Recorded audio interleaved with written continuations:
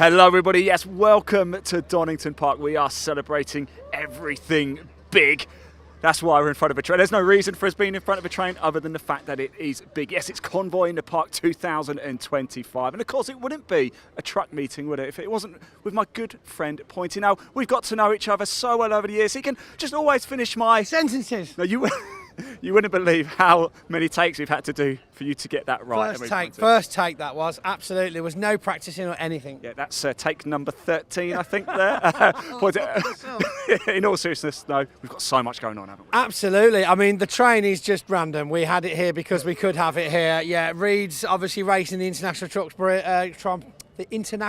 Prix this weekend. Parked it up for the weekend. I mean, it's probably safer here than it is on the side of the road. It's got slick tyres on as well. It has got slicks, yes. Right, yeah. And I think you were going to make the joke of we're hoping some drivers will be on rails this weekend. Yeah. Let's hope there's no buffering on the stream as well. Nobody gets stopped in their tracks. But as you said, we are running out of steam a little bit. Out of steam on these jokes, aren't we? Yeah, but no, it's an absolutely huge weekend. We've got 4 races today, 2 British Truck Racing Championships, and of course the International Truck Prix. Welcoming some drivers that are over in the FIA at the moment, as well as some returning drivers from the British years gone by. So amazing. We've got Mark Taylor, we've got Jamie Anderson. There's loads of names returning. We've got huge amounts going on off the track as well. Live music during the day, DJ sets tonight. Drift trucks, everyone's favourite, down in the live action arena. So yeah, if you're in the area, get yourselves down here. 1,400 show trucks in the infield as well. It's going to be a great weekend. Exactly, and I assume as you're watching this, you're not in the area, so you can watch it all on the live stream right here with Park TV, and of course at the British Truck Racing Championship. That's not it. Of course, we've got the Junior Saloon Car Championship, the CNC Heads. Tomorrow we welcome the Coupe Cup, and of course today we've got that 90-minute Britcar endurance race as well. Every single race for you live. Me and Pointy all day long. It's going to be an absolute cracker. Did you say 90-minute Britcar? 90 minutes. So I will get a lunch break today then. Yeah, you can. That's amazing. And Pointy, and whilst we're throughout the day as well, Pointy decided to not wear a hat. So let's see how he looks by the end of today. Right, enough from us. It's all about big speed, power today. Let's go racing, Pointy. Come on. Locomotive time, baby. Let's have it. Woo, do the locomotive.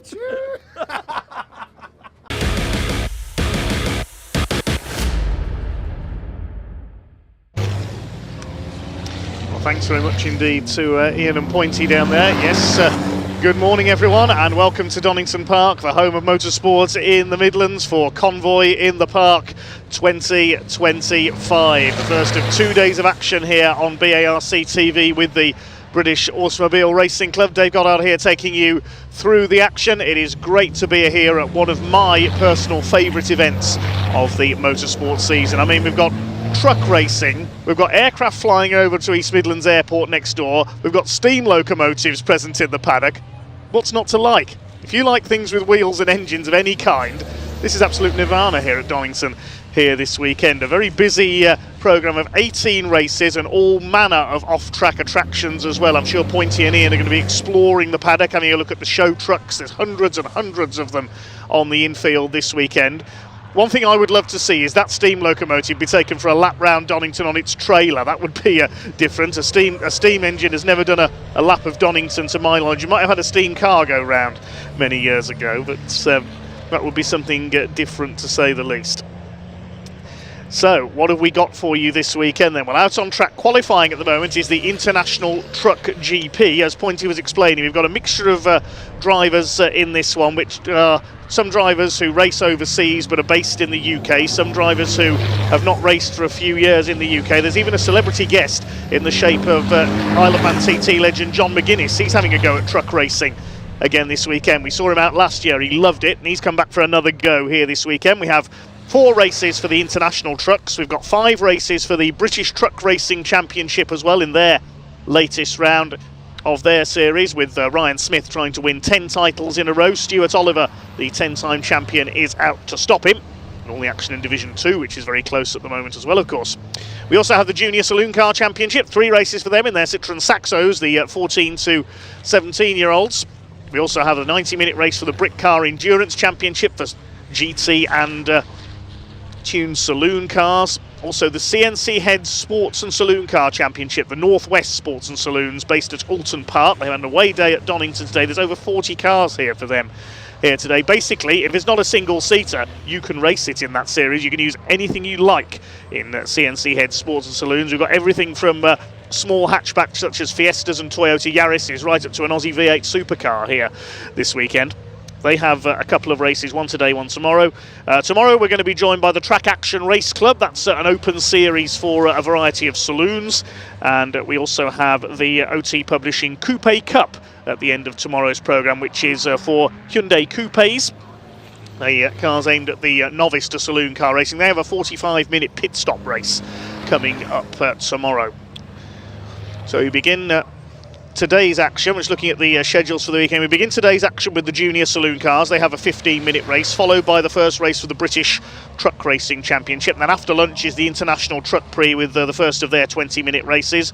The Britcar Endurance Championship has a 90-minute race. Normally we see them have 2 races, but it's a single 90-minute race this weekend with 2 mandatory pit stops for each car.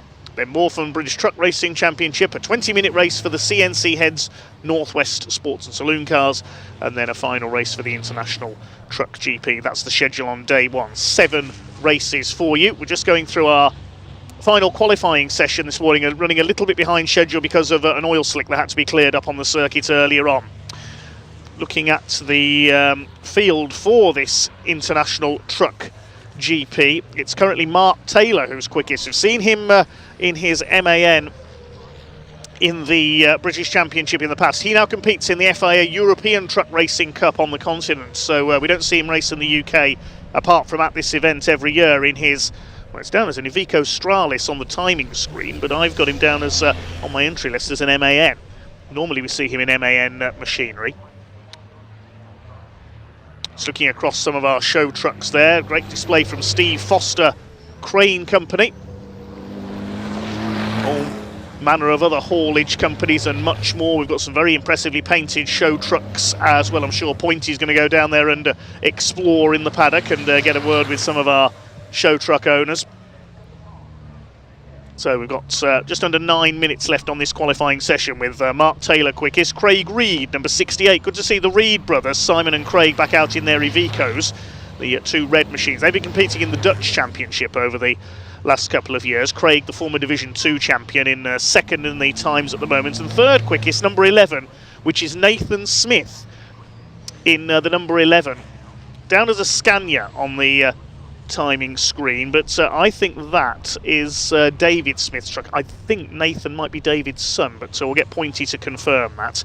Simon Reed is currently 4th quickest, ahead of Neil Yates, who's doubling up with the British Championship this weekend in his MAN. And then we've got John McGuinness, number 101.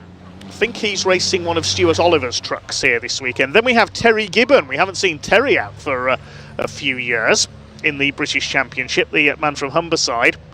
Then behind him, Steve Thomas, who's one of the promoters of the British Truck Racing Championship, the Birmingham-based driver with his MAN.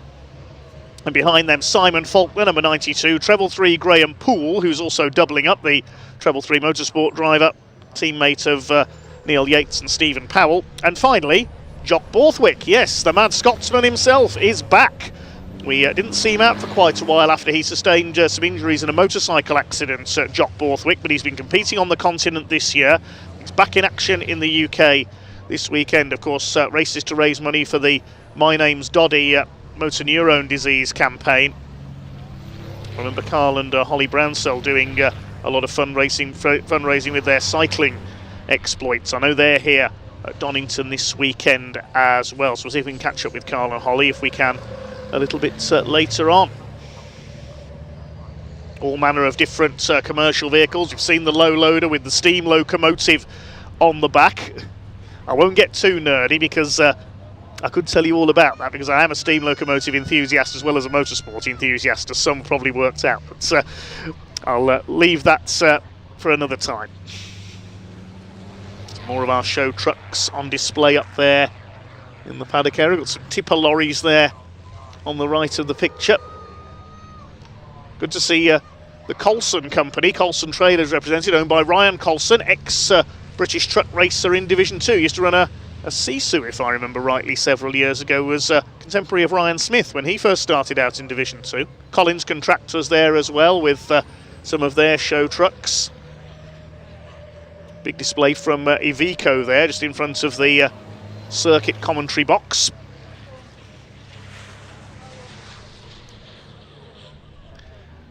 A very impressive display of mobile cranes there as well. Almost looks like you could bungee jump off them, doesn't it? That's from MV Commercial, owned by Tom O'Rourke, who's racing this weekend.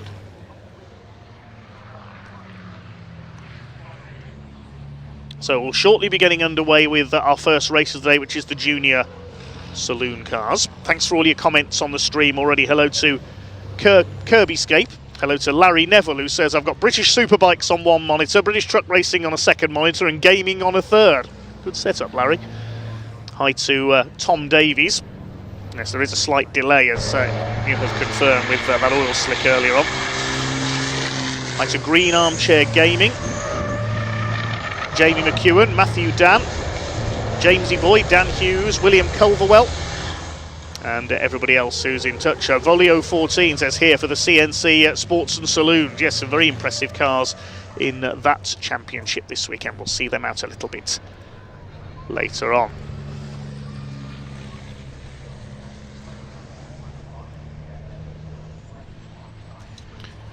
Hello to Bethan Lloyd as well. She's watching down in South Wales. Of course, the trucks have already visited South Wales this year at Pembrake.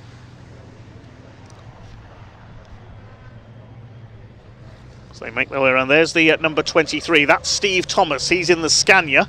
That's one of, I think, one of Stuart Oliver's fleet, the white and blue Scania there. Steve Thomas, who used to race in the championship and is now one of the promotional team, based in Birmingham. We haven't had a Scania regularly in the championship for quite a few years now. Last one I remember in Division 2, about it's got to be about 10 years ago now. Who had that? Trevor Martin, I think it was, the Wiltshire fuel dealer. I think he had a Scania. We haven't seen many Scanias in recent years, though. Licence Bar doing a good trade.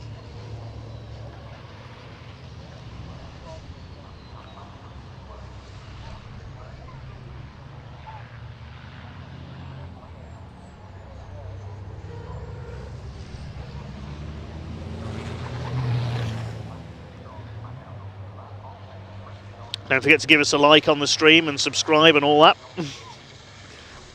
Hello to Andy Spate as well. Anthony Ben, Ant V8 Trucker. Can't wait for Brands with my truck, so he'll be bringing a show truck to Brands Hatch by the sound of it at the end of the year for the fireworks meeting. And hello to Blair Jacobs, watching from all the way down in New Zealand. Hello to you, Blair. Bit of side-by-side there. Number 32, that's Jock Borthwick in his MAN. 33 is Neil Yates. Now, he's sharing that truck this weekend. Tomorrow, we'll see it being driven by Jamie Anderson, the former European Truck Racing Championship competitor. Haven't seen him for a couple of years. There's the Scania, number 23, Steve Thomas. Let's just have a look at the times. Still Mark Taylor quickest in the number 81, the black and orange MAN. It's listed on the timing. If you want to follow the live timing, incidentally, TSL Timing's a place to do so, tsl-timing.com. They've got it listed as an Iveco, but I can tell you Mark Taylor is in an MAN. Number 101 there, that is John McGuinness driving, I think, the same truck that Martin Gibson is going to be racing this weekend in the British Championship, the Team Oliver MAN. He drove the Scania last year that Steve Thomas is racing this time around. Bit of a lock-up there from one of the Ivecos. That's Simon Reed. There is Jock Borthwick, one of a couple of Scotsmen out this weekend. We see Tom O'Rourke, of course, in his International Navistar in the British Championship. And we've got the two treble 3 motorsport machines. 33, Neil Yates. That's Graham Poole, number treble 3, the man who had a rollover at Brands Hatch earlier this season. Truck all repaired. Graham all okay, just learning the ropes in his first season of truck racing. I'm from Littleborough in Lancashire. Good to have Simon Faulkner and Terry Gibbon back out as well. I haven't seen Terry for quite a while. Squeal of the tyres in the background. Of course, you'll see the marshals, you can see on the right of your screen, they're well back off their posts in the interests of safety during the truck sessions. All the trucks limited electronically to 100 miles per hour. They were originally fitted with special speed governors supplied by the Lucas Company in Birmingham. Had to be carefully calibrated by the officials at every event. And the officials will be checking if any trucks do exceed that 100-mile-an-hour limit. You can be penalised for that. They'll also be checking for any signs of black smoke from these trucks. Any smoke and penalties can be issued, although the trucks now all running on HVO biodiesel, so less chance of any black smoke. A couple of trucks in pit lane, including I think our fastest man down there, Mark Taylor. I can certainly see Nathan Smith, the number 11, the white MAN. Terry Gibbons in there as well, number 37, and also one of the Vicos, which is Simon Faulkner, I think.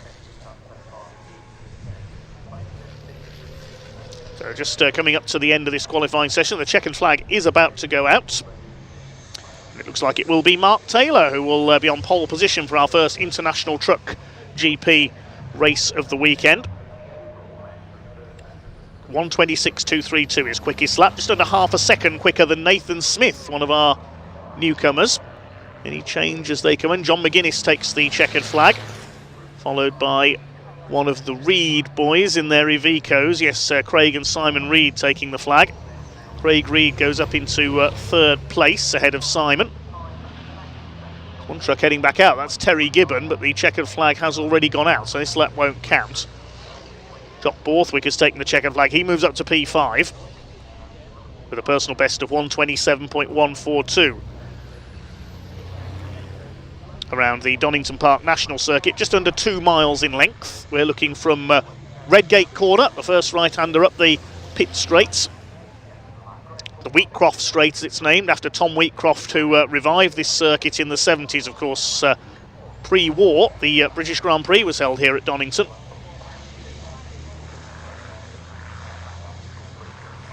There's number treble 3, Graham Poole. The trucks and cars will head out of Redgates, then swoop down the famous Craner curves into the old hairpin. Well, as the truck qualifying session comes to an end, we've got our first race in the assembly area, which is the Junior Saloon Car Championship, and Ian's down there talking to some of the drivers.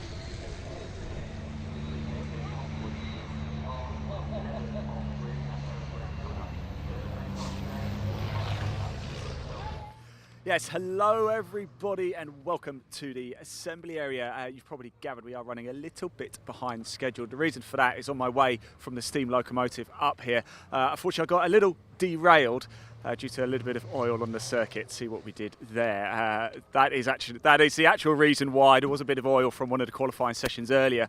So hence the reason we are running about 10-15 minutes or so behind the published timetable. But don't worry about that. We've got Louis Austin here. Let's have a quick chat with him, shall we? Find out how he's doing. It's good to see you, mate. How are we feeling today? All right. Not bad, to be fair. We had an alright quality. We were quicker yesterday, so we're just trying to find the pace back. So there's a little bit more in you then. Is that what we're saying? Yeah, definitely. Yeah, we go quicker. What do you make of Donington Park? I do like it. It's a good track because obviously, like, you have the I forgot what corner it's now. Old hairpin. Yeah. Where you drop down craners. It's really fun, and it's so on the limit in these because you're like kind of just turn and then you feel it go around. It's so good. What's it like as well being on the same package as the British Truck Racing Championship? Because there's big crowds here today. Is it something special for you to be racing on such a great bill? Yeah, it's definitely like amazing to see, like, when you go around the corners, you see the crowds and like everyone's standing there. It's definitely special. Like, even going through the paddock, people are taking photos and videos. So have you been stopped by a few people? Yeah, to sign a few autographs yet? No, I've had photos, no autographs yet. It's coming, don't worry. It's coming. Top man. Thanks for talking to us, really do appreciate it. Let's move down a little bit further. Very excited. Gary Preble's here. Gary, how are you? Are you all right? Very well, mate, very good. When are we next seeing you out in a car? Well, it's supposed to be today, but yeah. Clutch gremlin still from Brand, so really? Okay. We'll be there soon, mate, don't worry. Good, man. It's good to see you, Gary. Right, let's keep moving down a little bit further. I did want to speak to, I saw Sherry Ann Powell down here. I saw Martin Wright. Just a quick update. I'm sure Dave's already probably gone through it for the championship. This is round 19 of the Junior Saloon Car Championship today. 18 rounds, of course, have already gone, and the top of the table looks like this. Wilf Butler and Josh Salvadore separated by just 7 points. That's how tight it is. That's how good it is. Our scholarship winner over here, Martin Wright. Martin, Sorry, guys. Sorry to interrupt. It's good to see you again, Martin. It's been a bit of a learning curve this year for you. How do you rank everything? Yeah, it's all right. I just had a few mechanicals, that's all. Yeah. A good learning curve, though, yeah. I was going to say, I've seen you get faster and faster and faster as the season's gone on. Donington Park, where does it rank for you? It's a good track. It's got to be probably second best track on the calendar. Where's first then? I did like Croft. Croft. Yeah. I think underrated Croft. Yeah, yeah. What are we going to do today? Well, we're going racing, aren't we? So hopefully we're moving up because we had a bit of a bad qualifying, but apart from that. There's more in you then, yeah? Yeah. Top man. It's good to see you, man. Right, You take cheers. care. Let's move down a little bit further, shall we? Let's have a quick chat. Here she is, Sherry Ann Powell. Sherry, you know you can't, if you put your helmet on, I'm still going to come talk to you. You can't hide from me. Yeah, you know that. How's the season gone for you? It's been alright, a lot of ups and downs, but What do we make of Donington Park? well, I do like it sometimes. Yeah. Yeah, I just don't like the gravel. I'll tell you something though, just next to us, Lexi's getting quicker and quicker, isn't she? Yeah. Can't have that, can we? Come on, come on. All right, Sherry, good to see you. Let's go have a quick chat with Lexi. I saw her earlier getting faster and faster. She was very happy with her qualifying session as well. Let's just open the door. I'm sure she won't mind. Sorry, Lexi, I've got to come and talk to you, but you were very, very happy with qualifying, weren't you? Yeah, very happy. Best one yet. What do you think just has gone right so far this weekend for you? Well, luckily I had the car sorted finally after a very tough start to the year. Yeah. Finally got it sorted, and I think I've just built my confidence up massively. So. Brilliant. It's clear to see as well. Look, good luck here at Donington Park. Great to see Lexi Powell getting faster and faster and faster. I don't think I've shut that. There we go. I don't want the door to open. Let's go down the further end, shall we, and see who we can find. Oliver Kerr is just pulling in. He's third in the championship, just 15 points off the overall lead. So sorry, Jonathan, I'm going a bit quick here. I do apologise, but we'll keep going up, shall we, and chat to some of our title contenders. In fact, our man on pole position, Wilf Butler. Let's go. Oh, come on, John, let's keep going, let's keep going. We're both about the same height, so I'm going to be exhausted after this. Wilf, championship leader, season's going well for you, and of course, you just got to try and keep Josh behind you, haven't you? Yeah, I mean, he's my teammate, so it's a bit hard, but we're just looking to work together, and then ultimately it should come down to the last round. Is that what you do? Is that the tactic? We won't tell anybody else, don't worry. Nobody else will be watching, so don't worry about it. So you do just work together to pull away from third, pull away from Oliver, and we've got Ollie Smith and drivers like that. So you work together just to get away. Yeah. And then you race. I mean, it always depends on the situation, but normally that's the main goal, I suppose. And it's just trying to keep up points for both of us in the championship and get the team a good result. So we are expecting big things. The drivers have been called to get into the car, so we are about to go racing straight away. As you can see, we are running a little bit behind the timetable. That was due to oil on the track from one of the qualifying sessions a little bit earlier. But here we go, time to go racing for round 19 of the 2025 Junior Saloon Car Championship. You've already heard from him, but let me introduce him again for you. The brilliant Dave Goddard. Over to you, my friend. Thank you very much, Ian. Yes, almost time to go racing then. We'll have the cars onto the grid very shortly. The 7th meeting of the season for the Junior Saloon Car Championship using identical 1600cc Citroën Saxo VTRs. It is that close, as Ian told you, at the top of the championship. Just 7 points in it between Wilf Butler, number 70 from Hampshire, Josh Salvadori from Essex in the number 110, the Lightning McQueen liveried car. Now that smoke, don't worry, it's not a car on fire. There's some drifting going on over behind the section out of Redgate towards Hollywood up there. So that's where the drifting displays are taking place this weekend. Let's have a look at the grid then. Butler and Salvadori on the front row of the grid. Second row, treble 2, Ollie Kerr, who's had 3 wins this season in the last couple of meetings at Silverstone and Croft. He's broken his duck in the championship. And leading rookie, Ollie Smith, number 80, starts alongside him. Row 3, 26, Louis Austin, and 27, Matthew Swatton, both looking for their first wins as well. Row 4, 87, Leon Holly from Devon, alongside Max Scharfegger, number 23. Completing the top 10, the scholarship winner from last winter, Martin Wright, all the way from Cornwall in the number 14, alongside Tim Leonard, number 29. Then on the 6th row, we have Lexi Powell, number treble 3, alongside Sherry Ann Powell, number 42, and 98 Bailey Roberts. Rounds out the 13 car grid. As we await this one to get underway, this will be a 15-minute race. A couple of drivers we don't have this weekend. Lewis Stannard we don't have. He missed Alton Park as well. Leading sim racer, among other things. We don't have 448 Kyle Wells.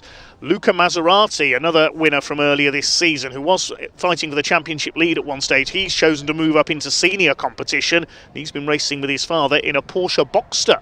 Very nice indeed. Had a podium with that at Castle Combe, another event last weekend. So Luca doing well in senior racing, having graduated from the juniors. So Butler versus Salvadori. Ollie Kerr's not far behind either in the championship. He's only 8 points off Josh Salvadori, the leading independent runner this year, the Simpson Race Exhausts sponsored car. So only 15 points covering the top three. I would say the championship is between those two as we go into round 19 of the season. There are still a couple more meetings to come after Donington. They go to Snetterton in September. They're at Alton Park on the 11th of October, and then supporting the trucks again at Brands Hatch in November, the final round of this very busy season for the Junior Saloon Car Championship. Max Scharfegger's well up in the points as well, in the top five behind Ollie Smith. They're battling for fourth in the points, still knocking on the door of their first victory. Then Lewis Stannard, who's not here this weekend. Louis Austin and Matthew Swatton next in the points, or Swatton ahead of Louis Austin. There'll be a green flag lap to warm up the tyres, and then we'll get this race underway from a standing start. Everything with standing starts except for the trucks and the Britcar Endurance Championship this weekend. They have rolling starts. Just awaiting the cars to be released onto their green flag lap. There is the green flag, so away they go. And we can take you on a lap of this 1.98 mile Donington National Circuits. The Melbourne Loop, of course, not being used. That's where the assembly area is this weekend. It's down the Wheatcroft Straight into the right-hander at Redgates, and then the plunge down Hollywood into the famous Craner curves, named after Fred Craner of motorcycle racing fame. There's Bailey Roberts, the bright green car at the back of the field.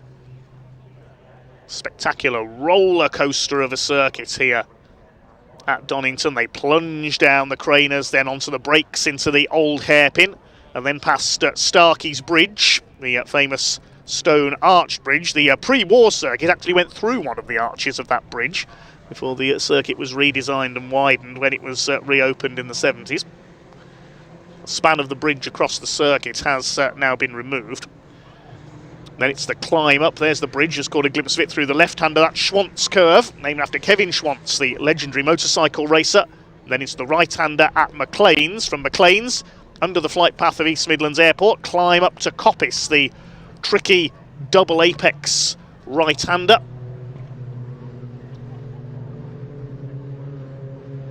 Cars weaving to warm their tyres up. Out of Coppice, it's down the Exhibition Straight, past the old Exhibition Centre on the left of the circuit, and then they come into the Roberts Chicane. I believe that's named after Robert Fennell, who ran Donington for many years after Tom Wheatcroft reopened the circuit. It's the right and the left today. They don't turn left onto the Melbourne Loop through what's known as the Fogarty S's. The right and left of the Roberts Chicane. Wilf Butler leads them through. The white and black car on pole position. The red and yellow Lightning McQueen look-alike is Josh Salvadori. Ollie Kerr in the white car with the red sponsorship. That's the Simpson Race Exhaust livery. Ollie Smith starts alongside him in the number 80 car. It's the sort of blue, green and white car, the leading rookie this season. Louis Austin in black, white and a bit of green on his car. Matthew Swatton in the colours of Kersley Motorsports. They're running a few cars in the Hyundai Coupe race tomorrow as well. That's the red, white and blue. Leon Holly in light blue and black. Max Scharfegger, the grey car with the Dayglow yellow wheels. Then Martin Wright in black and orange. Tim Leonard starts alongside him in the white and orange colours. Wait for the marshal to display the flag at the back of the grid. There's the green flag. It's time to go racing here at Convoy in the Park 2025 with the Junior Saloon Car Championship. The red lights come on, the revs are up. Quite a long hole, but away we go. Wilf Butler against Josh Salvadori, then down towards the first corner.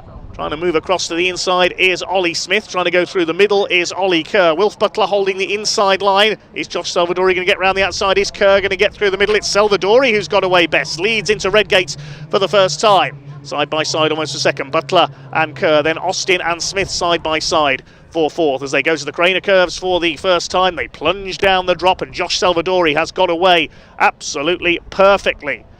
Side by side for second. Butler and Ollie Kerr trying to get round the outside. It's 2 by 2 behind as well. Ollie Smith with Louis Austin on the outside. Leon Holly's got ahead of the Kersley car. That's Matthew Swaffer. Up the hill they go towards Schwantzker. Matthew Swatton, I should say. Matthew Swaffer's a historic racer. Apologies there. Up towards McLean's then. Bit of push and shove there. Ollie Kerr at the inside. He's taken second place. They lean on each other out of McLean's corner. Still side by side for fourth. Ollie Smith and Louis Austin. Leon Holly's going to have a go up the inside there, the 87. Always quite a forceful young racer. Swatton is next. Running wide there is Louis Austin. Max Scharfegger and Martin Wright in behind him. Here we go then. Slipstreaming starts down the exhibition straight towards the chicane for the first time. Look at Matthew Swatton up there on the inside in the red, white and blue car, the Kersley Motorsport car. Ollie Smith's got ahead of Louis Austin and ran wide out of Coppice. Max Scharfegger's got round the outside. Leon Holly side by side now with Swatton, who loses out. Somebody's gone wide onto the dust there. Didn't see who it was, but it's Salvadori who leads as they complete the opening lap. It's the second time the junior saloon cars have raced here at Donington. They opened their season here back in the spring, and it was Wilf Butler, Josh Salvadori and Lewis Stannard who shared the wins on that occasion. There's a tangle. Lexi Powell and Martin Wright have tangled up. Wright spins around, left facing the wrong way. The yellow flags will be out. Hopefully they can rejoin at the back of the field. Salvadori led by 1.35 seconds at the end of lap one. Max Scharfegger under pressure from Leon Holly. That's the battle for sixth place. Scharfegger runs wide, bounces over the gravel there, but he's held it together.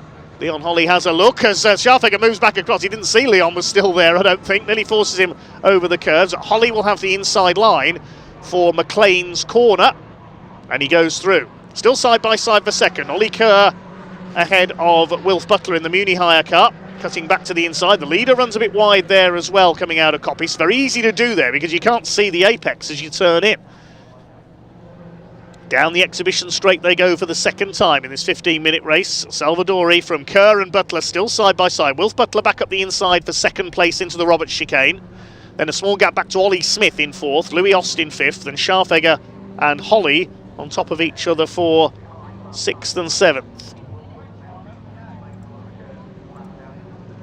Across the line for the second time. There's Smith and Austin, Holly and Scharfegger. Leon Holly's got ahead of Max Scharfegger now, and they've got Matthew Swatton on their tails. Completing the top 10, Sherry-Ann Powell and Tim Leonard a bit further back. Bailey Roberts from the back of the grid is up to 11th. Powell and Wright are still going after that tangle. They've managed to rejoin. Down the Craner curves comes this midfield battle. On the absolute knife edge of grip, these identical Citroën Saxos. Many a young racer has gone through into the ranks of senior saloon car and single-seater racing. These are the touring car stars of tomorrow, effectively. One of the biggest names to have won this championship in the past, Ant Wharton-Eales, who made it to British touring cars, of course. Now racing Formula One stock cars. Wilf Butler runs a bit wide there through Coppice corner, but he stays ahead of the treble two. That's Ollie Kerr. 3 wins to his name so far this season. Coming up to 1/3 distance. The pack having settled down a little from their early exchanges. As well, Wilf Butler too quick into the chicane there. He flies off the curb. Thought he was going to go onto the grass there. Now what's the lead margin going to be as they cross the line and complete lap 3? 1.25 seconds, because Butler, despite that little slip at the chicane, has done the fastest lap. 1:26.165 for Wilf Butler. Average speed of nearly 83 miles per hour around the Donington circuit. Swatton going for the outside there on Max Scharfegger. Max's family have raced in Caterhams and in the Citroën C1 Endurance Series in the past. Matthew Swatton in the Kersley Motorsport car all over the back of Max Scharfegger. Mentioning Kersley Motorsports, I think we're going to see their owner Alex Kersley make a comeback in the Hyundai Coupe 45-minute race tomorrow. You just cannot keep him out of Hyundai racing. There's a bit of debris there, I noticed, in the middle of the old hairpin.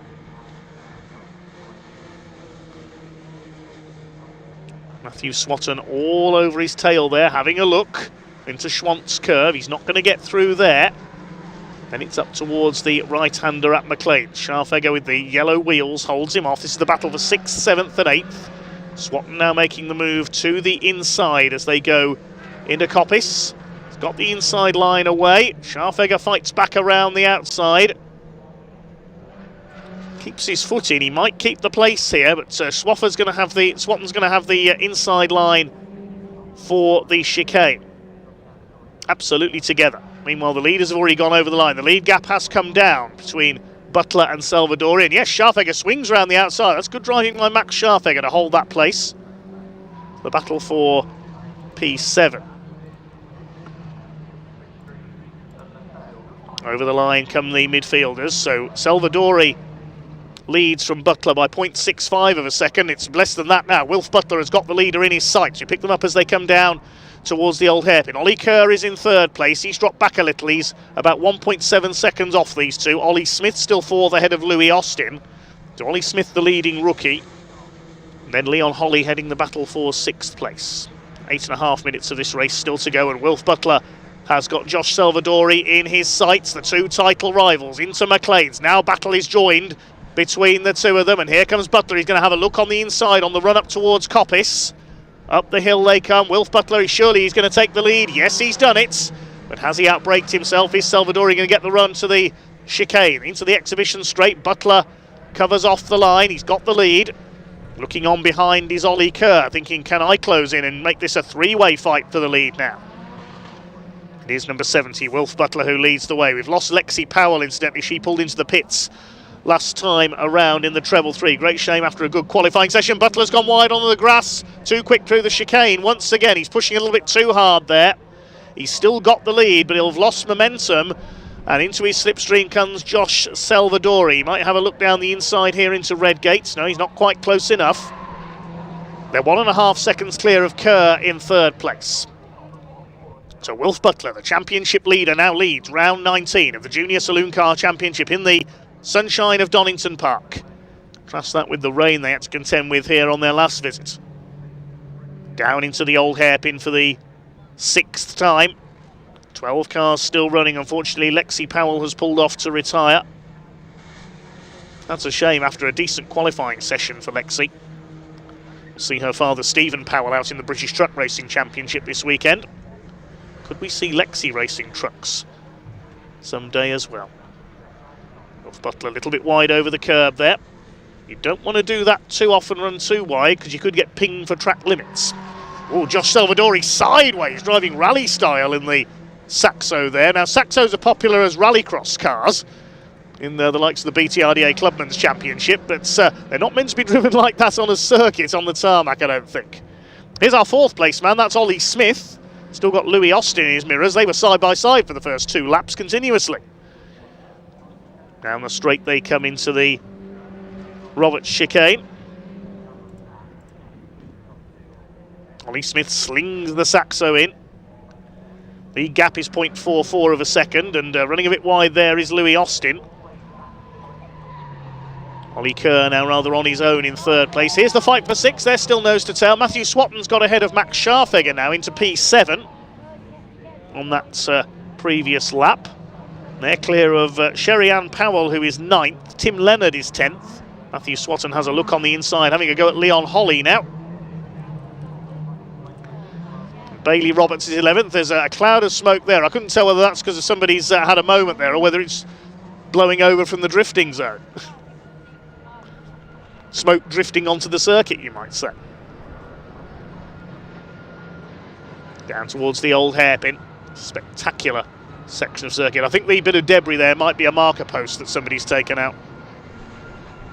Not rather than a piece of bodywork. Just over 5 minutes of this race still to go, and Wilf Butler still leads from Josh Salvadori, having taken the lead into Coppice. Matthew Swatton moving up to have a go at Leon Holly. This is the battle for P6. Moves towards the inside, weaving about there on the tail of the Devonshire driver. Swatton, the Buckinghamshire man, can't get up alongside him as Leon Holly runs a bit wide there at Coppice. He's under real pressure here from Matthew Swatton. Here's the battle for 4th place. Smith ahead of Austin. Now, who's that in behind them? Is that Wilf Butler? Yes, something's happened to Wilf Butler. That smoke we saw, did he have a spin coming out of Redgate? Because there's Butler, he's down into 5th place. What has happened there? Now that smoke we saw up at Redgate, was that Butler having a spin, I wonder? We didn't see what happened, unfortunately, but Butler's down to 5th. Salvadori leads from Kerr. Ollie Smith up into 3rd place. So Wilf Butler, what was his lap time last time through? 1:43. He's clearly had a major moment somewhere. Well, trouble for the championship leader.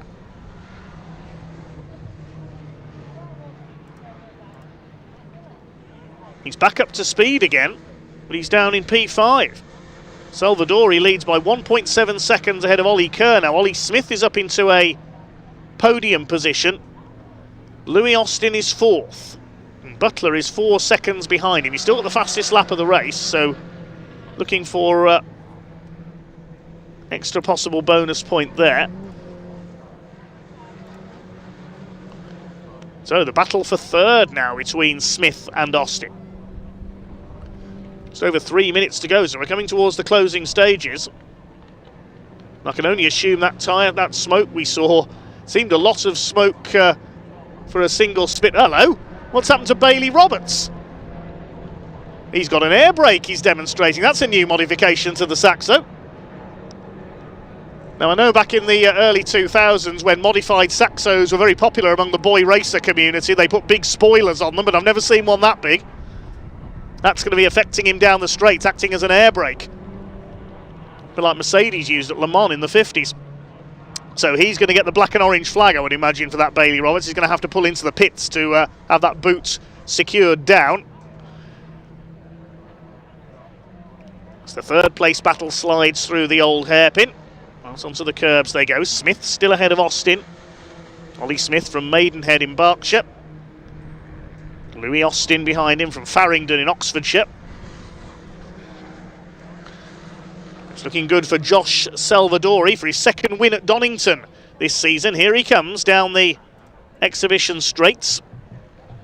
Had a win at Donington, 1 at Brands Hatch, 1 at Thruxton, and 1 at Alton Park. By my calculation, 4 wins this year for the number 110.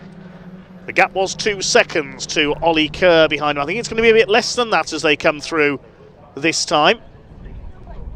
Over the line, yes, 1.74 seconds now. So Kerr has closed in slightly. They're well clear of the battle for 3rd. Saxo bouncing on its suspension there as Lightning McQueen continues to lead the way. Surely he should be number 95, Josh Salvadori. Pulls away a little bit down the Craner curves from Ollie Kerr. See how the gap has fluctuated over the last couple of laps, back to how it was at the end of lap 7 now. Josh Salvadori with a win here with Butler down in 5th. This is going to close the championship right up. I reckon it could go all the way to the last race between Salvadori and Butler for the title this year, and Ollie Kerr not far away either. Again, right on the limit as they go through Coppice. He runs out wide. It's going to be last lap this time. There's only 40 seconds left on the clock. And it's 15 minutes. Down towards the Roberts chicane. Josh Salvadori's just got to keep his nose clean. He took the lead at the start, lost out at Coppice a few laps into Wilf Butler, but then Butler had a moment somewhere out of our sight and is down in 5th position.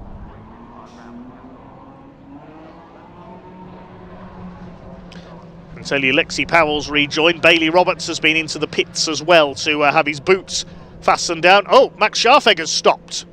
Now that's on the outside of McLean's, I think. So problems for Scharfegger.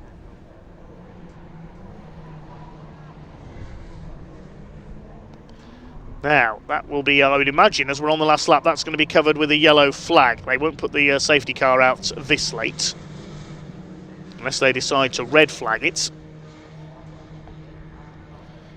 Scharfegger was in 8th place. Now, he stopped on the exit of McLean's. You can see him there at the top of the hill. Leader sees the car and avoids him. So that'll be covered by the marshals with yellow flags. So we're on the last lap of the race. It is going to be, barring any disaster at the chicane, a win for Josh Salvadori. And there's Matthew Swatton, who was battling with Scharfegger.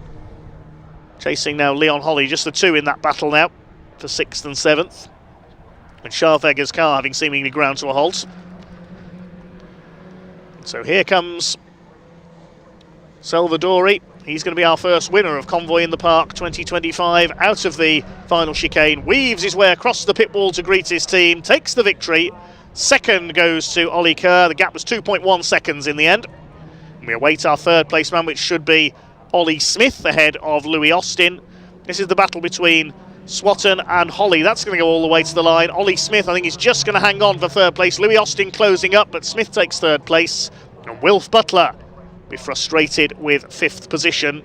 Is Leon Holly going to hang on ahead of Matthew Swatton? He's always pushing him out of the chicane there. They finish side by side. Holly gets the place by 1/10 of a second.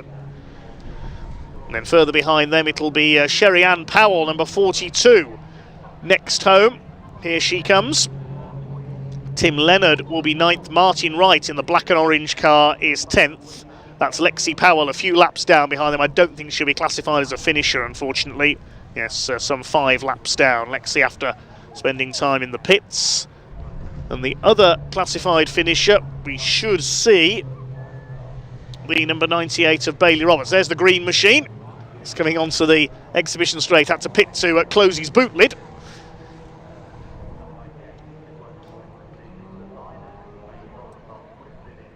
Just waiting for Bailey Roberts to come over the line, then we can confirm the provisional results of that one. Typical lively opener for the Junior Saloon Car Championship. Across the line comes Bailey Roberts. He'll finish in 11th place.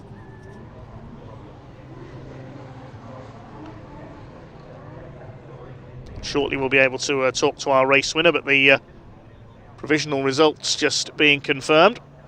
Josh Salvadori, the provisional winner, completing 11 laps in 16 minutes 5 seconds, 0.144. Ollie Kerr in second place, 2.12 seconds down. Ollie Smith completing the podium, around 15 seconds back on the 2 leaders. Louis Austin was just behind him, then Wilf Butler, we didn't see what happened to him, but dropping down from the lead battle into 5th. Leon Holly just held off Matthew Swatton for 6th place, then Sherry Ann Powell, Tim Leonard and Martin Wright completing the top 10. Bailey Roberts, after a pit stop, finished 11th. We lost Max Scharfegger and Lexi Powell several laps down after a long stop with a problem early on. That concludes our first race of the day for the Junior Saloon Car Championship then. The cars will head into the pit lane and then down to Parc Fermé. Next up on track today, it is our opening race of the weekend for the big rigs, the British Truck Racing Championship. It's quite an interesting grid. Qualifying did not necessarily follow the form guide for this season. We've got a couple of drivers a little further back than you might expect them on the grid for this one, so this is going to be interesting. Bit of clear up for our excellent marshalling team to do. Big thanks to the Orange family, our volunteer marshals. We couldn't go racing without them. They'll have to recover Max Scharfegger's car from McLean's.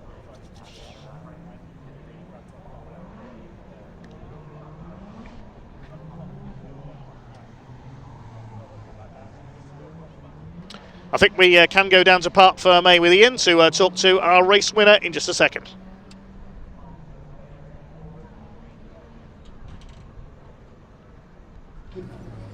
Well, it was all about the start, wasn't it, for Josh Salvadori? In fact, the edges into the right at the sharp end of the title fight as well. Pulled it right in. I think there's just 1 point now separating the top 2. He's just getting his little sun visor off. Let's open the door for him, actually. I don't know if we're supposed to, but we'll do it anyway and let him get out a second. I wonder what this victory means to him. First race win of the weekend goes to Josh Salvadori, round 19. Congratulations, Josh. That's one. It did it at the start, didn't you? Yeah, it was tough, but you know, we kept it on the road, and you know, that's what it's about. There was a little bit of pressure coming from the boys at the end, wasn't it? Oliver Kerr is always looking quick. Yeah, I could see him lurking in my mirror, but just tried to just maintain a safe distance. You know, try to make, try not to over push and just keep the car under control. You know, just yeah, gotta stay to win it. Closing the gap in the championship as well, right? Yeah, I mean, at this point, I like to not think about it, but you know, it's always at the back of your mind, I guess. Yeah, we take each race as it comes. Well done, mate. Congratulations. Good stuff indeed. A very happy man indeed. I can promise you he is definitely smiling underneath that helmet. Somebody who's got his helmet off is Oliver Kerr. Let's grab him for a quick chat, shall we? Oliver, great race. You must be delighted with that.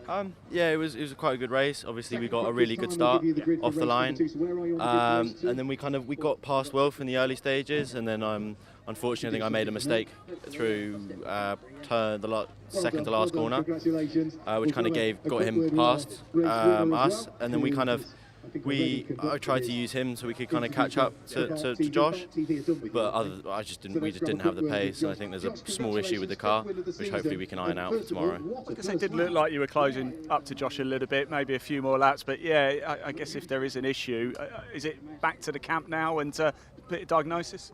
Yeah. Back to the awning and just kind of get up on axle stands and see what the problem is. So I hope you get it sorted wherever it is, Oliver. Appreciate that very much. Let's keep moving around here. I definitely want to find, we'll grab Ollie Smith in a minute, I definitely want to find Wilf Butler. He's over here.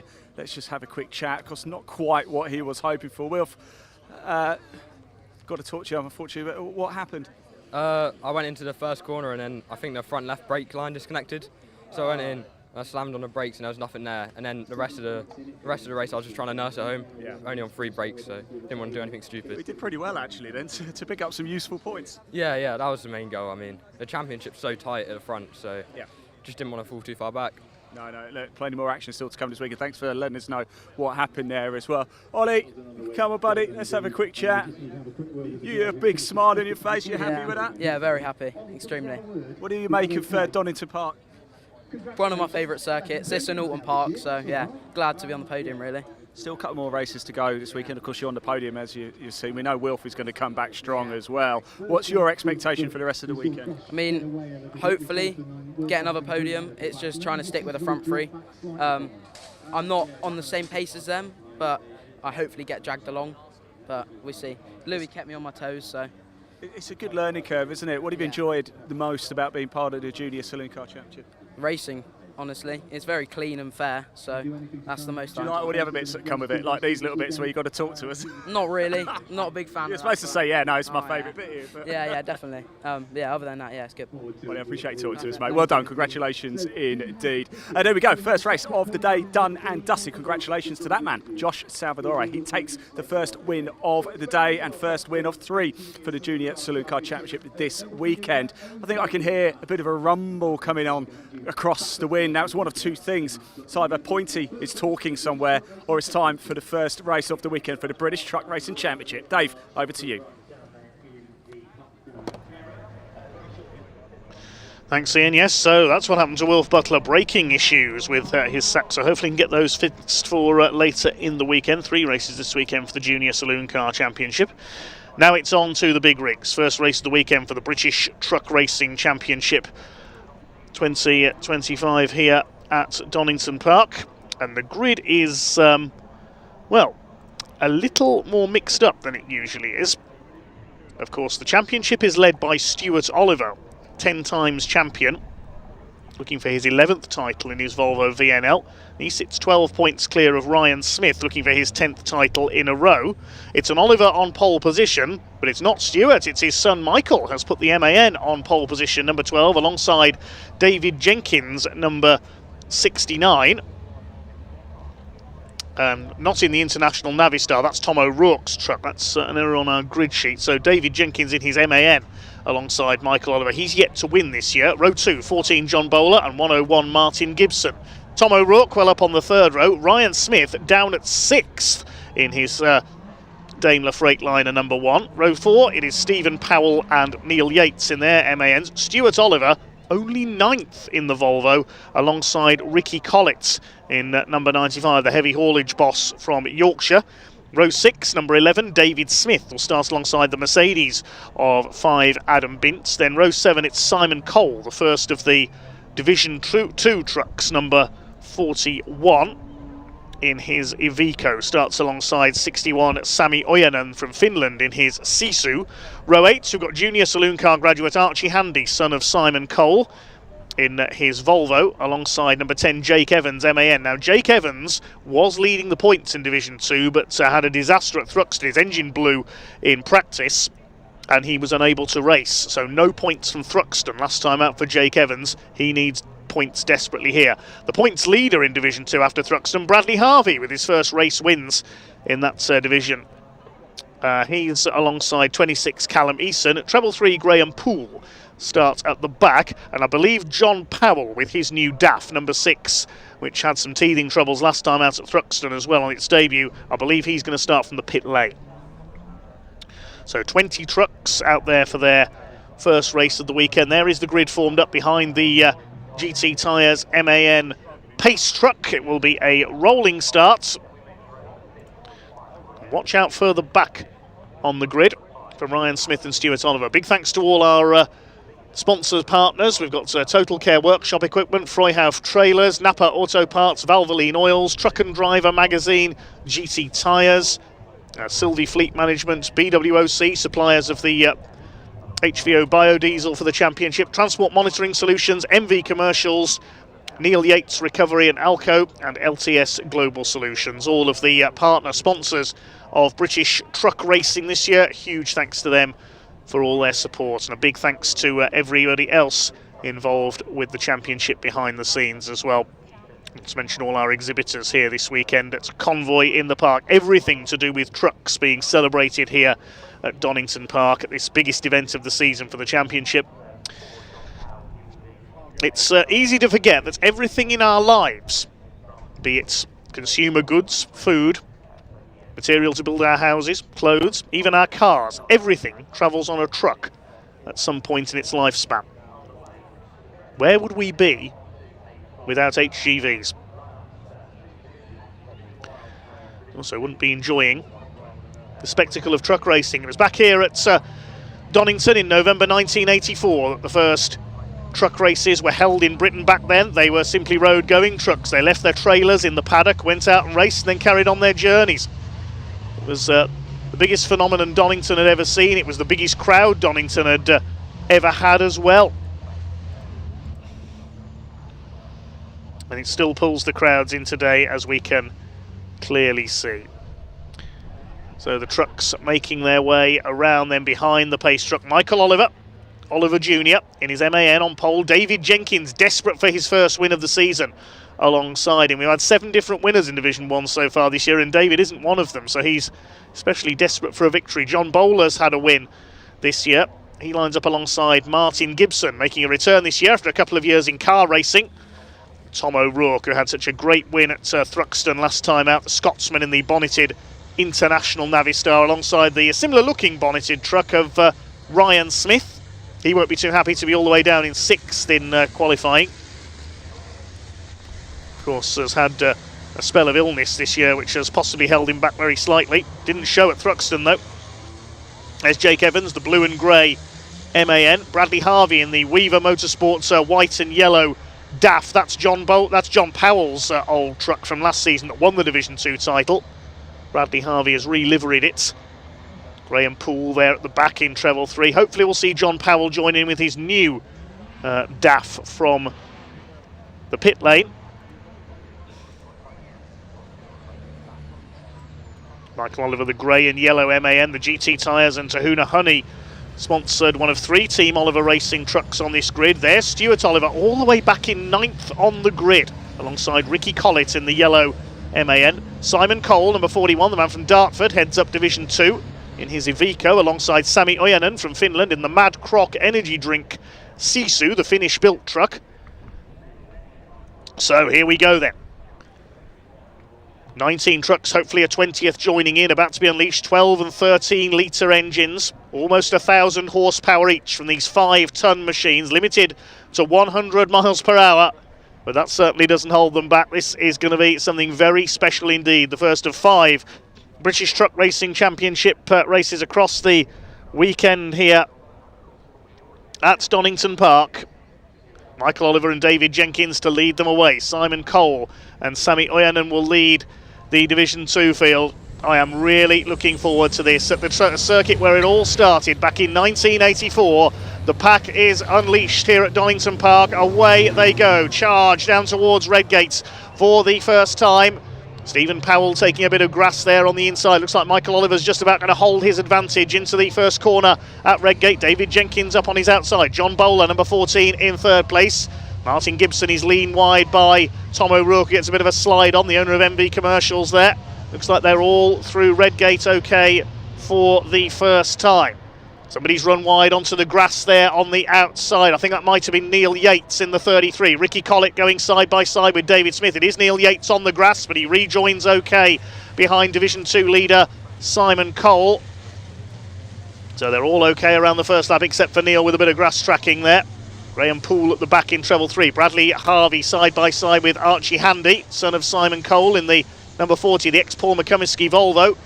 But it is Michael Oliver who has the early lead, looking for his second win of the season. They climb up towards Coppice for the first time. David Jenkins giving chase. Bit of a lock-up there for John Bowler in third. He goes out wide onto the gravel. Just missed his braking point there. He'll lose third to Ryan Smith, who's got a lightning start from 6th position on the grid. He's up into third already, the 9-time consecutive Division 1 champion. Tom O'Rourke's going well up there in 4th place as well. Martin Gibson is 5th. Stuart Oliver in 7th, weaving about there behind John Bowler. Then we've got Stephen Powell, number 3. The result of this race will set the grid for tomorrow's first race, the third of the weekend, because the grid is set by the result with the top 8 finishers reversed. So if you finish 8th here, you will start on pole for race 3. Stuart Oliver up the inside, taking Stephen Powell. Up behind them is David Smith, looking for a gap on the inside. He's had 1 win this season as well. As has Adam Bint there, the black Mercedes, number 5. He had a win at Pembrey in Wales, his first ever Division 1 win, the former Division 2 champion with the new Mercedes this season. So they filter their way round the second lap then, with Michael Oliver in the lead. I'm so used to saying Stuart Oliver leading instead of Michael.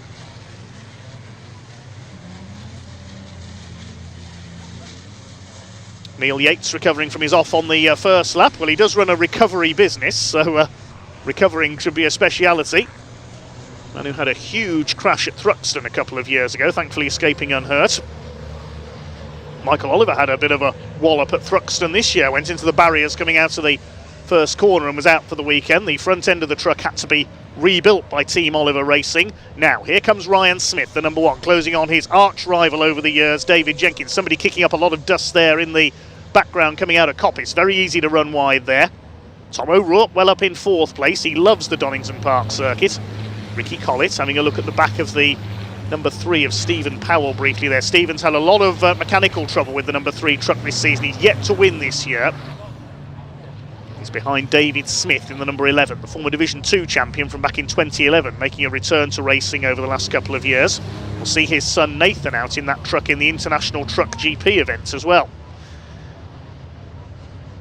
First 3 breaking away very slightly. Fastest lap, not surprisingly, is with Ryan Smith, 125.885. He chases David Jenkins. Got to time your passing moves absolutely right here at Donington. Find the right place to get side by side. Usually down the exhibition straight into the chicane is a good passing place, and into Redgate as well. Up towards McLean. Still Michael Oliver who shows out in front in truck number 12. It's MAN's 1 and 2. The Daimler Freightliner in 3rd place. Now here comes Ryan Smith. Can he get alongside into Coppice? I don't think so. That's a good look at David Jenkins though. First 3 running line astern almost, and Tom O'Rourke saying, I want a bit of this as well. Trying to close up, the man from Livingston in Scotland, the international Navistar. Took that truck's first win last time out at Thruxton. Ryan Smith's going to go for the inside maybe on David Jenkins. No, he's not close enough. Good close battling here. Martin Gibson still there in 5th, ahead of John Bowler in the 14, recovering after he ran wide at Coppice earlier on. Stuart Oliver behind him. John Bowler gets a wheel onto the grass there, flicks the number 14 sideways. The gap back to David Smith, number 11 next. Now if David finishes 8th, he'll have pole for race 3. Because race 2 later on today, the grid set by the second fastest qualifying time for each driver. Going up towards 1/3 distance in this 15-minute race, the British Truck Racing Championship here at Donington. It's Michael Oliver looking for his second win of the season.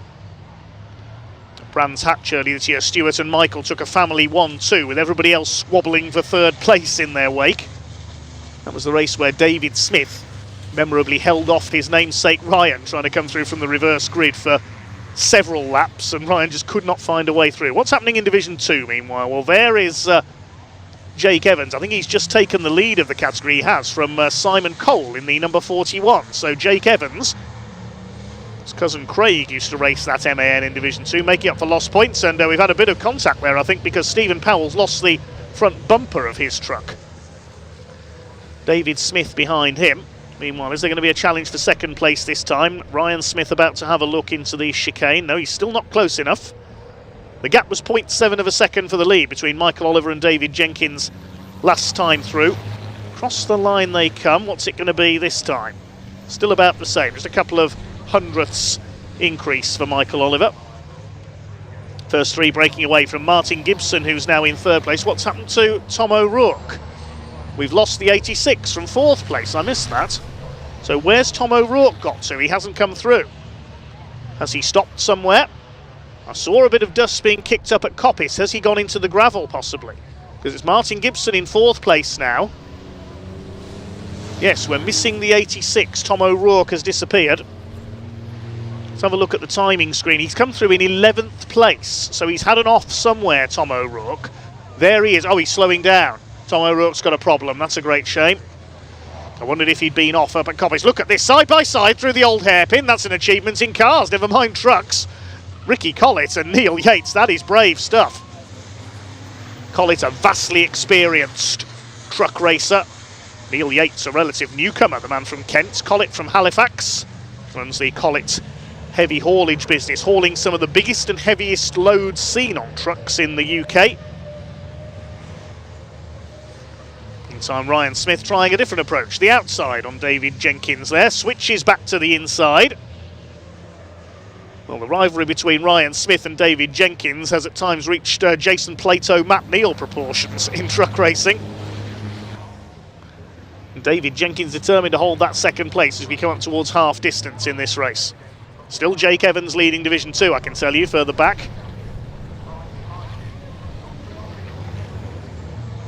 They go into Redgate corner.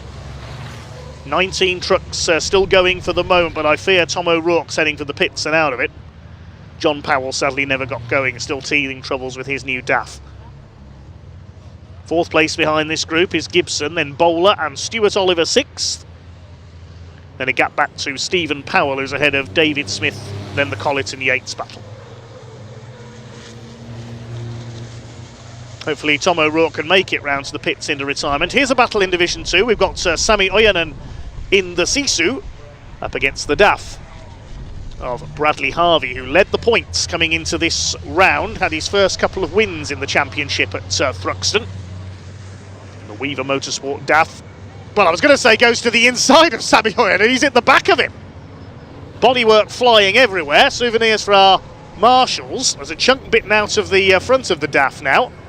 Meanwhile, what's happening at the chicane? Is Ryan Smith finally going to get the inside line away from... and oh, we've got more crash bang wallop. That's Neil Yates into the side of Ricky Collett. These two have been side by side for most of this race. It's hard to know where to look at the moment. It was such a tame affair for its first half, and suddenly it's all kicking off in the second half of this first truck race of the weekend. What's going to happen into the chicane this time? Ricky Collett perhaps sensibly gives Neil Yates a bit of room. That's the fight for 9th place. John Bowler has been given the black and white warning flag for exceeding track limits. Any further offences there and he might get a 5-second time penalty. Still Michael Oliver continues to lead the way, looking for win number 2 this season. Ryan Smith's still got the fastest lap. There's Martin Gibson in 4th place. So 2 groups of 3 at the front of the field, then Stephen Powell 7th ahead of David Smith, and then seemingly all hell breaking loose behind them. There's a back marker up ahead I've just noticed as well. That's Graham Poole there coming up to lap in the treble 3. Still learning his craft in truck racing. Had a spectacular rollover on his debut at Brands Hatch earlier this year on Easter weekend.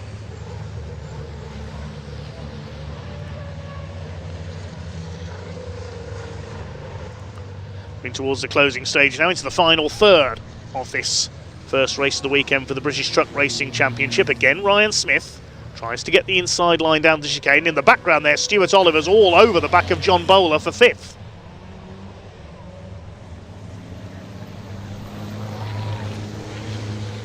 Bowler, the former Division 2 race winner. Is he going to be out-dragged here by the bonneted Volvo down the straights? Good drive by Michael Oliver, holding the lead all the way. Tom O'Rourke is in the pit lane. He's out of the race, sadly, with mechanical problems. Still these two at it. Ricky Collins back ahead of Neil Yates.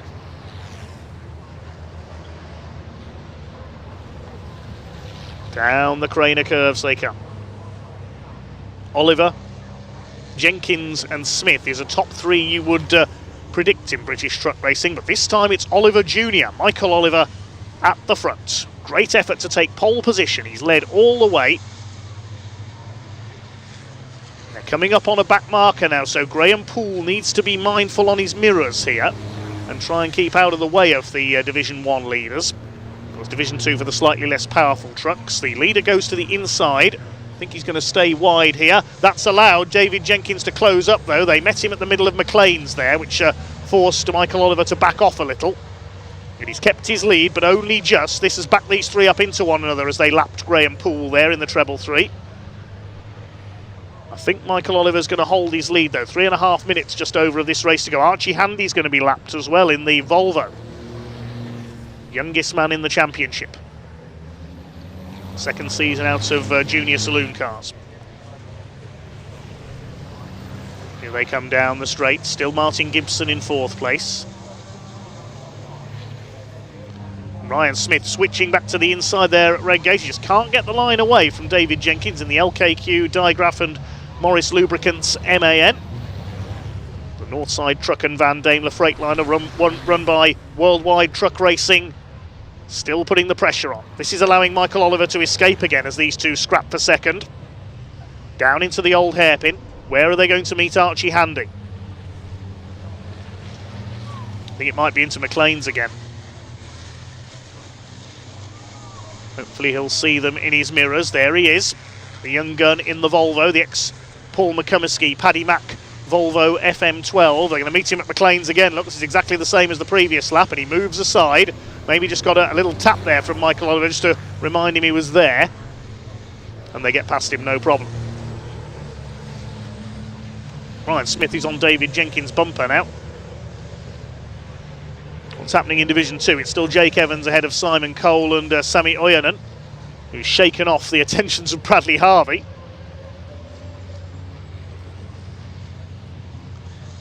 Three leaders into the chicane. Still Stuart Oliver unable to get past John Bowler for 5th place. Who's in an important 8th place? It's David Smith. He's heading for pole position for race 3 as things stand provisionally alongside Stephen Powell.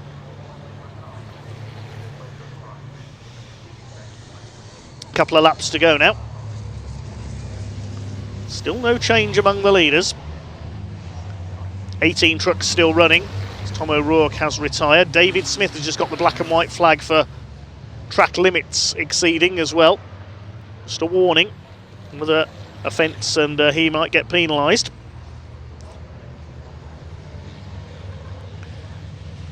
Through the bottom of the circuit along the straight past Starkey's Bridge, then towards Schwantz Curve once again. There is Jake Evans, the Division 2 leader in the Brown Recycling sponsored MAN. They're on his local circuit this weekend, the man from Stoke. And here's Ricky Collett, still holding off everything Neil Yates can throw at him. Neil Yates, certainly a spectacular driver.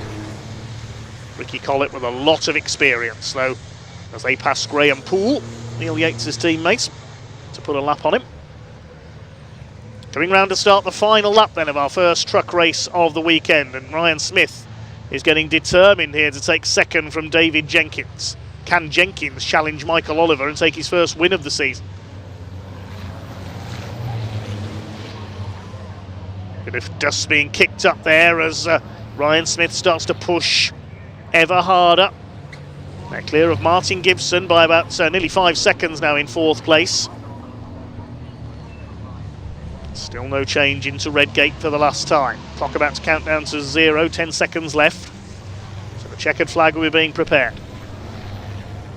Number 40 now gets the warning for exceeding track limits, the black and white flag. That's Archie Handy.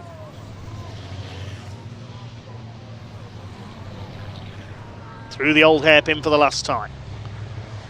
It's looking good for Jake Evans in Division 2. Just looking at the gap there, he's, I think, quite a way clear of Simon Cole.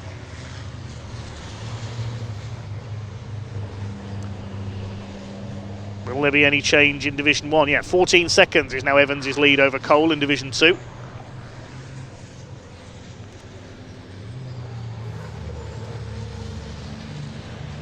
Through Coppice for the last time come the leaders. Now, can David Jenkins get close enough? I don't think he's going to. Are we going to see a last spin lunge from Ryan Smith for second place? I think Michael Oliver has just about done enough. They're going to finish line astern. Will there be any attacks out of the chicane? Will anybody try and spring a surprise on the run to the line? I don't think so. The man from Hexham in Northumberland. Here comes Michael Oliver in to take his second win of the season. One last effort from Ryan Smith. He doesn't quite get there, and he has to settle for third place. Martin Gibson is fourth, and Stuart Oliver's got through on the last lap into fifth place. So 3 Team Oliver trucks in the top 5. I don't think that's ever happened before. Stephen Powell 6th. John Bowler is relegated to 7th, and it's going to be David Smith in 8th. He will take pole position for race 3 provisionally. The battle for 9th, it got a bit bruising at times between Ricky Collett and Neil Yates. Who's going to get there? It's a photo finish. I think Yates got it. 200ths of a second according to the timing screen. And Adam Bint next home. A quiet race for him in the Mercedes. Jake Evans flashes the lights. He crosses the line. He wins Division 2 at a canter. And these two are still at it as well. Look at the state of Bradley Harvey's DAF. And this is just the first race of the weekend. Sami Ojanen's fighting back. Excuse me, he says. They're still jockeying for position down the straight. Simon Cole comes over in 2nd in Division 2. Now, what about these two? What's going to happen into the chicane? It's Great Britain versus Finland. Bradley Harvey's just got the advantage. You can't fit 2 trucks through there, side by side, certainly. I think Harvey's got the place in the 96. And they'll come over the line to finish 3rd and 4th in Division 2. Callum Eason, a quieter race for him behind them. And then Archie Handy and Graham Poole a lap down. I can tell you John Bowler and Neil Yates both got penalties for exceeding track limits there, but I think such was John Bowler's advantage over David Smith. He keeps 7th place. Neil Yates drops to 11th behind Collett and Adam Bint. Archie Handy gets the penalty as well. So that means he'll stay in 17th, I think. But it's Michael Oliver who takes his 2nd win of the season by 0.6 of a second over David Jenkins. Ryan Smith has to settle for 3rd.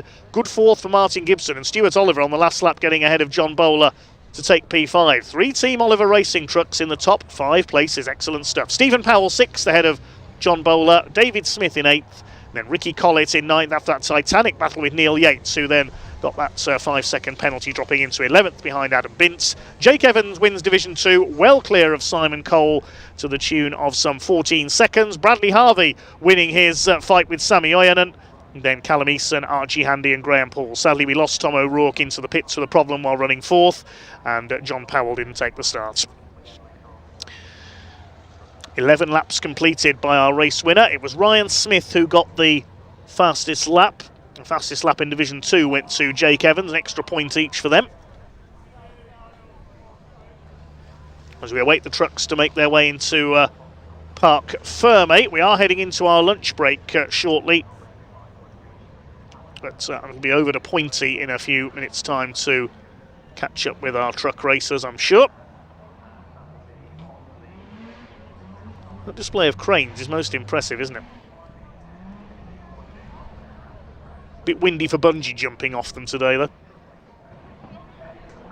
Huge crowds in attendance here at Donington Park, loving every moment of the action. You can see our drift cars on the top left of your screen there as well, the Mazda MX-5s.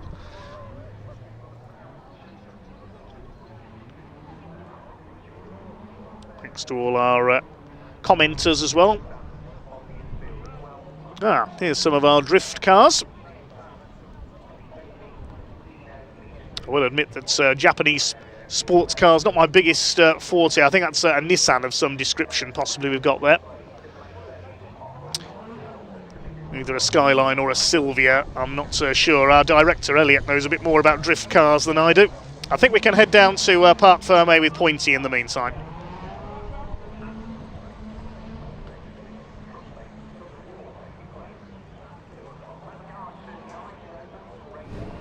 Well, well, well. We finished a great first race of the weekend here at Convoy in the park for the British Truck Racing Championship. Of course, Michael Oliver will be exceedingly happy with that result, especially considering the damage he received at Thruxton. A complete write-off for that weekend. Now clawing his way back up. Let's head down to see if we can catch up.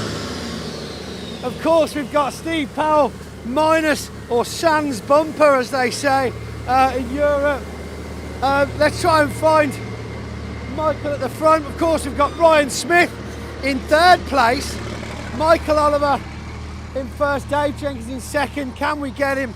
He was extremely happy earlier on with his qualifying in pole position, but now let's go and greet and congratulate him. Look at the smile. Well done. Oh my goodness. Now, we spoke to you earlier on, of course. Fantastic qualification, and then to go from that to making it stick. I mean, with all due respect, the challenges didn't seem to be there. What could you see in your rearview mirror? I promised Dave a t-shirt, so I owe him a t-shirt. Everyone was just not on eggshells, but I was on eggshells. But I wasn't really as fast as I could have been. But Christ, I'm sorry. A lot of respect, like. Dave, fantastic race from you as well. Well, Team Oliver t-shirt. Now I'm your new big fan. Was that the bribe? Was it? Yeah. Mr. Blocker. Mr. Blocker. You were under some pressure from Ryan. Not as much as we've come to expect though in the past. Yeah, Ryan was like yo-yoing on and off me. I would say he's got coolant temperature issues because as soon as he got in, he sort of fell off with the power derate, and then he got a bit of fresh air, and then he came again. Either that or he's just losing it, one or the other. Oh, you heard it here first, he's here now with his big book of excuses. So no, Yeah. Ryan obviously didn't find his full potential. The start was unfortunately a mix-up that perhaps that was horrendous, wasn't it? Perhaps they should have done something different. They clearly couldn't have red flagged it there and then, but somebody pressed the wrong button in race control. So there was a lot of comments in the pit lane. Something about the pace truck came in. All of a sudden, it was lights out, ready to go. Yeah. Somebody pressed the button too quick. So but you all recovered quite well from that. Yeah, but it was great. The start wasn't fair at all because Right. Like, my radio man had said go. I could see the lights were out. I thought, well, we can't go yet. We're not out the chicane. I don't really know what I thought was going to happen. Right. It was. Listen, it was a great race. And we had, like Ryan's just said, we had to go because if we'd have stopped, it was not our place not to go. So it was a bit of a tricky one, but no, fair play to Michael. It was a well done, good job. But it won't. Who won? Who won, Dave? Some bloke that lives down the road. and he never says anything about it, does he? Michael, well done. We're going to quickly head back to Division 2 now to see if we've got any drivers from there. Mr. Evans, they're waiting to get weighed in. So this is something you might not necessarily get to see. They weigh the front axle and the back axle so they can take weights after each race. Scrutineers obviously have to do that. We've got Evans just coming in now. Jake for the weighing scales. We probably won't get a chance to speak to him until he's out. Couple of time penalties though to mention. I believe John Bowler ended up taking 5 seconds. We also had one for Neil Yates and also another one for Archie Handy. All track limits, I believe. So yeah, real shame there that they've ended up with those. But no, it's great to see Jake Evans on the rebound now from his engine issues at Thruxton. Quite an interesting weekend for a lot of teams was Thruxton. But no, it's great to get him back out on the circuit. He was extremely happy to speak to us earlier on. And of course, Simon Cole taking another second place. He's doing very well this season, very well indeed. I think if we can just roll him off the scales. Come on, yeah, come back forward a bit. There we go, yeah. This is me doing a bit of parking. Whoop, that's it, there we go, lovely. We can get the brakes on and we'll have a quick word then. Talk about back and ready for action. Yeah, found it again. weirdly faster today than we were in testing after 3 sessions on Thursday. So, no, I just want to say a mega job by the team, right? These boys that come with me and the girls and all the families behind the scenes, it's all voluntary. We don't pay wages. We haven't got that budget. We do the best with what we've got. We've got a fantastic group of sponsors behind us, and this just shows what we can do. So, no, happy with that. Can't wait to get out again this afternoon now. Absolutely buzzing. He's teeming with excitement and energy. You can see that. Obviously, you did well in qualifying. Have you got any views on the race as a whole? Listen, we're governed by the novice rules still at the minute. We've been discussing it this morning between ourselves, some of the novices.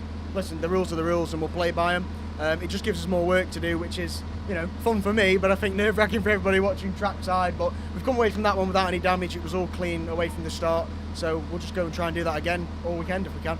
Got some climbing to do, but consistency is key. Well done, Mr. Evans. Fantastic to have you back. Right, I think that's all we've got time for. I'm going to go and hand out some trophies now, which we might get some footage of for you. I'm not quite sure. But until then, back to Dave in the commentary.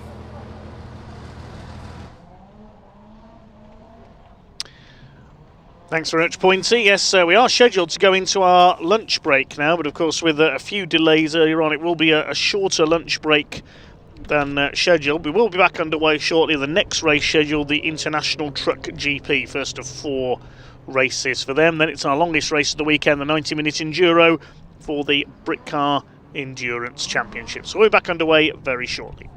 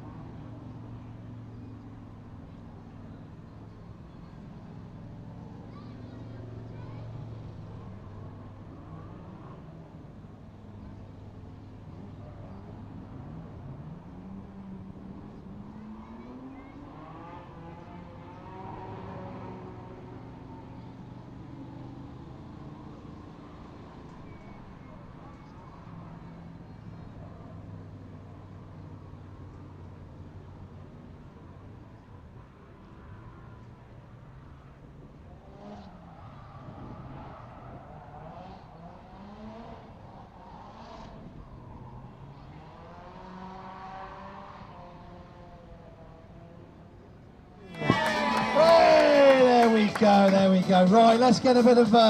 we've got some bits and bobs to hand out here, I think. First of all, hold on. So first, third, first, second. Right then.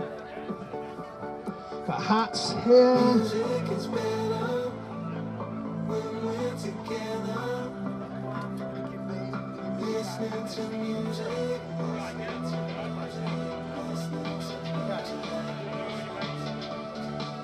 Right then, I'm going to hand over responsibility to handing out hats. So just chuck out some hats, okay? Hand them out. Come forward a bit. So we've got Nina and Heather, I believe, from GT Tyres, all the way over from Europe. We're handing out some hats. Throw some at the back, girls. Get some distance on them. There we go.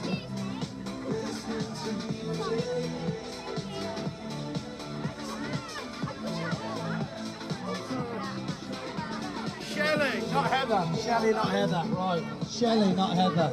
Sorry, Michelle. I remember you saying Michelle now. I don't want to call you Heather. Right then. We'll get there eventually. Okay then. I think we've got all the drivers. So, who's ready to see some trophies? Excellent. Right, you can do third. That one first. Okay. So, as it goes, we will be starting, of course, with Division 2, top 3, and since my clipboard is missing in action, I'll just go old school off the phone.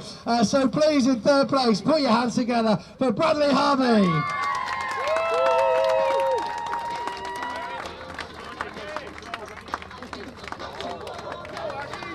Come on, Aggie.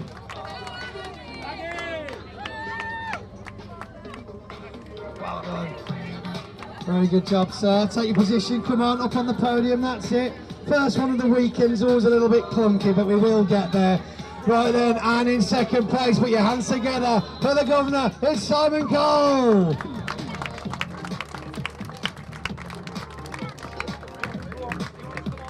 Where is he? Where is he? Simon. Oh, he's got a black mark on his name now. Unbelievable. Simon. Right, who are we going to have instead of Simon? One of you that want to take it. Ring Simon. No. 5, 4, 3, 2, 1. Okay, right then, I'll take it. There we go, lovely. I'll take this one. There we go. Thank you very much. Oh, I see why they do it. I see why they do it. This feels very good. This feels great. Next year. No, next year's this one, mate.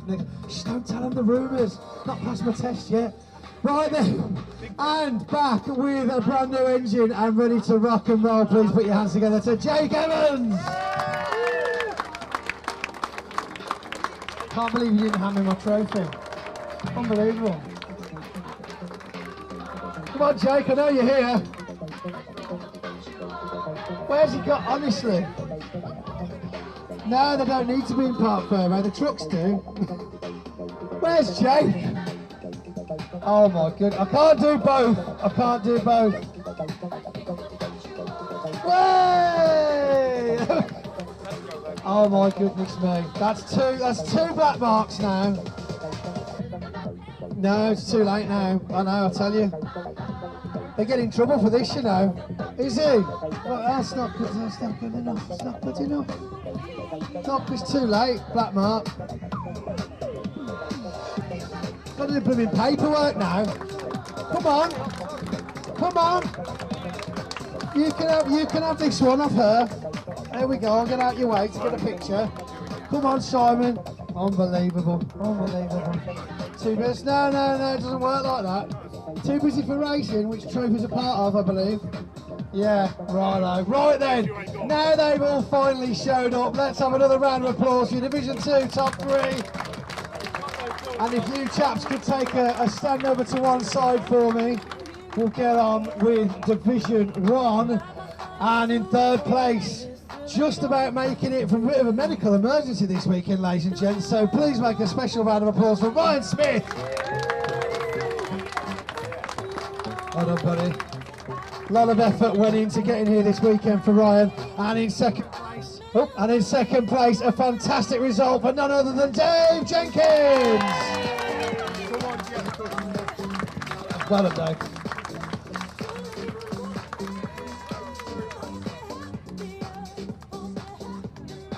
which means coming all the way from a complete write-off at Thruxton just a couple of weeks ago, taking pole position for the weekend and taking a first place for the first race. Put your hands together for Michael Oliver.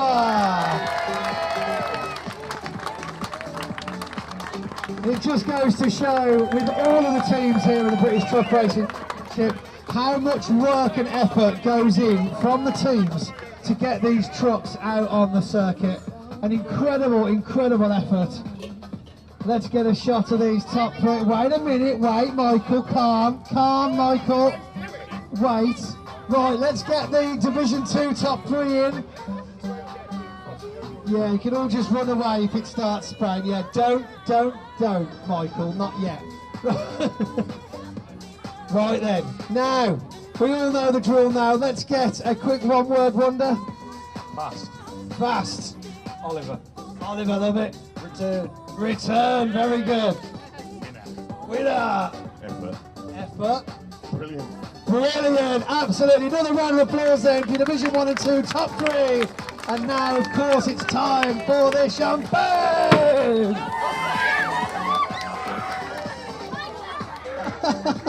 Absolutely incredible. Well done to all the drivers, and of course, thank you to all you guys.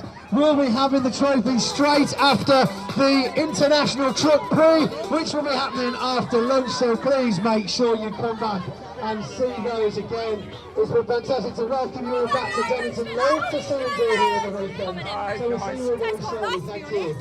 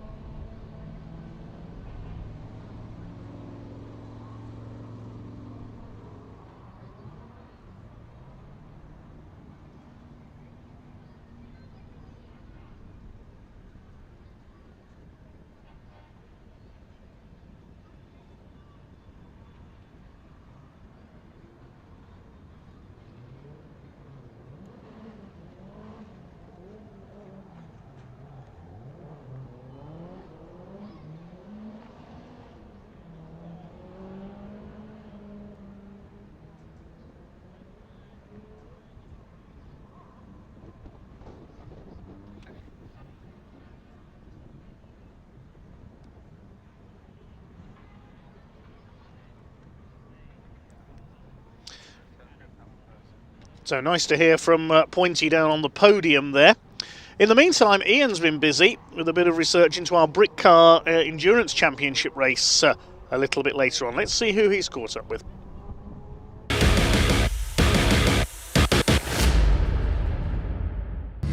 Right, everybody, I'm here with David Hornsey, the technical manager for Britcar. David, thank you so much for allowing us to come in and have a chat with you. Now, I really wanted to talk to you because you've had a busy summer. Now, when you're not involved with Britcar, you're driving celebrities up the Goodwood Hill. Is that right? In a very special car. Tell us about your Festival of Speed exploits.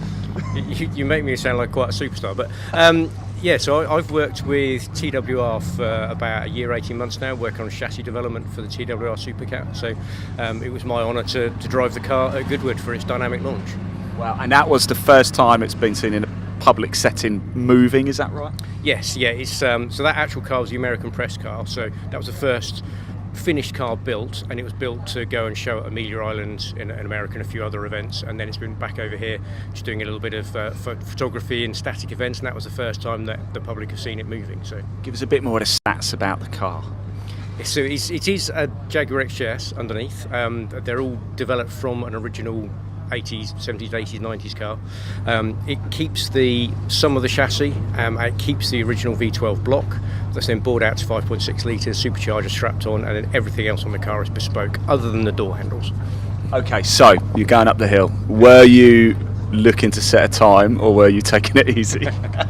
So we started the weekend just doing demo runs, and I've been fortunate. I've done demo runs with lots of manufacturers over the years. So you drive at kind of 70% and you show off a bit, but you make sure that the car's safe and that nothing dangerous happens. And then on Saturday morning, Goodwood approached us because it was creating such a buzz on social media. They wanted the car to go up the hill more, and they said the only session we can fit you in is the timed run. Are you happy to do it? Nice. So I'm like, okay. So I had to beg and borrow and steal some race overalls and stand 21 kind of to supply me with some boots, and so off we went. So yeah, it's a lot narrower when you're pushing.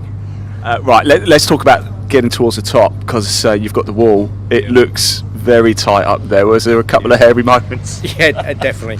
On the final run on the Sunday, going there, I thought momentarily I'd braked a tad too late as I got on the brakes for that corner, and it just moved a little bit, but just get back on the power, go with it. We all want to know then, what time did you set? It was, before I went up for the first time run, I had no idea what a time would be. Yeah. And I didn't want to know.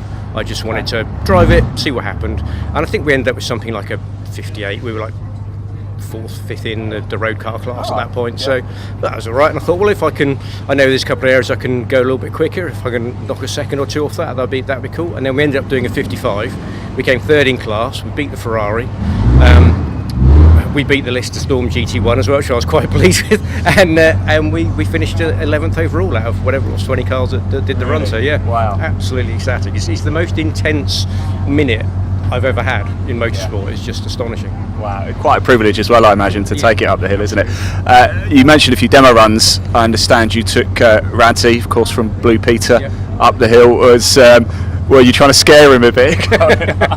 It's such a visceral experience being in the car. I mean, it is obviously for the show they put straight pipes on it just to make it louder, but that's the noise the road car makes, just at a more acceptable volume level. But being in that car with 100,000 people watching, the flames belching out the exhaust, the noise reverberating off the flint wall, I think it momentarily fried his brain. When we got halfway up the hill, he just stopped talking.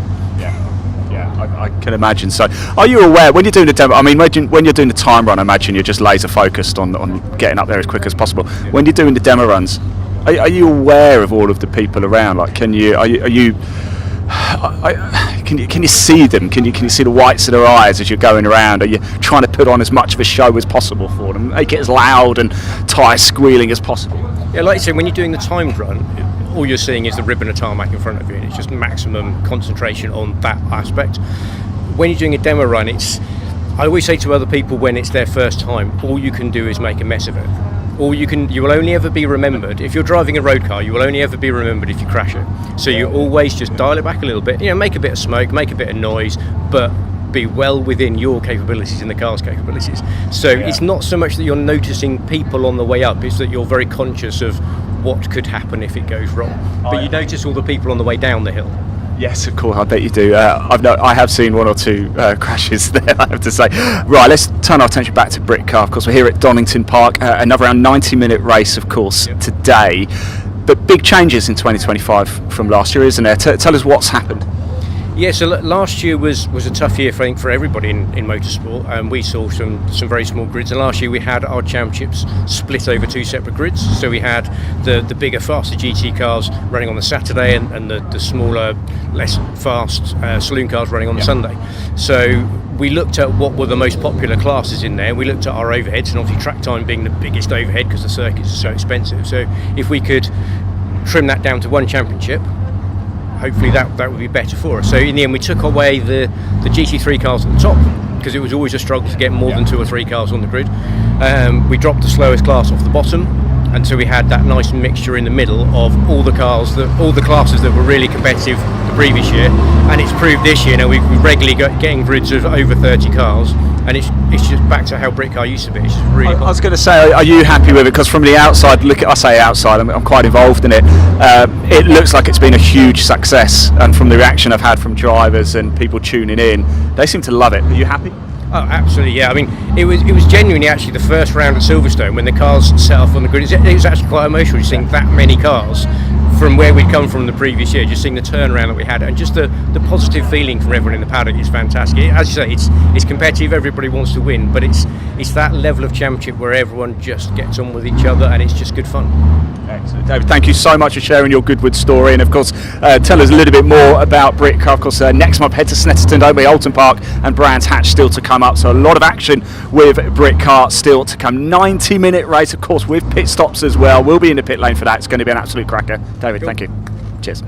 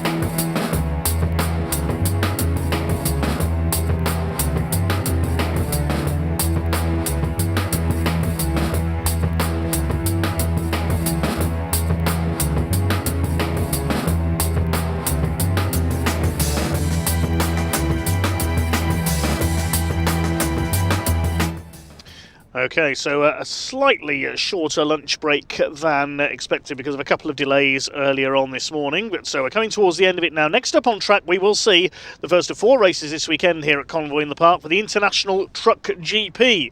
Some truck racers we don't normally see out in action. The British Championship, quite an eclectic mix of drivers. And Ian Waterhouse is down at trackside to introduce some of them.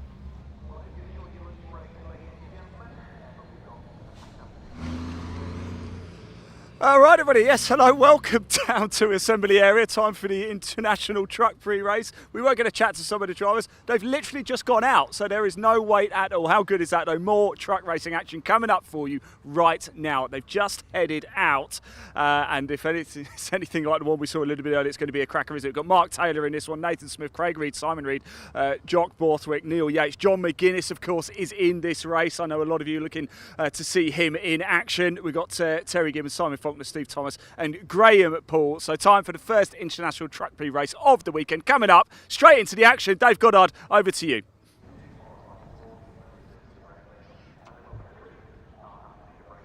Okay, so the grid lines up as follows then for our first International Truck Grand Prix race of the weekend. It is Mark Taylor, number 81, now competing in the European Truck Racing Championship, who was qualified on pole alongside number 11, Nathan Smith.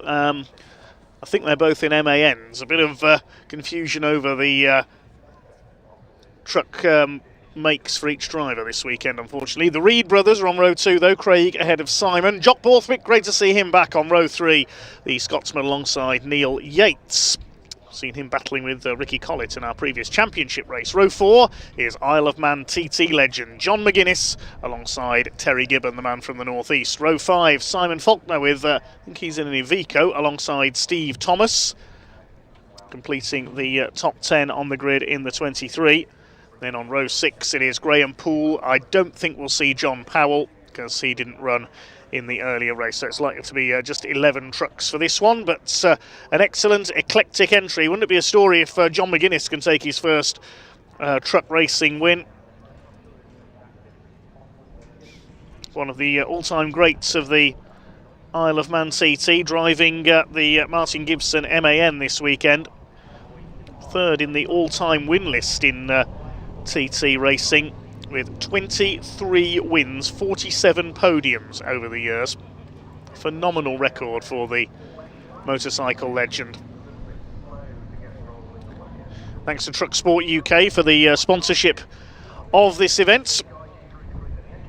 It is Mark Taylor who leads them off in the Hofmeister and Maker sponsored MAN, with Nathan Smith in David's MAN, his father David's MAN alongside him. Great to have Terry Gibbon back out, the plain white MAN. Does look good in those colours, doesn't it?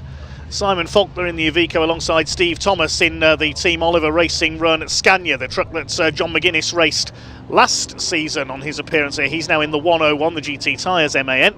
Graham Poole lines up at the back. For him, it's all about gaining experience in his first season of truck racing.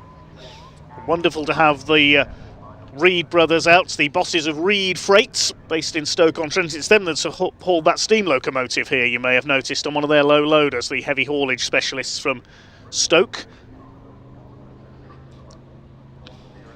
Mark Taylor getting ready to lead them away. Great to see him racing back in the UK. We normally see him over on the continent in the FIA European Truck Racing Cup. Jock Borthwick's appeared in continental competition this year as well, the yellow and blue MAN, alongside Neil Yates. It's been several years since we've seen Terry Gibbon in the British Championship. Simon Faulkner, a relative newcomer to the sport, racing alongside the Reed team. That's the grey and orange Iveco towards the back of the pack. Mark Taylor's qualifying time about 0.45 of a second quicker than that of Nathan Smith.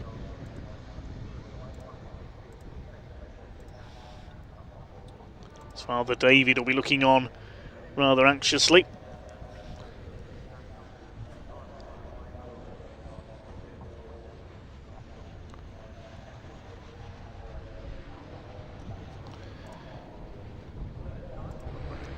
This will be a 15-minute race, a 20-minute race, I'm sorry, for the International Truck GP.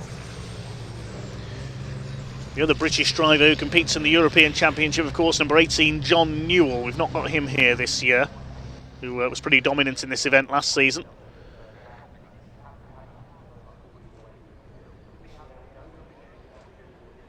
Interestingly, I was followed by one of his fleet of trucks on the M1 yesterday, as I was heading up to the northeast for another commentary.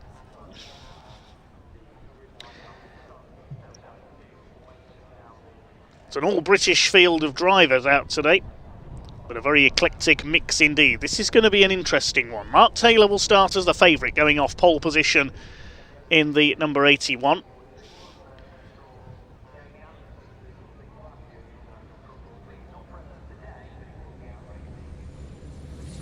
Just keeping it steady at the moment. The red lights are on. Pace truck into pit lane, and the International Truck GP for 2025 here at Convoy in the Park about to get underway. Watch for the red lights as they come up underneath them. They go out pretty late, the pack is unleashed, and here we go down towards Redgate Corner for the first time. Side by side for the lead, Mark Taylor and Nathan Smith. Looks like Taylor's just about got the advantage on the inside. Craig Reed tucks in behind them in the number 68 Iveco. Graham Poole at the back of the field. His job here will just to try and keep up with those ahead of him. Jock Borthwick with a decent start. He split the two red Ivecos there, the Reed brothers, up into fourth position, but it's Mark Taylor who leads down towards the old hairpin for the first time. Nathan Smith in the number 11 in second place. Craig Reed is third. Borthwick fourth. Simon Reed in fifth. Neil Yates is in sixth position. Then it's John McGuinness swapping two wheels for something much, much bigger, chased by Terry Gibbon. Then Steve Thomas in the Scania is next in the order, and Simon Faulkner in behind him as they go through McLean's for the first time. Already looking good up front is Mark Taylor. New livery on his MAN, used to be in white and red, the Taylor's haulage colours. Craig Reed all over the back of Nathan Smith there for that second place. They're all round okay so far on this opening lap. Some of these drivers only a very limited amount of experience behind the wheel of a race truck. Nathan Smith, a newcomer in the number 11, and he's going well up there in second. As side by side there, John McGuinness down the inside of Neil Yates in the 33. Neil will start to fight back here as they come into the Wheatcroft straight down towards Redgate. So up into fifth place, into sixth place I should say, is McGuinness. It looks like everybody's round the opening lap okay. We had hoped to see John Powell out in this one, the number 6, but again his DAF failing to run, and sideways there the third and fourth place trucks, Craig Reed and Jock Borthwick. Wonderful to see Jock back out and racing once again after those injuries he sustained a couple of years ago when he came off his motorcycle. John McGuinness, motorcycle legend, leads Neil Yates, and Terry Gibbon is in behind them, the number 37. Again, Craig Reed getting a wheel out onto the grass there and sliding sideways. He's driving almost rallycross style in his Iveco Stralis. Mark Taylor continues to set the pace ahead of Nathan Smith. Craig Reed still third, slightly wayward handling Iveco. Through Coppice Corner, Borthwick in fourth. One of two Scots racing this weekend along with Tom O'Rourke. Simon Reed in fifth place. Those five breaking away slightly from McGuinness in sixth position. It's Neil Yates in seventh place. Gibbon in eighth. Thomas and Faulkner, I think, rounding out the top 10 there. Steve Thomas, the white and blue Scania. This could be the main battle, I think. John McGuinness against Neil Yates in the midfield. See Graham Poole has dropped back, still learning his craft. Jock Borthwick thinking about a move there on the 68 of Craig Reed, the former British Division 2 truck racing champion. Seen the Reeds move up from Division 2 to Division 1, then subsequently to race in the Dutch Championship in their Ivecos. Craig Reed is kicking up dust everywhere, racing right on the edge of the circuit. Here comes Neil Yates down the hill into the old hairpin on the tail of John McGuinness. Somebody well and truly kicking up the dust there. I think that might have been Simon Reed. Yes, he's lost some ground in the 89. He's run wide coming out of the old hairpin. Craig Reed kicks up the dust again. Well, we see a truck class in the Dakar Rally every year, so maybe the Reeds will be more at home there if they're kicking this much dust around. Neil Yates doing the same thing. into Coppice. Out of Coppice come the leaders. Mark Taylor still up front in the 81. Now, is Craig Reed going to have a go for second place here on the back of Nathan Smith? I don't think he's going to be close enough as they come down into the chicane. Giving it nice and steady through there. Despite some of these drivers having a lot less experience than the other. Oh my goodness me! Huge accident there coming out of the chicane. Jock Borthwick straight into the back of Craig Reed as they both ran wide. I thought Jock Borthwick was going to go over. That's a big accident there. That is almost certainly going to be a red flag. There's bits of recticel barrier everywhere. That's a nasty one there. Let's hope both of those drivers are okay. That was quite an impact there. Craig Reed got wide coming out of the chicane, and as he slowed, Jock Borthwick went straight into the back of him. The race continuing for the moment, but I'm sure we're going to see the red flag come out. They can't continue with two trucks and that debris everywhere on the outside of the chicane there. Well, racing continues for the moment, with Mark Taylor in the lead ahead of Nathan Smith.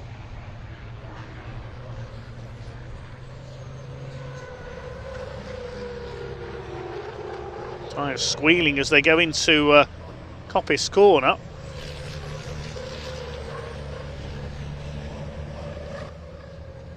There's the battle between Simon Reed ahead of the 101 of John McGuinness, with Neil Yates behind them, and they're coming down to the chicane where that incident happened. I can see a light flashing there in the background, so is the race continuing on? Yes, it looks like it. I'm certainly surprised at that. I thought the red flag would have gone out there. Simon Reed next through, then it's Martin Gibson, then Neil Yates. Terry Gibbon is next in the order ahead of Steve Thomas and Simon Faulkner. So maybe the incident is sufficiently off to one side there, and the drivers are being able to continue. I'm certainly surprised at that. I thought that race was about to be stopped, but it would appear that Craig Reed and Jock Borthwick seem to be okay, which is the main thing. So Mark Taylor leads by 3.5 seconds now over Nathan Smith. He's done the fastest lap of the race, Mark Taylor, 1:26.467.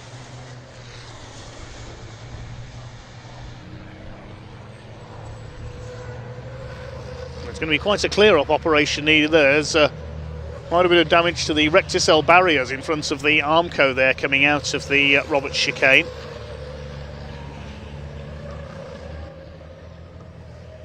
Simon Reed chased down by the 101, not Martin Gibson this time. John McGuinness on board the MAN. And behind them it is Neil Yates. Nathan Smith slowing there on the outside, the number 11. No, Nathan Smith's got a problem, he's pulling off. So Nathan Smith is out of it. That's our second place man gone. So up to second now, it is Simon Reed. He's over 10 seconds down on Mark Taylor. McGuinness is up to third, then Yates. Terry Gibbon is up to fifth. And then Steve Thomas and Simon Faulkner. The final runner then is Graham Poole. There's Nathan Smith. He's stopped on the outside of the entry to the chicane onto the Melbourne Loop there with some sort of issue.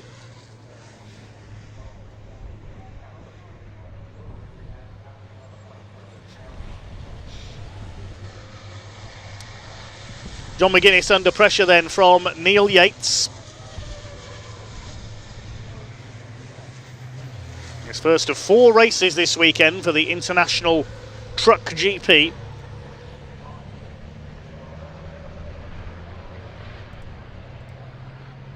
Driver's just been probably told to take it steady through the chicane there with that debris on the outside. The race does continue, 11.5 minutes to go. Mark Taylor over 10 seconds up the road now in the 81 with his nearest pursuers gone. With Craig Reed, Jock Borthwick and Nathan Smith all out of the race.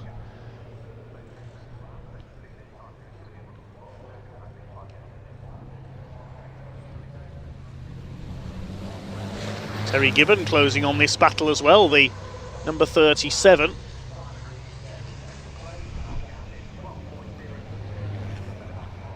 Behind Terry Gibbon, I can see Simon Faulkner, but I couldn't see Steve Thomas there. Have we lost the Scania as well? As Neil Yates has a look up the inside on the 101 of John McGuinness, doesn't quite get the overlap. Bit of a lock-up there from the 33. Steve Thomas has dropped back as well. His last lap was a 1:37. Best lap a 1:28, so he's losing time. Has he got a problem as well? They're dropping like flies in the early stages of the International Truck GP. Along the bottom of the circuit towards Schwantz Curve, they climb back up the hill again.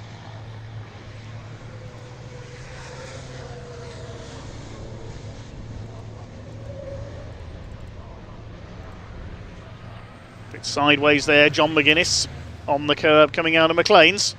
Trying to chase down Simon Reed. This is the battle for second place. Terry Gibbon, the 37, the man from Humberside, now on the tail of Neil Yates. And I think now the red flag is coming out. Yes, the race is being stopped.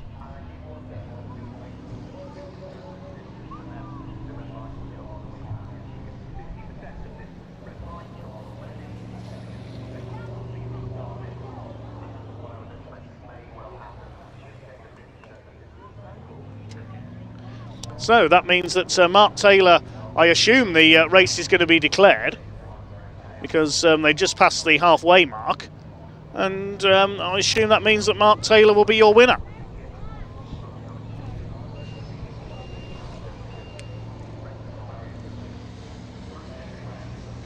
But I have to say, I am quite surprised that race was not red flagged immediately when that accident happened. So Mark Taylor, presumably the result will be declared, and Mark Taylor will be the winner ahead of Simon Reed and John McGuinness. Where's the reason? Also, of course, Nathan Smith's truck stopped on the outside of the chicane. There's quite a bit of clearing up to do there, those foam barriers everywhere. That's such a shame for Jock Borthwick on his comeback to UK racing this weekend.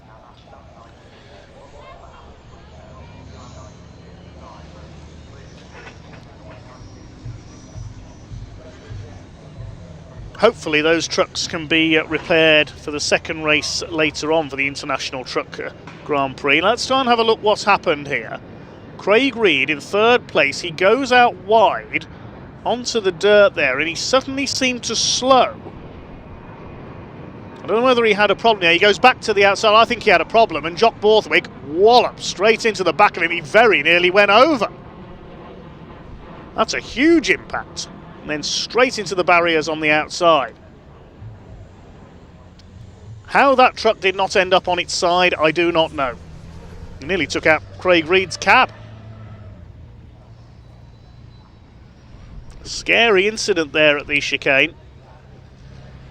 I think Craig Reed had a problem there because he ran wide and then suddenly he seemed to slow and turn to the right. So the provisional results of that one then, I'm not sure we'll see a restart. Mark Taylor will winner by 12 seconds over Simon Reed at the completion of lap number 6. John McGuinness on the podium in third, then Neil Yates fourth. Terry Gibbon is fifth, ahead of Simon Faulkner. Steve Thomas dropped back there into 7th place. I think he pulled into the pits, in fact, Steve Thomas. That's why we lost him. Graham Poole further back in 8th, and we lost Nathan Smith with presumably a mechanical problem. And of course Craig Reed and Jock Borthwick involved in that accident. But thankfully everybody appears to be okay, although quite a clear-up needed here before we get our next race underway.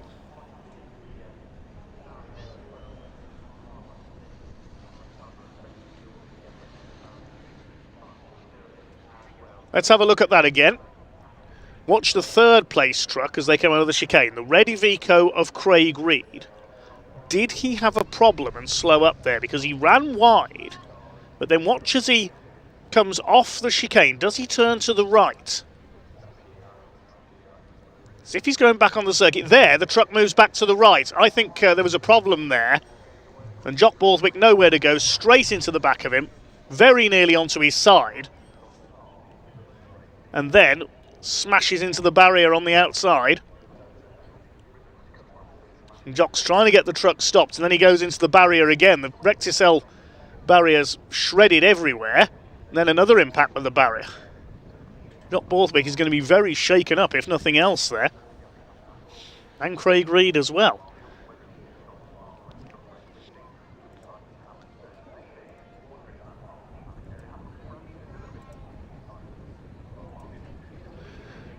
Yes, Jock Borthwick did very well to hold that truck and get into the barriers and not roll over. He was showing some good control there.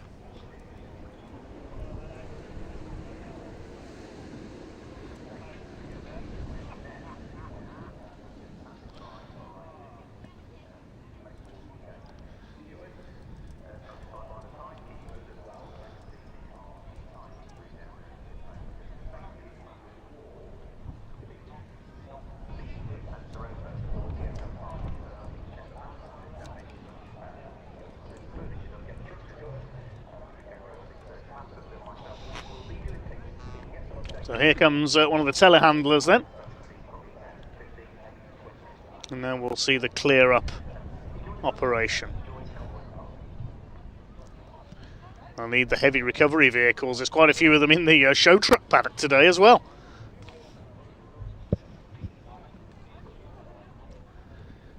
So there'll be a delay here while the incident is cleared up, while our marshals and recovery crews deal with the wreckage.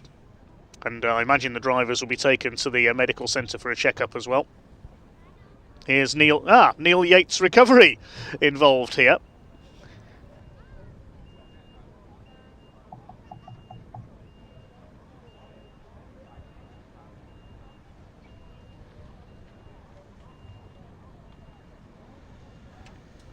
And also the Anderson Commercials recovery vehicle, that's Jamie Anderson's company, is recovering Nathan Smith. We'll see Jamie racing tomorrow in Neil Yates' truck. We've got Neil Yates Recovery out there. I wonder if Neil's going to get out of his race truck and start directing operations. There is the Neil Yates Recovery Mercedes. The telehandler being used to clear the recticel barriers away.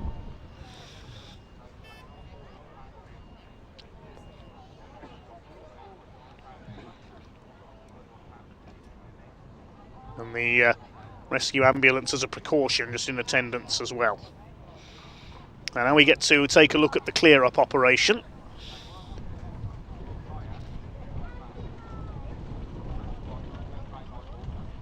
Also got the Collins Contractors track sweeper vehicle there as well, in the background.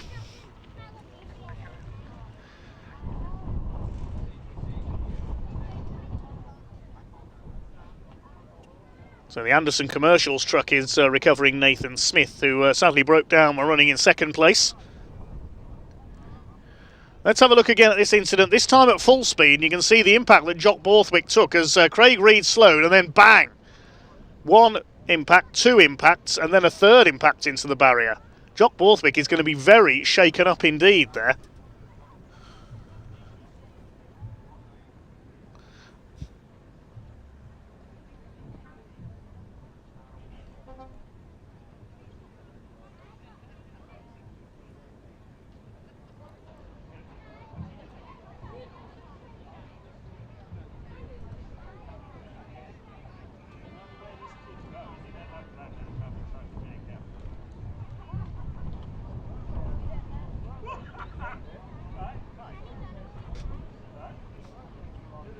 Now we'll await the two trucks to be cleared. Nathan Smith's truck has been repatriated into the paddock, I think. And now a couple of recovery vehicles. Got the Mercedes there and the CWT heavy recovery truck as well. Fairly sure I spotted that on the motorway yesterday as well, as I was heading up to a job in Redcar in the northeast last night.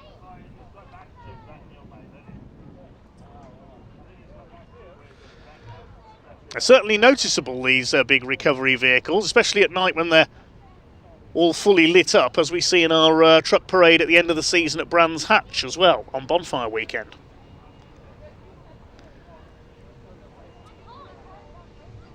Yes, that CWT Fleet and Recovery 3-axle DAF there. I definitely overtook that last night, either on the A1 or M1.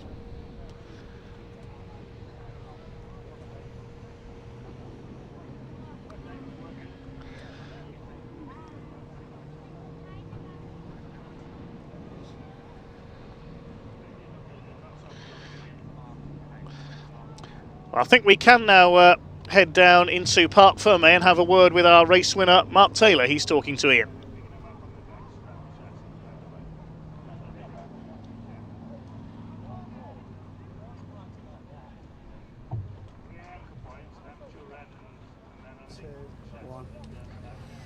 So, Mark Taylor, first of all, how the devil are you? Long time no see. Yeah, good, thanks. Yeah, it's good to be back at Donington. It's been a couple of years.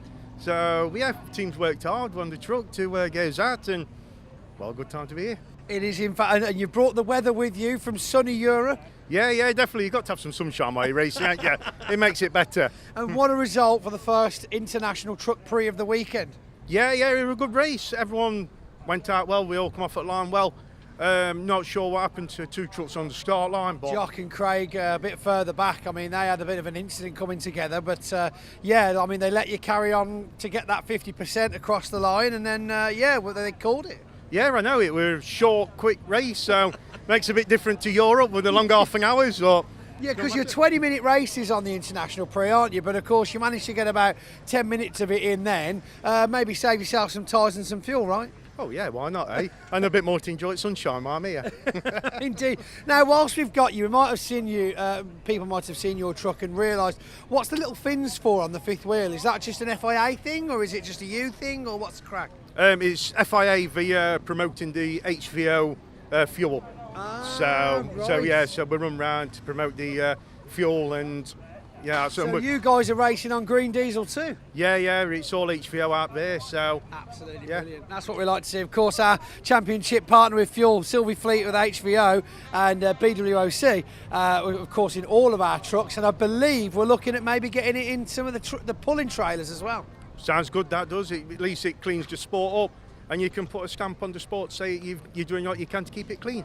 Exactly, and this is what we need to look at. Right, Mark, let's get you down to the podium and get you a trophy, okay? Definitely. Excellent. Come on then, let's go. Let's go, and we'll see you all later on. Thanks for joining us. Back to Dave. Cheers,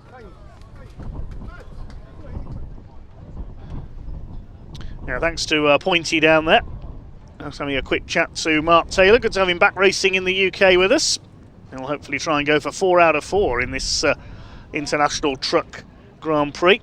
We can see the CWT recovery vehicle there in attendance, ready to tow Craig Reed's Iveco away. Hopefully he'll be able to repair that for the rest of the weekend. I'm not so sure about Jock Borthwick's truck though, sadly. A lot of damage to the front of the MAN.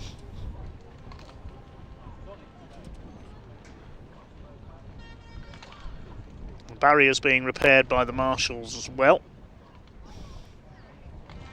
And then the track will be checked for any fluids and just swept down before we bring on our next race, which will be the Britcar Endurance Championship, supported by Goodyear tyres. A good entry for their 90 minutes pit stop race. We should have 30 cars out on track for this one of varying descriptions. We've got lots of Ginettas, BMWs, Porsches, a couple of McLarens, Aston Martin, a few Cupra TCR cars as well. Nice mixture of touring car and GT machinery on track next for a 90 minutes race with 2 mandatory pit stops per car. And some very quick pro drivers from the world of GT racing as well, the likes of James Kellett, Jack Mitchell, Adam Smalley. All here with us this weekend. Gus Burton as well, all stars of GT3 and GT4 racing across the UK. Michael Lyons as well, the noted historic racer who's raced in historic Formula 1 cars many times in the past. Great to have him here at the wheel of one of the Ginettas. An all-star cast of cars and drivers. That will be on track as soon as the clear-up is complete.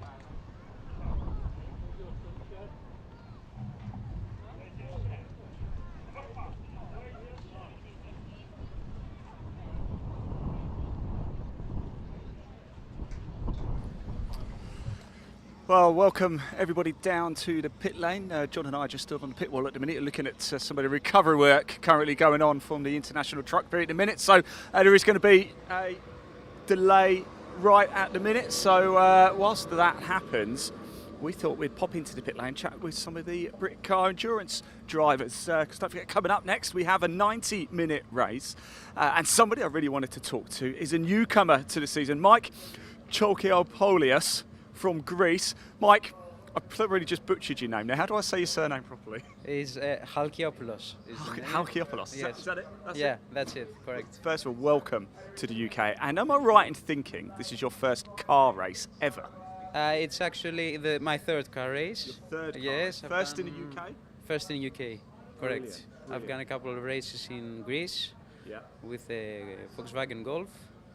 And now we're racing here with the Ginetta, and this is a new car, a perfect car, nice car. It's closer to karting, I would say. Yeah. And you've got a bit of karting experience, is that right? Yeah, a lot. I've done karting since I was 4 years old. Yeah. I was a national Rotax champion in 2008. Wow, cool. Okay. But since then I am still training with the kart, keeping in shape. And am I right? I think you've done. Is it superbikes? You've got a bit of experience with A little bit. Yeah, a little bit. I've done one race in Greece with the superbikes and lots of training. But I decided to switch to cars. They're a bit safer, I would say. yeah, absolutely. I mean, obviously you've done a VW. Now you've got the Ginetta. What's the big difference for you? The big difference is that the Ginetta goes straight. Okay, I love that. Yeah. The front wheel drives are a bit trickier and different style of driving. And I like the rear wheel drive a lot more. And the horsepower is more, and the speed is different, the cornering speed is different. Yeah. The circuit is faster compared to the Greek ones. That's the biggest difference, I would say. Let's talk about, the Greek motorsport scene. Yes. I don't know anything about it. Okay. How does it sort of compare? Over in England, of course, or the UK, we've got here at Donington Park, we've got Silver. Motorsport's massive in the UK. Yeah. How big is it in Greece? Very small, I would say. Mostly the Greek is famous for the hill climb racing and the WRC, the Rally Acropolis. Yeah. We don't have much circuit racing in Greece. How many circuits have you got over? We have about one proper circuit in Ceres, Greece, North Greece, and one in Athens, which is a small one, Megara circuit, and the other circuits are like airport fields. Okay, right, yeah. Well, that's a bit like over here with places like Silverstone, isn't it? And that's brilliant. I mean, listen, you've come over to race, and actually, qualifying went pretty well, didn't it? You were second fastest overall, you and Simon. Yeah, Simon did a great job with the car. We found the setup. The car is good now. We hope to get a good result during the race. Yeah. Simon will start the race. I will do the Endura stint, I would say, the 40-minute run. I guess the pros with the Porsches, and we'll try our best and see if we can be on the podium today. Listen, it's great to have you over. Thank you so much for coming and choosing Britcar Endurance. Just before you go, how do you say in Greek, I'm going to win the race? Θα κερδίσω τον αγώνα. Yes, Tom, man. Good luck. Thank you so much. It's great to talk to you there. Yeah, great to have Mike with us, of course, and Simon Griffiths starting in second place. Let's go for a little walk, shall we? Let's see who else we can find. We've got time. I think, still quite a bit of recovery work going on. Team Brit over here as well. Certainly, Asher Silver and Bobby Trundley are joint leaders of the championship overall. I don't know who have we got in the car. How are we doing? How was qualifying? It was good. Well, I mean, it was a bit choppy, I guess, with traffic and then that red flag in the middle of it.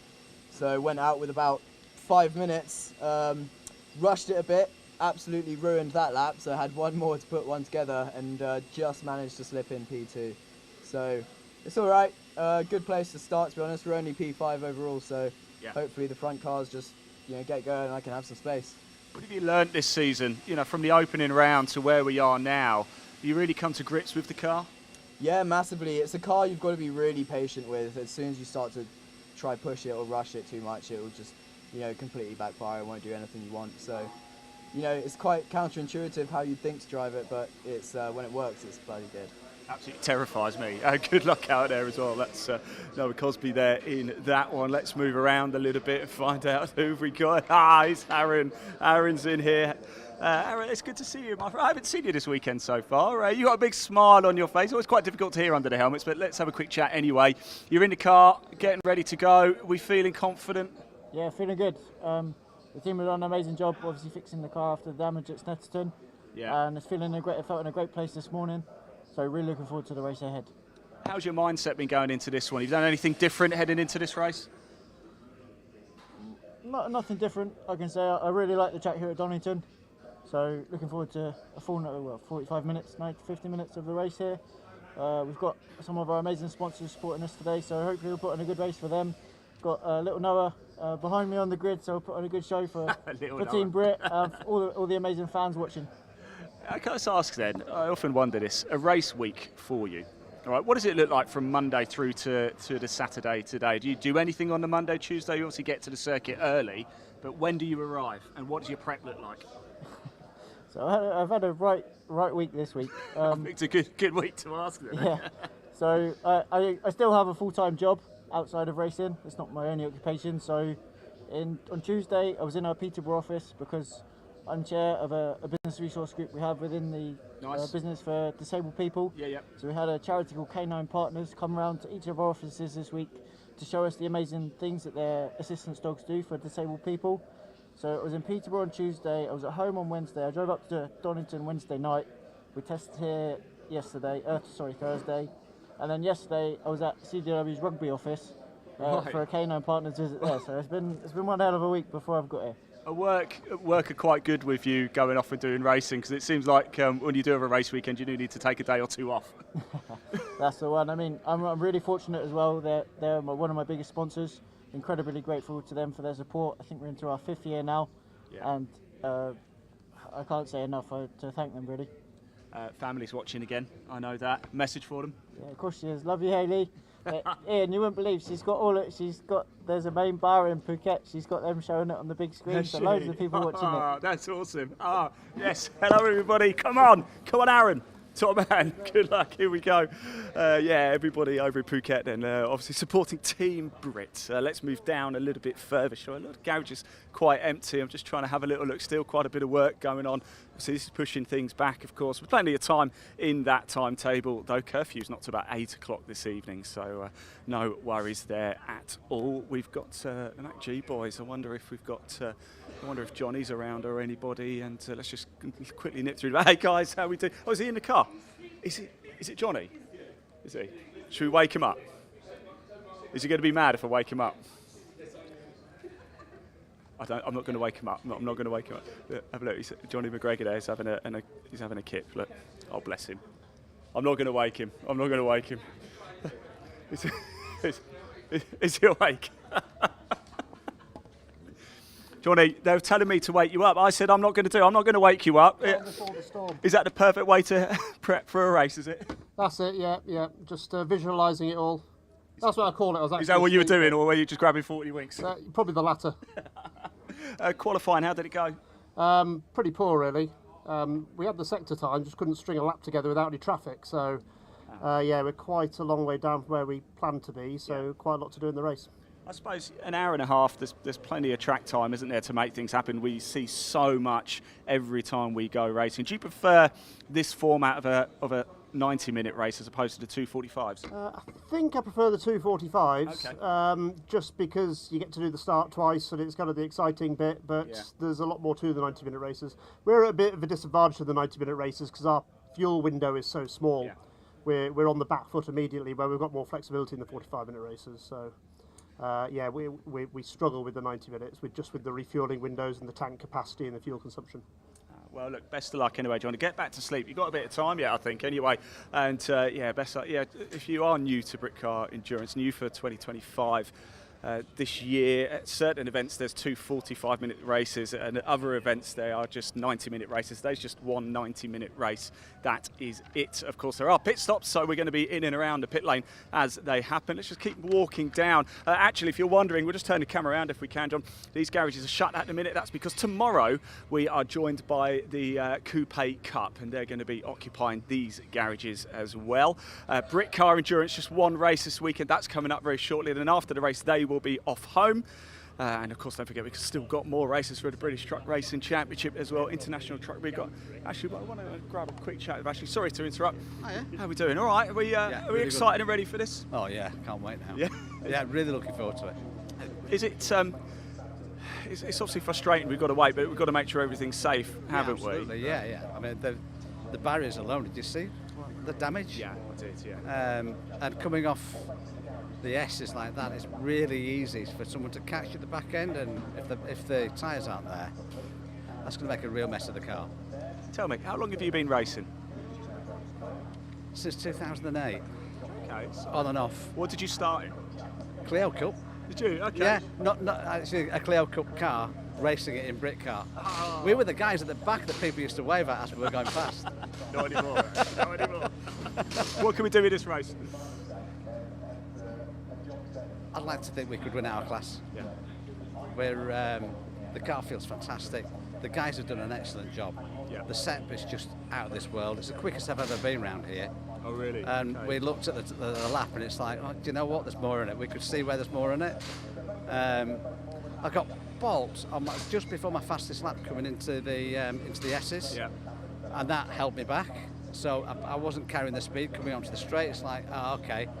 That's a compromise straight away, and it was still the quickest lap for me. So, yeah, it's in the car. The only thing I'm always nervous of is the start, and I always back off because it's a 90-minute race. Yeah. Even a 45-minute race, they're long races, and you can't win it on the first turn. No, but you've got a chance to pull it back, haven't you? If you do lose a couple of places, haven't you, early on? Yeah, but you know, there's some quick guys out there, very quick guys. Even the Ginettas and the cars that are behind us, they tend to start there. I'm not quite sure, but some of those Ginettas, when they come flying through, of course, the rear-wheel drive, so they've got a lot more drive, and that compromises you. But for me, I just want to get a clean start. Do that. Got 90 minutes. Let's see what we can do. Keep an eye on you. Thanks for talking to us. Best of luck. Really appreciate it as well. Here we go, right at the end here as well. Lee Goldsmith, Gus Burton and Harry Barton over right in front of us is Harry Barton as well. Right, I'm going to go check on how things are with the barrier, and we will get on to the start-finish straight for the start of this race. They've got up. Back to you.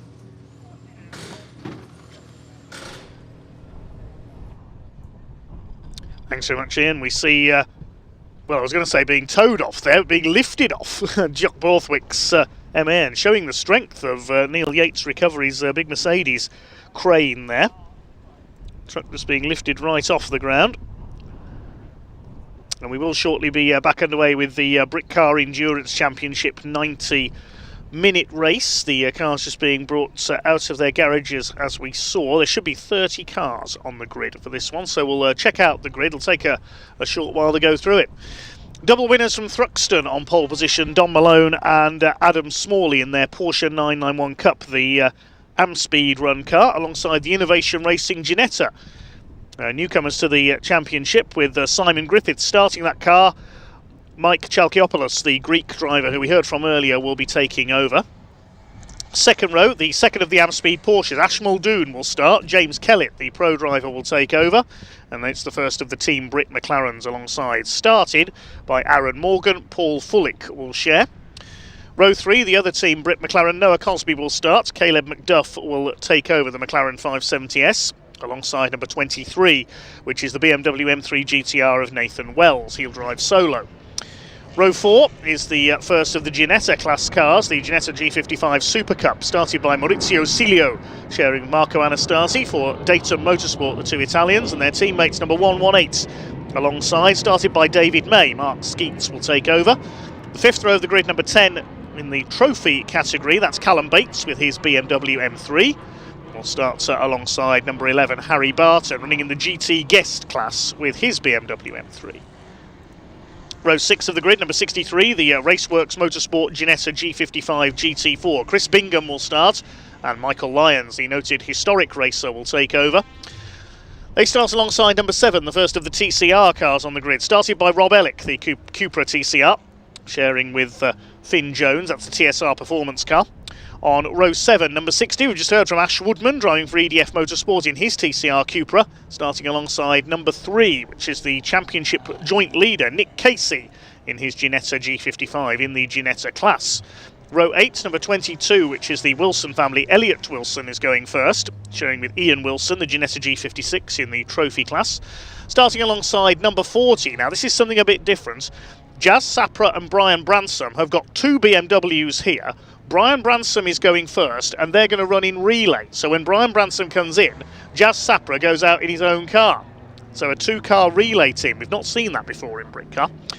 Row 9, we've got Darren Ball in his Cupra, driving solo, alongside the number 43 car, which is Stephen Fressel taking the start, sharing with pro driver Jack Mitchell in the Ginetta G55 Super Cup, the SGM Motorsports car. The 10th row of the grid, number 189, Martin Addison, the plant hire business owner, in his Aston Martin Vantage GT4. Starts alongside number 70, the BMW M2, started by Lee Goldsmith. Pro driver Gus Burton will take over. Row 11 is the Harrison family, number 62. James Harrison will start. Steve Harrison takes over in their Ginetta G56 in the trophy class.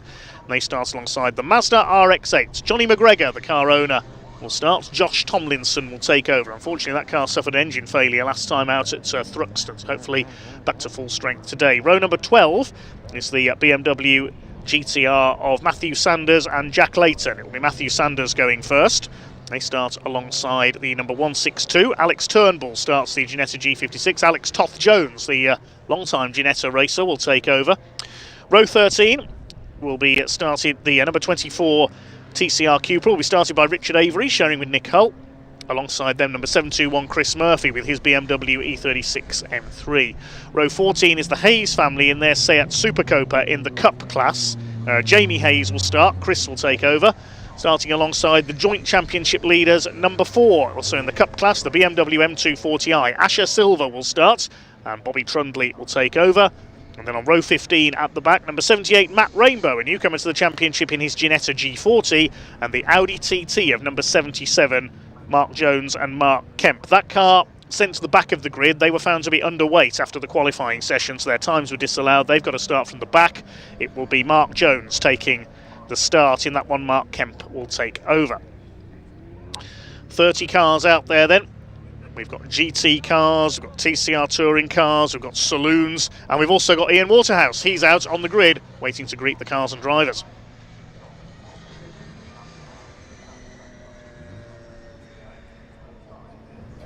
Oh, what a view this is, isn't it? What a great place to be. It really is, on the start-finish straight here at Donington Park. Let's make our way down a little bit, shall we? We've got Simon Grissera and Mike Chikopoulos there, who we've spoken to already. We've got the Team Brit McLarens. We've spoken to them as well. Let's move over here because we've got Marco Anastasia and Maurizio Siglio over here. I think it's, I'm just trying to see, I think it's Marco Anastasi in the car. Let's just have a quick chat if we can and see how we do. Hello guys, sorry, I'm just coming in for a very quick word. Obviously this season always goes well for you guys. You're always looking quick, you're always looking racy. Is Donington a favourite of yours? Fingers crossed, yeah, I don't know. I just want the car to stay intact and alive and no breakage today, so that's all I'm hoping for. Good man, look, best of luck and enjoy it, won't you? I've got to be honest, I didn't hear any of that whatsoever, so I have no idea what he said. Oh, I just want to go over, have a very quick chat with Harry Barton in a minute, if I can. I've just got to wait for this BMW to come past us. There it goes. And let's go say hello to Harry Barton. I don't think I've ever spoken to Harry before. Can I just jump in? Harry, I don't think we've ever probably spoken before. How are you? And welcome to the Britcar. Really excited for this one? Yeah, very excited for this one. This is my home track. I live about 15 minutes down the road, so it's it's nice to come here and get racing. How often do you get down here then for sort of track days and practice days? I actually go to Silverstone more often than I do. But track day here a lot with doing a lot of test days and things like that, especially because you have a few unsilenced days as well, so it's always useful to get some track toys out here. You've actually got a map. I don't know if we can bring the camera around. You've got a map of Donington Park. You don't need that, do you? What's that for? No, I don't need it. It's mainly for the team to say if there's a car off at some other corners. Oh, it's very basically clever. so I've got something there. Okay, excellent. Look, what can you do from here? Well, I can tell that the car struggles a little bit with the traction zones. Well, not necessarily the traction zones, but like the torque coming out of slower corners, because this is more of a high speed kind of car. So I've just got to sort of use my experience in endurance races, try and wear the guys down a little bit, and hopefully we can make some positions up over the 90 minutes. Harry, it's great to see you, mate. Best of luck out there, won't you? Enjoy it, won't you? Good stuff indeed. Let's move a little bit further down, shall we? Quite interestingly, actually, Bobby Trundley and Asher Silver, we mentioned them a little bit earlier, they are starting well down the grid, down in 28th. They did have a lap time disallowed in qualifying. They are the joint championship leaders, so I wonder how that might affect things. A big moment in the championship, up to Snetterton next month. There, oh look over there. Let's keep moving along, shall we? He's seen us. I wonder if we can go have a quick chat up here. Spraying me with champagne last time I saw this young man. How's your boys looking this weekend? Fast and racy. James is going to be storming through the grid here, I think. Yeah, looking for a good start. Try and get up with the guys in class and see what we can do, but James certainly got a bit more pace than where our starting position says. When we're seeing you next out, Max? Next weekend at Knockhill, and in Britcar, I don't know. I better let you crack on. I'll see you at Knockhill as well. Yeah, we're time to get off the grid, so time to go racing. 90-minute race for the Britcar Endurance Championship coming up. We'll be in the pit lane. Dave Goddard to call the action. Enjoy. Yes, thanks very much, Ian. Just the last couple of cars to come onto the grid then. So 2 mandatory pit stops, as we said earlier in this race. The pit window opens 18 minutes into this race and closes with 18 minutes to go. So the pit window is quite a long one in this 90-minute affair. In the 45-minute race, of course, it's only open for 9 minutes in the middle of the race, so it's a longer pit window this time. And 2 mandatory pit stops per car, so we may see more than one driver change. We might see just the one. Looking at the championship so far, it is the Ginetta class leader, number 3, Nick Casey, and the number 4 BMW of Bobby Trundley and Asher Silver, who are the joint leaders in the championship on 192 points at the moment. Although Nick Casey is without his pro co-driver Adriano Medeiros, who's not racing at the moment, the Brazilian-born driver. Hopefully we'll see him back out later in the season. 3 rounds to go for Britcar this season at Snetterton, Alton Park and Brands Hatch. The challenge class is led by Don Malone and Adam Smalley, the car on pole position after 2 wins at Thruxton. And of course we've seen wins this year as well for the Porsche of Stephen Gambrell and Dan Lloyd. They're not here this weekend, nor's the Ferrari of Bon Grimes and Johnny Molan that's suffered tyre problems last time out at Thruxton, unfortunately. There's the orange BMW, that's Brian Branson. Now that's going to turn blue when Jazz Sapra takes over, because his own car's going to come out in this race, if you see how I mean, with the 2 cars running in relay. Fine sight they make. It's be a rolling start. 30 cars out there for 90 minutes of racing. It's the white Porsche on pole, started by Don Malone, ex-BMW racer, sharing with professional GT racer Adam Smalley. Alongside number 37, newcomer to the championship, Simon Griffiths at the wheel of the white and green Ginetta G55, sharing with Mike Chalkiopoulos. I think that's how you say it anyway. Apologies if I mispronounced Mike's surname there, the Greek driver, ex-superbike racer. His dad, Andreas, was a leading runner in Greek motorsport, in touring cars and Formula 3, we're told, back in the day, and a couple of seasons in the Brit Sports series about 15 years ago, run by Britcar, the sports racing category. So it's his son racing here today. Second row of the grid, the second Porsche, the white car with the red stripes. That's Ash Muldoon sharing with James Kellett, the second of the Amspeed Porsches. And then the 2 Team Brit McLarens with the white and purple colours. Nathan Wells, the red, white and blue BMW M3 GTR. Those are your leading contenders then for this 90-minute race.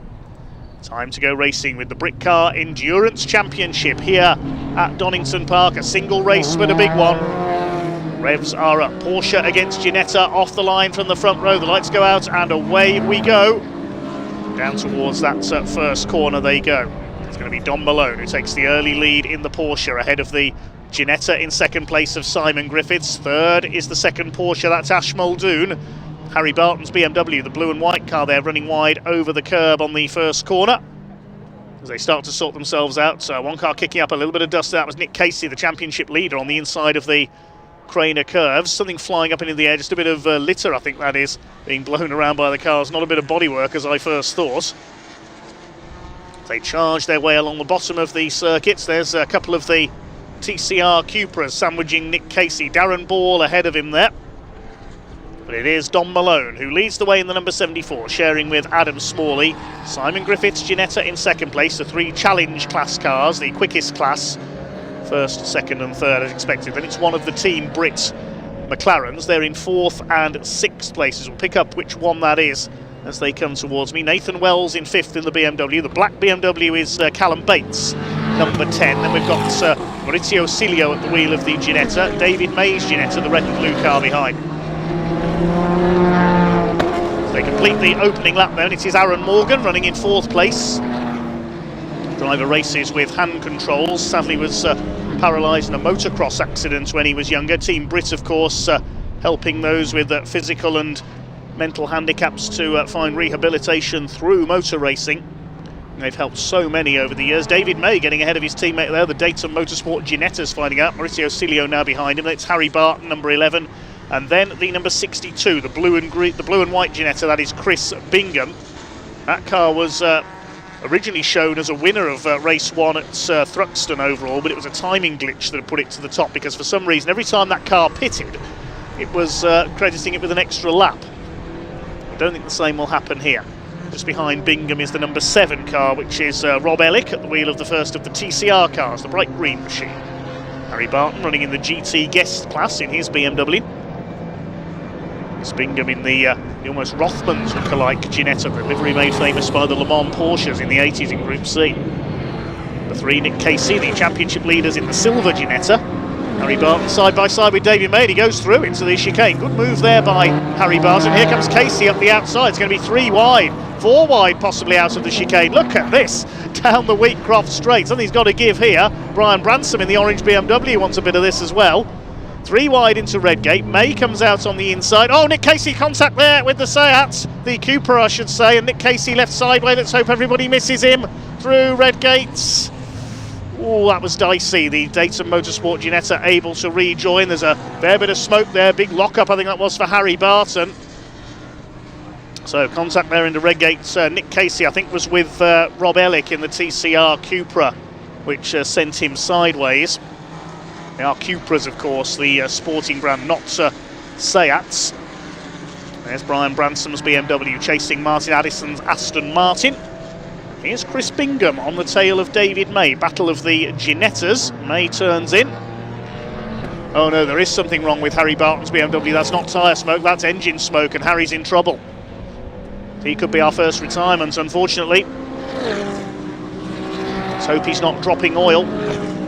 Meanwhile, Don Malone is leading this race. Look at Darren Ball in the Cupra getting mixed in there with the Ginettas. Harry Barton is going to head for the pit lane. That could be the end of his race. Running in the GT guest class. So Malone leads. Griffiths in second. 2.5 seconds in it for the lead.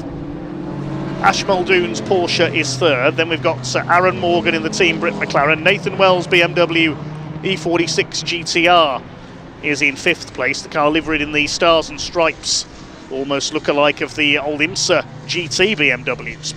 He's in 5th position. Then Noah Cosby, Callum Bates, Maurizio Cilio. In 9th position it is this battle. Chris Bingham ahead of Darren Ball. 11th place David May. And behind them is Rob Ellick in the Cupra. Second in the TCR class. Darren Ball leads them. Keep an eye on the class leaders throughout this race. The challenge class is led by Malone. GT class by Aaron Morgan. That's the class for GT4 spec cars. Trophy class is led by Callum Bates. BMWs, Ginettas and the lone Mazda RX-8 in that category. There is the RX-8, the black and yellow car behind Ash Woodman's Cupra. behind him is another of the Ginettas. Plenty of Ginetta G55s, G56s in this race, and there's a G40 further back down the order as well, running in the Cup class. There's Martin Addison, he's raced Caterhams, he's raced a very highly tuned Peugeot 106 as well before moving to his Aston Martin, but he loses out there to Brian Bransom's BMW M3 round the outside. The car running in that 2-car relay team with Jazz Sapra, and they're going to be racing in the Track Action Race Club saloon races tomorrow as well, they'll be favourites for overall victory. Brian Bransom and Jazz Sapra, they will race in absolutely any series that their BMWs are eligible for. 22, that's Elliot Wilson in his Ginetta, giving a chase to Johnny McGregor, Johnny Mack as we call him, in the Mazda RX-8, the rotary engine car. They've got Ash Woodman's Cupra TCR car ahead of them. There's another Ginetta behind them. That's the number 43 of Stephen Fressel, I think, sharing with Jack Mitchell, a very rapid GT racer indeed. It'll be worth watching later on when the pit stops start taking place. Not yet though, of course. 18 minutes will pass before the pit window opens. There's the number 18 of Ash Muldoon, the second of the Amspeed Porsches. Amspeed run by the Moulton Smith family. Aaron Moulton Smith, a very quick racer in Porsches and BMWs over the years. We had hoped to see his father Mark Smith out in his BMW sharing with a certain Colin Turkington today, but that entry was withdrawn unfortunately. There's the leader, that is Dominic Malone. Used to race BMWs many years now in the Porsche along with Adam Smalley. They're coming up to lap the Audi TT, the car of Mark Jones. That car disqualified from qualifying, was found to be underweight in post-qualifying scrutineering. Thought he was heading to the pits there, he's getting out of the way of the leaders. Second place is still Simon Griffiths, sharing with Mike Chalkiopoulos. Interesting to see how the Greek driver gets on in his first ever car race. Only raced motorcycles and karts up to now. Griffiths, the repairer of the car, there in second position. He's 2.26 seconds off the leading Porsche. They've lapped the Audi TT. Exactly 11 seconds ahead of Ash Muldoon's Porsche in third position. The crowd mainly here to see truck racing, but they'll I'm sure be loving this mixed grid of GT and saloon cars. Great livery on the Ash Muldoon car with the big Porsche logo down the side. So they come up into McLean's, then up to Coppice. Well, they're on his own at the moment, Ash Muldoon. He's 11 seconds off second place, but he's 3 seconds ahead of Aaron Morgan, fourth in the Team Brit McLaren.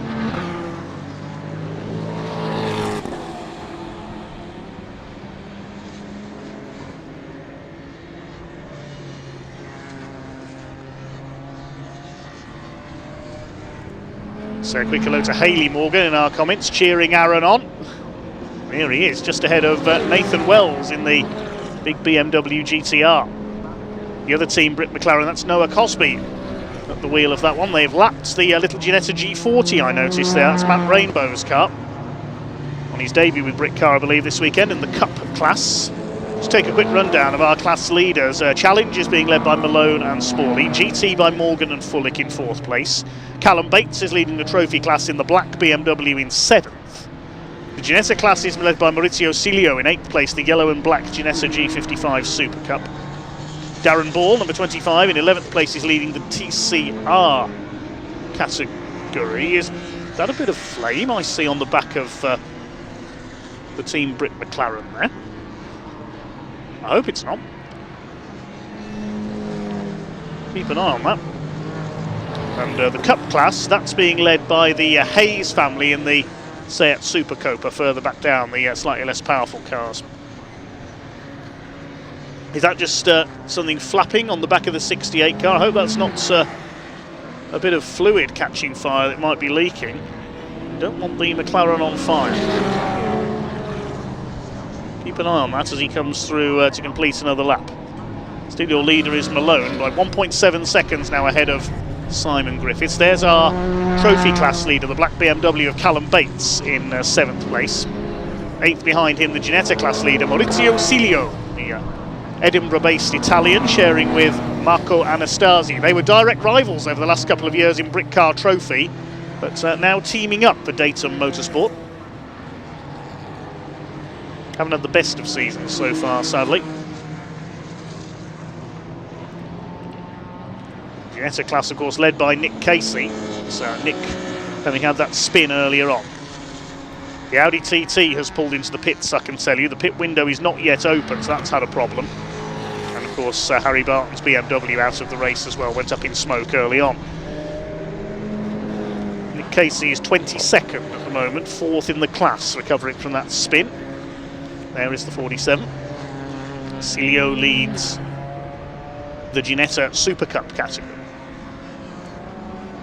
There's Chris Bingham, and Ginetta's in the GT class, running in 4th place in that class at the moment behind Morgan, Wells and Cosby.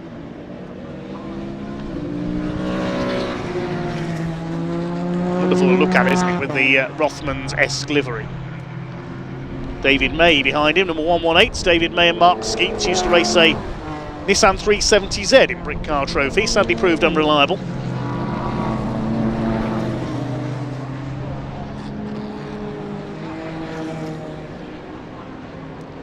There is David May, followed by the TCR class lead battle. And it's Darren Ball at the front of that class ahead of Rob Ellick. Now they're just ahead of Brian Branson, so the Cupras battling it out. Darren Ball in the Dayglow yellow car, Rob Ellick in green. Rob Ellick used to campaign an Audi TT. Now the Team Brit McLaren's now 4th and 5th. Nathan Wells has lost a place there. So Noah Cosby is up into P5. Don't think there is a problem with the McLaren there, although it has just run wide. It's just an illusion there, just something flapping on the back of the car. I thought I could see a little bit of flame on the end of the exhaust on Aaron Morgan's car, but no, it is just, I think, a little bit of trim or debris. You can see it there on the right rear of the car. Just an illusion. Meanwhile, here's our race leader, Dominic Malone. The gap has come down a bit. Simon Griffiths got it down to 1.2 seconds. It's going to be less than that this time. There's the Ginetta, just lapping one of the Cupras. That's the Richard Avery car, I think number 24, that's gone a lap down. Only a few minutes more till the pit window opens here. Ginetta's battling everywhere you look. That's the 62 car of the Harrison family with number 22, the Wilsons, on its tail, I think. There's Nathan Wells, the spotless H2O BMW, chasing the Team Brit McLarens. Leader lapping the little Ginetta G40. It's Matt Rainbow in the Dino Rod liveried car. No chance of any blocking there then. Yes, I did have to get that one in.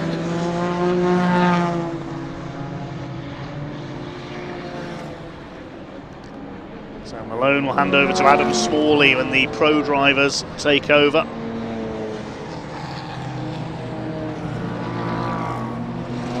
The gap is 1.4 seconds last time through, so he has pulled away a little bit from Simon Griffiths in the Ginetta. So those two pit callers so far. It's a couple of cars with 1 or 2 issues.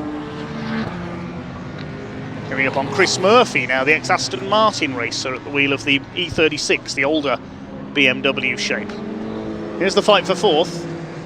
Aaron Morgan ahead of the 38 of Noah Cosby, the Team Brit teammates, chased by Nathan Wells. They've got one of the Cup class cars ahead of them. Flashing the lights there on Aaron Morgan to warn the back marker he's there. That's Jamie Hayes in the Seat Leon Super Copa. He lets them through.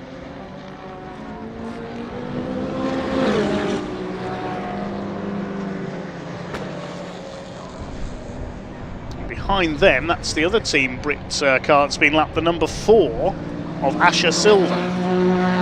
So that's the battle for the lead in the Cup class they've just lapped. They're just over a second apart, those two. Asher Silver and Bobby Trundley, of course, joint leading the championship overall at the moment with Nick Casey. Nick Casey now back up to 19th on a good recovery drive in his Ginetta, his first season of motor racing. With the number 3 Ginetta, the Dayton Motorsport car.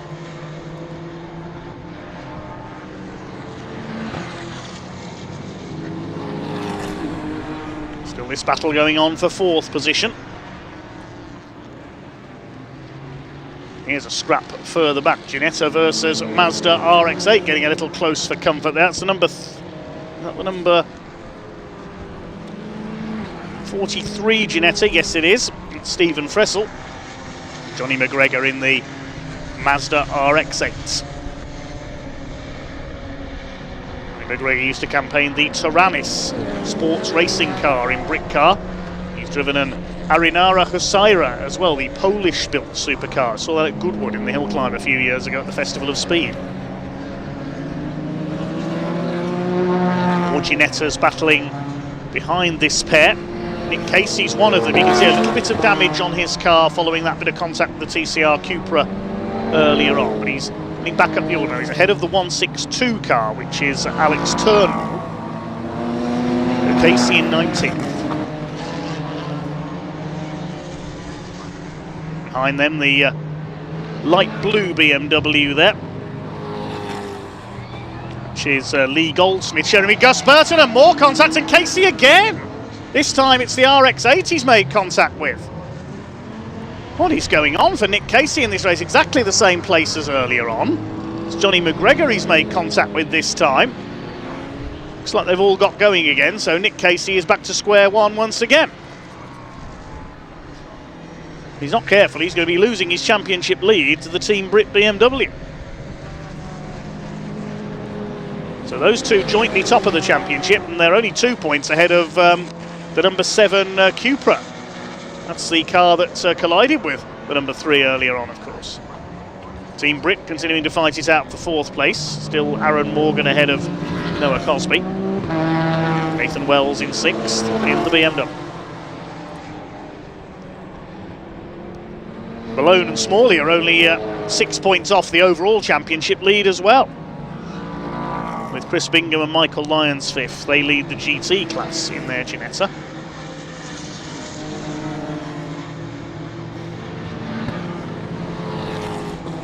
Top of the trophy class in the points is Chris Murphy in his BMW. The Audi TT, I can tell you, has got going again.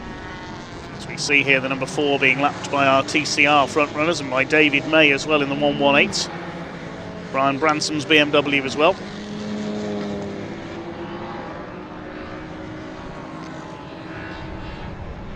The pit window has just opened. It will stay open until 18 minutes before the end of the race. So who's going to be our first stopper?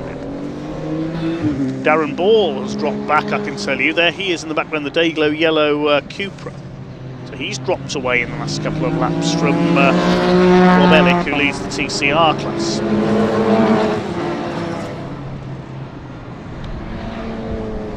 Has Darren got a problem here, I wonder? He's lapping about.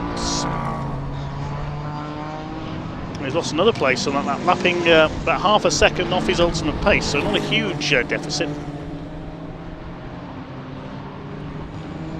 Whether he has got a problem, we don't know. Here's the fight for the lead in the... the fight between a trophy and a GT class runner, because Chris Bingham's in the GT class and Callum Bates in trophy. That's for 7th overall. Just over 70 minutes of this race still to run.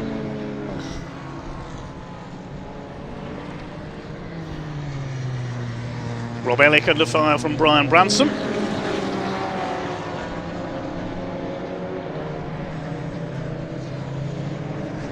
So nobody yet has taken advantage of the pit window opening, although the Audi TT has just come back in again. So whether that's a regular stop or not, we don't know. We're told that's their 3rd stop already, unfortunately, the Audi TT. So clearly issues with that car. The number 77, driven by Mark Jones and Mark Kemp. Some of the Orange family there, keeping an eye on the action. And now there could be a challenge on for the lead of the race, because Griffiths has caught Dom Malone. Here comes Simon Griffiths in the Ginetta. Over the line they go nose to tail. Being forced to go to the outside in the number 37. It's only number 7 if you look at the screen, because the one sticker's come off. On the exit of Redgate, he has a look there. Dom Malone holds him off. This is a very well sorted Ginetta for Simon Griffiths. He's all over the back of Dom Malone. Dom and Adam Smalley, of course, double winners in the 45-minute races at Thruxton. Well, they're under intense pressure from the championship newcomer. Simon Griffiths will want to give his co-driver, Mike Chalkiopoulos, as big a lead as he can manage. So he is a newcomer. There's back markers ahead now. Martin Addison didn't see the race leader there, I don't think. He pulled out to pass another slower car. Didn't see the leaders were upon them, and now the Ginetta is stuck behind the G40 there. Simon Griffiths got stuck behind Matt Rainbow and almost pushed him out of the way there. That's dropped Griffiths back quite a bit. Does prove the discrepancy in speed between the different classes there. The number 4 BMW of Asher Silver has come in to hand over to Bobby Trundley. Of course, later on they have the option to whether to hand the car back again or to continue. Stephen Fresel staying ahead of 162 Alex Turnbull, or is he? Turnbull up the inside there, coming out of Redgate. He's going to go through. That's for 17th overall, third in the. I was going to say third in the Ginetta class. No, the 162 is a trophy class car. So many Ginettas out there, and lots of them are in different classes. I think we can hand down to Ian Waterhouse in a moment, see who he's caught up with in our pit lane.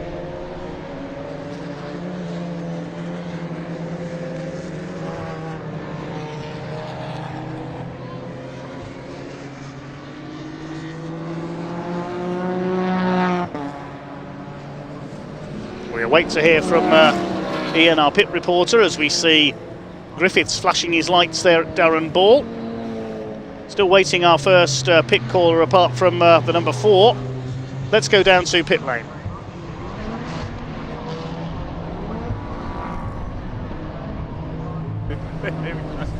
Yeah, I'm down in Team Brit garage, as you can see, and boy oh boy, we are seeing a fantastic fight between the two teammates, aren't we? Paul, your teammate Aaron's doing well, isn't he? He's doing a blinded job, as always. He always does. He's reliable. He's like clockwork. Is there any team orders going on here? Because Noah and Aaron, they're quite close to each other, aren't they? Yeah, they are. Same car, two very good drivers. So yeah, no, they're out there for the win. But yeah, no team orders. There's been no team orders, just race. Nah, just go have a clean race. That's yeah. Don't hit that car into that car. That's the only. I won't. You're obviously in your overalls. You're getting ready to go. I won't ask when, because we don't want to give anything away, do we? But happy with how things are going so far. You're leading class. Yeah, we're leading class at the moment, but like I say, the 2 and 3 are right behind us, so it's all to play for. So we've got to get our change tight. If we can get that done and then carry on a clean race, hopefully we'll be on a podium. It's great to see you, mate. Good to see you, mate. Let's keep an eye on this battle. It's fantastic. In fact, stay with us if we can, because over here we do have the number 4 car in as well. And I'm trying to see who it is. It's Asher Silver in the car. Asher, how's it going so far? It was fine for the first couple of laps until I lost boost. I know qualifying didn't quite go to plan, did it? But we're down here now, and yeah, everything okay with the car? Is it just routine? Well, no boost. We've got a lack of boost, so we're sort of lagging behind. I'm trying to sort of work the gears, pick which one's favourable, if it's not working. I hope it gets sorted anyway. Thanks, Asher. I've got to be honest, it's so difficult to hear anything. You probably heard more than I could actually hear right now. Here's Bobby Trundley as well. Do stay with us. Like I said, they were joint leaders of the championship. Let's have a quick chat with Bobby if we can. Bobby, you sat there, you look a bit dejected. Oh, just horrified about it. That's all. It's just our luck, isn't it? It will come back. I'm just looking up the road. Beggar all of a sudden. Straight at the Well, keep your chin up. There's a long way to go yet. There's a long way to go. Right, there we go. The number 4 BMW Team Brit about to head back out after its pit stop. Team actually going in as well at the minute. And the number 37 just alongside us, called Mike. We spoke to him a little bit earlier, alongside Simon Griffith. They lined up in second place. Just behind you, John, the number 37 Ginetta right behind you. There it is. that's about to head back out as well. We spoke to Mike earlier, didn't we? The man from Greece. He is making his debut in the UK, first ever car race in the UK, only his third ever car race in his lifetime. They're making their way back out, started in second place. Off they go. And yeah, and that's it for pit lane action right now. Come back to us very soon. Dave, back to you. Thanks, Ian. Yes, good to see plenty of activity down in the pit lane already. The Ginetta that was in second place has made its stop, rejoining down in around 23rd place after that. So still your leader is Dominic Malone. There he is, just lapping the number 7 of Rob Ellick, the Cupra. He leads Ash Muldoon now by 22.5 seconds between the two Porsches. Wait to see who's next to make their mandatory stop. Aaron Morgan and Noah Cosby. Their battle is now for third place, and they've got Nathan Wells just behind them, as we saw. The two McLarens and the BMW. About 23 seconds behind the two Porsches at the moment. There is the second of the Porsches, Ash Muldoon. James Kellett will take over from him. David May has come in the 118, Mark Skeets, his partner. So problems for the number 4 of Bobby Trundy and Asher Silver, as we heard, lack of turbo boost. And the gap has opened up between the McLarens now. It looks like Morgan has pulled away from Cosby, who's still in the clutches of Nathan Wells. They come into the chicane. We've still got 1 hour 3 minutes to go, and in fact there's been a change for third there. Noah Cosby has taken third place. Those cars identical from a distance, so Cosby's up to third. Aaron Morgan's lost a couple of seconds on that last lap. Nathan Wells still in 5th. And then a gap back to the Bingham Lions Ginetta G55, 4th in the GT class. There's the number 24 of Nick Hull and Richard Avery, the ex-Porsche racers, at the wheel of their Cupra. Richard Avery started that car.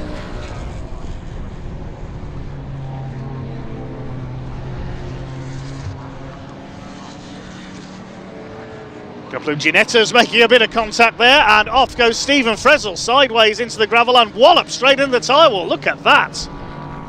Big shunt there for Stephen Frezzel in the car he's sharing today with Jack Mitchell off at the old hairpin. Let's hope Stephen's okay.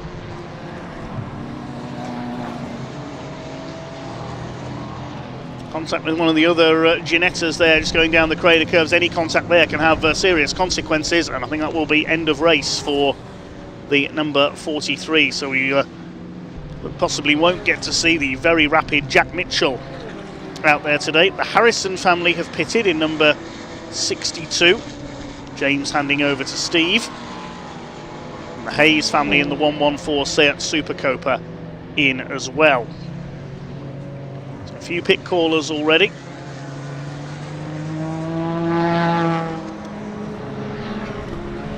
We hope that Steve Frezzel's okay. The leader goes through, completes 24 laps already in this lone Britcar Endurance Championship race of the weekend. Brian Branson up the inside there, goes past Maurizio Cilio.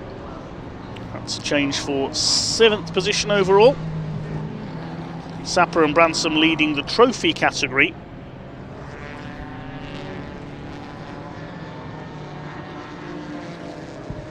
Ahead of the Wilsons, Callum Bates in 3rd place. Now Callum Bates has dropped back, although he's yet to stop. I thought he'd come in, but no, Bates has dropped back in the midfield shuffle. We didn't see if there was any reason for that. The two TCR pace setters have come in. Rob Ellick to hand over to Finn Jones, and Darren Ball driving solo. So Ash Woodman will take the lead of the TCR class for now. In his Cupra, they're all Cupras this weekend, the TCR class. Used to occasionally see Tim Docker out with his TCR Golf as well. And I believe the safety.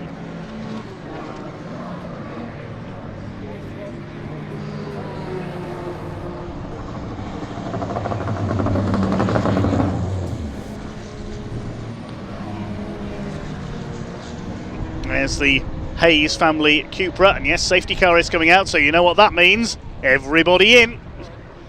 So trying to lose as little time as possible. We're going to see some pit stops here.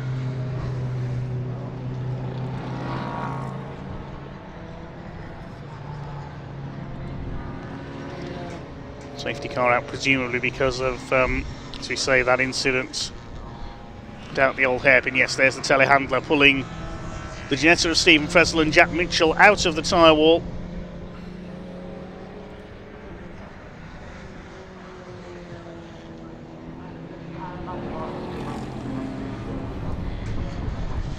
And suddenly the pit lane becomes a real hive of activity.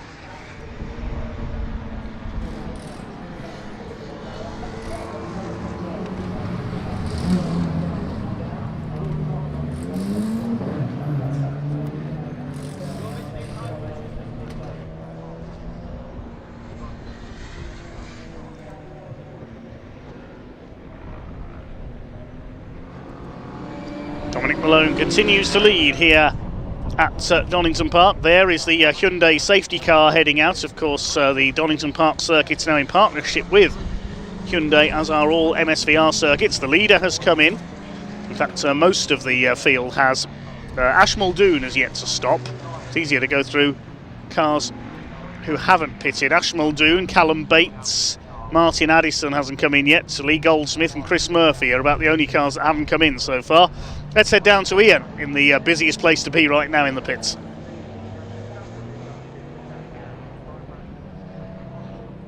As you can see, the lead car has come into the pits. Don Malone and Adam Smalley just going through one of their changes. I wonder if we can have a very, very quick chat with Adam.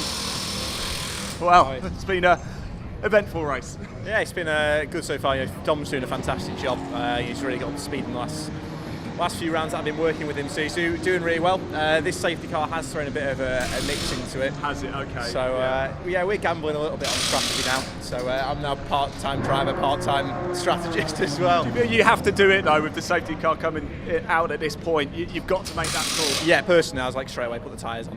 It's a free pit stop for us. If we do this, and then yeah, the rest of my strategy is hidden.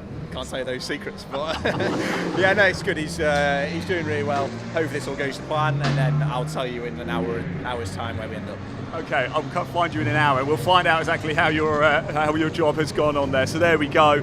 It's Don Malone behind the wheel of the Porsche that is number 74. Started on pole position as well. The pit lane is full of activity now, as you can expect. That safety car has forced a lot of people's hands for the pit stops, as you can see. A hive of activity down here. It's so good to see. Let's stay with us and listen to this as we wait for Don Malone to rev up and head out back onto the circuit. What time are we now? About 7 minutes past 3 in the afternoon here at Donington Park. It is the Britcar Endurance Championship. Off we go. Listen to that. All day. Down. Let's make our way a little bit further down the pit lane, shall we, and see who else is going to fight. Watch your back, John, because we've got Ginetta coming in as well. SVG Motorsport making a stop just alongside. It's the 162 as well. So in comes the number 78 right in front of us. And I wonder, it's Matt Rainbow in there actually. I wonder if we can say hello to Matt. I've never spoken to Matt, so let's just move around a little bit. How are we getting on out? Oh, looking fast, mate. Looking fast. Yeah, we're pretty down on power compared to all the other cars in our class. Well, a long way to go yet, mate. Good luck. Anyway, I can't hear too well, but he said he's down on power a little bit, so we'll keep moving on, shall we? Still a hive of activity in the pit lane. Beautiful sunshine, perfect conditions, a little bit breezy, but this is what we love, isn't it? Plenty of action going on right now. We've got a bit of a walk, so we're going to head down to the other end of the pit lane. Whilst we do that, let's go back to Dave Goddard, and we'll come back to the pit lane soon.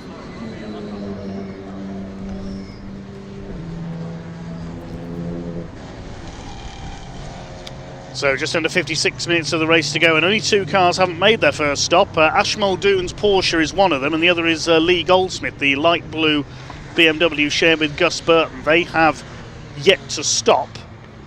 Everybody else has come in or is either in the pits right now. Callum Bates is currently in with his BMW. So David May is the car behind the safety car. I don't think it's waving them through to pick up the leader. There's Jazz Sapra, so that means Brian Bransom's gone in. Jazz Sapra's come out in his place. in the relay team.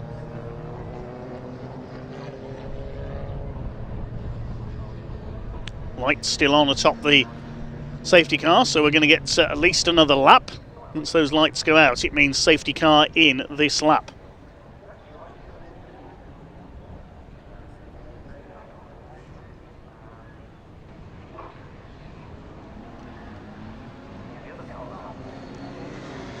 So Ash Muldoon is the leader at the moment, the white Porsche there with the red stripe. So he's the third car in line at the moment. Now the other car that hadn't stopped comes in. That's Lee Goldsmith in the light blue BMW, sharing with Gus Burton. So Ash Muldoon, the only car that has yet to stop for the first time anyway. Chris Bingham and Michael Lyons have come in a second time, so perhaps they're doing back-to-back pit stops. There's no rule on how spaced out your two pit stops have to be. You can take them on consecutive laps if you want to. Just have to adhere to the minimum pit stop time that is assigned to each car. Sports cars with pro drivers have a slightly longer stop. The safety car is now waving back markers through to pick up the leader.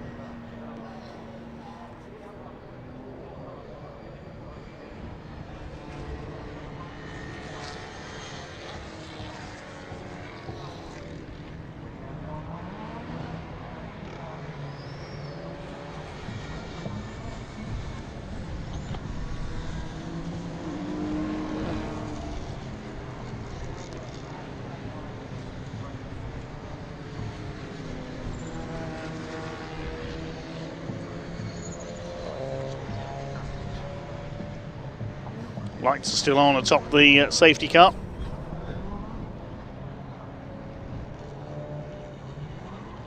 It's picked up the race leader now, so it's Muldoon.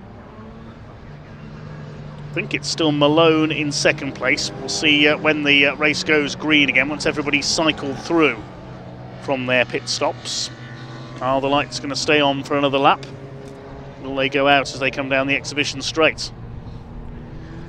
So I think it's the two Porsches first and second, and Cosby and Morgan still third and fourth. I think there's been a change of position among the leaders after the pit stops. Just a few back markers out of place.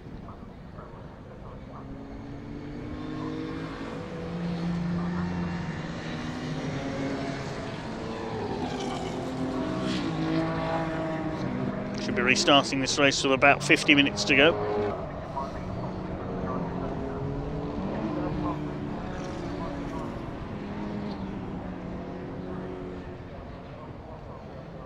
Now we can see repairs going on to the tyre wall at the old hairpin. Full credit to the marshals and repair crews once again. That's why the safety car is still out. Lee Goldsmith lucked out a little there because, well, whether it's Lee Goldsmith or Gus Burton on board that car, no, I'd imagine it's Gus Burton. In fact, he got held at the end of the pit lane. They had to rejoin at the back of the Crocodile. And now Ash Muldoon is in. Race leading car. Waited perhaps to see how long the safety car would be out, but they've decided to complete their first pit stop. So everybody has now stopped, with the exception of Stephen Fressel, who didn't make it far enough before he went off.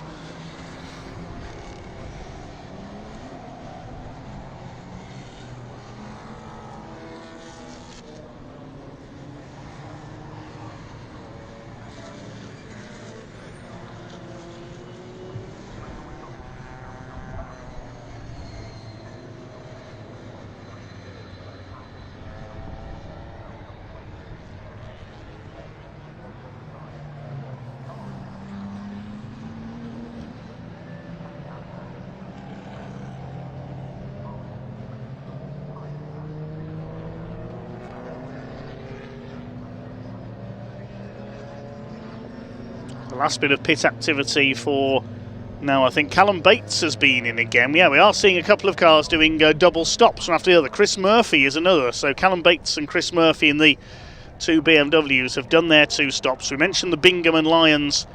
Ginetta has done the same.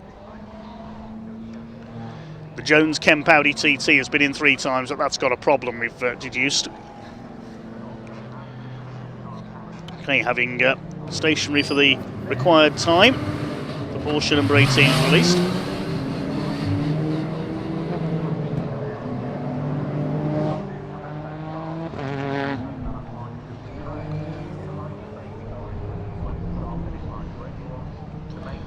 Safety car still out at the moment. You can see there Murphy, Bates and Ash Muldoon now being held at the end of the pit lane. That'll cost them a few seconds.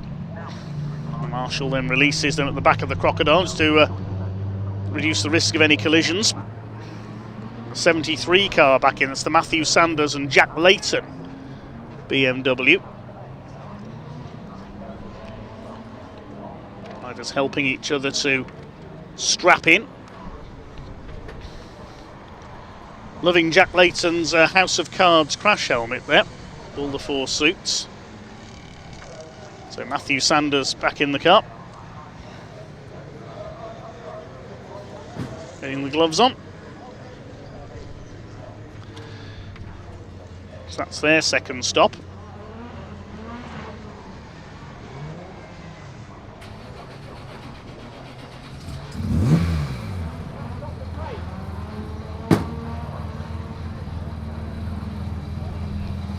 Doors bang closed, and now they've just got to wait out the rest of the minimum pit stop time before they get this back underway.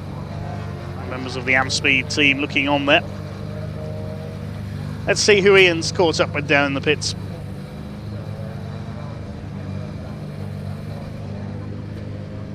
Yeah, well, here we are, everybody back down in pit lane. Safety car still out, so not too much going on track, as you can imagine. So I'm going to grab a quick word here with Jack Layton. He's just done a driver swap with Matthew Sanders here, so I wonder if I could just very quickly jump in. Jack, how was it out there? It's fine. They're just rebuilding the barrier at the old hairpin, so we thought we'd take the opportunity to try and get our second stop out the way. Yeah. And then hopefully Matthew hands back to me, I go to the end. I guess the safety car kind of throws a bit of a spanner in the works, doesn't it, for the strategy? Does everybody start crunching the numbers again? Yeah, just have to work that out on the fly, unfortunately. We did have an idea what we wanted to do, but the safety car stayed out longer than anticipated, but that's part of the game. Part of the fun, isn't it? Part of the fun. Thank you. Top man, here we go. Car heading back out. So behind the wheel is Matthew Sanders now for the number 73 in the GT class. Off they go. Safety car still out at the minute, and as you can see, if you just look down the pit lane, there's absolutely nothing here right now. If we turn it around, there's a few people up in the grandstand. I wonder if we can go down. Why do we get some waves? Look, there's some people up there, whilst we just wait to see what goes on. In fact, sorry about that. Come with me for a second here, because I did see it pull into the pits a little bit earlier. Chaps, I hate having to have these conversations, but what happened? Clutch went. Saw you come in actually quite a bit earlier. Yeah, we tried. We went back out, pumped it again.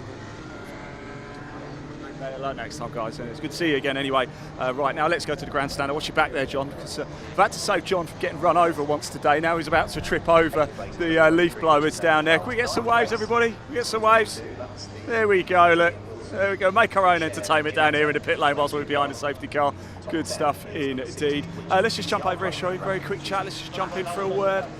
Guys, how's it going out there? It's good to see you, mate. How's it going? Yeah, not too bad, thanks. Yeah, not too bad. So yeah, a bit of contact in Craner with Frezel. Yeah. Felt like I gave him the room, to be honest with you, but it might be a different opinion. We'll see. It will be. Yeah. What can you do from now? I think we'll be all right. My dad's out there. It's safety car. We've done a pit stop before the safety car, so that's good, I guess, when you're a two-driver pairing. So yeah, just go from there. Really, see how we go. Man, thanks for talking to us. Best of luck for the rest of it. Do appreciate it as well. Absolutely nobody else in the pit lane right now, as you can see. Safety car staying out too. So I will hand back to Dave Goddard. I'll go find somebody to talk to. Thanks very much to Ian down there. Sterling work down in the pit lane as always. So with things having cycled through after the stops, we saw Ash Muldoon lose a few seconds. He had to go. The back of the Crocodile was held at the end of the pit lane, so that's dropped him back into about 4th place.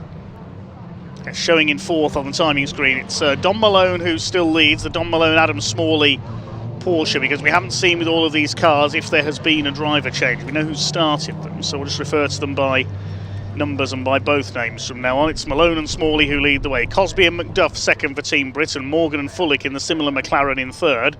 Muldoon and Kellett's Porsche lucked out there under the safety car. They tried to rejoin just at the wrong moment. They're down to 4th, but 4 cars on the lead lap. A lap down in 5th is our relay team. It's Jazz Sapra's blue BMW on track now.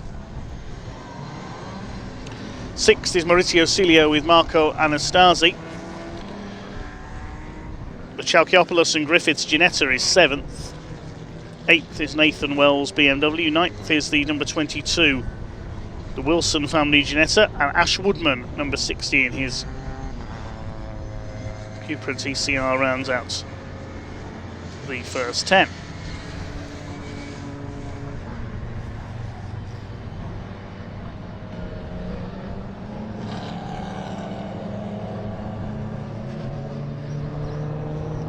Yellow flag still waving. Thanks again to the Orange family. Thanks to all of you for watching, for subscribing and liking the stream as well.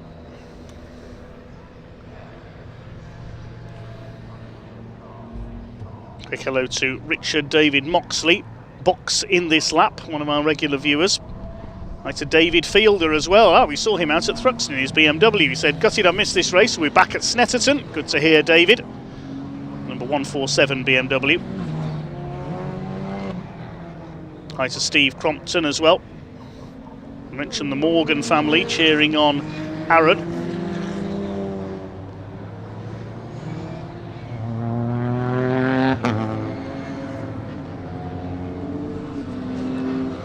David Fielder asking reason for safety car. The number 43 Ginetta made a bit of contact down the Craner curves, and Stephen Fresnel sent spinning into the tyre wall at the old hairpin. The number 73 is back in. They said they might do this. Matthew Sanders handing back over, I think, to Jack Layton. There's Jack on the left. BMW duo. They were in 26th position.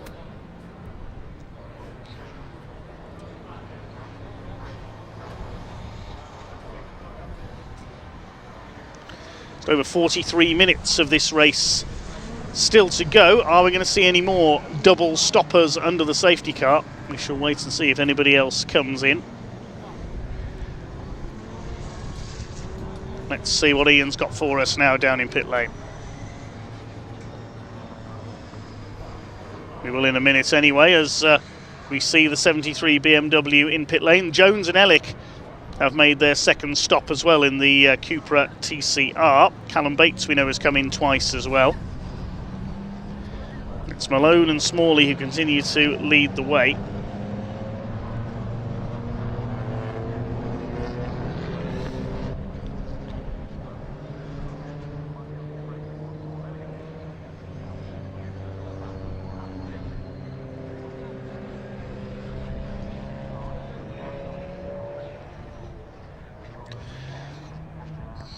Safety car continues, so let's head down to Ian now in pit lane.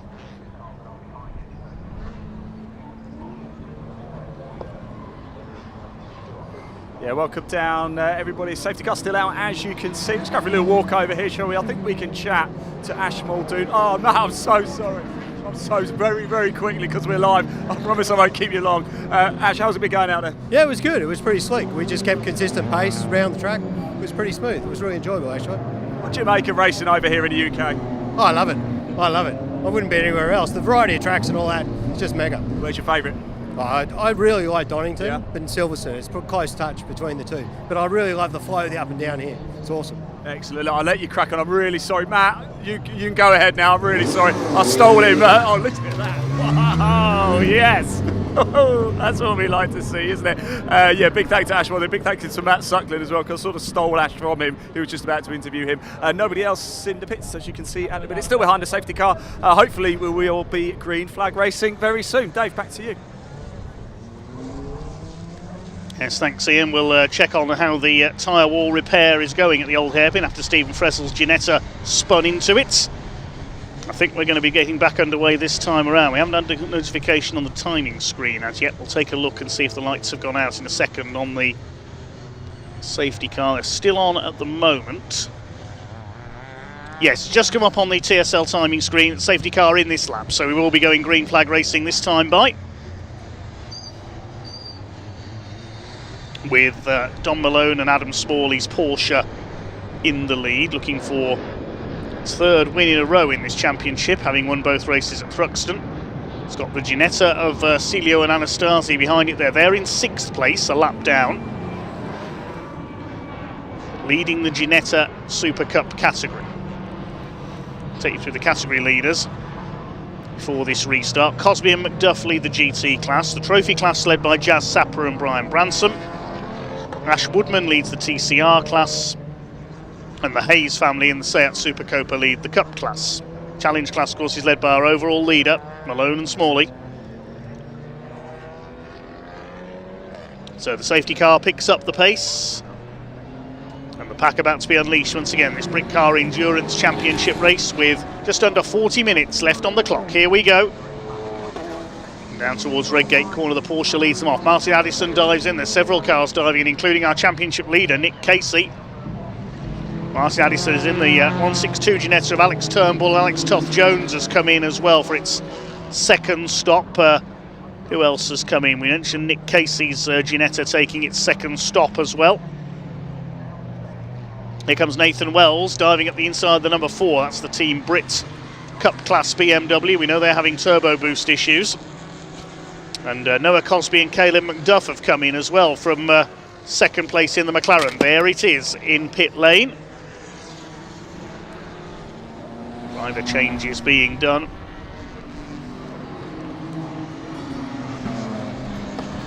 Sponsored by the Motability scheme as well, to put so many people on the roads over the years. There are Team Brits, real unsung heroes of motorsport, the Team Brit squadron. Noah Cosby and Caleb McDuff swapping over, I think, again there. Yes, indeed. The leader has come in for their second stop as well, I can tell you. The Porsche is in, Malone and Smalley. Anybody else? Anastasi and Celio are in. Nathan Wells is in. Ash Woodman. Yeah, they're all pouring in. The number 7 car comes in. Now, number 7 of Jones and Ellick. That's a third stop. Have they had a penalty, perhaps?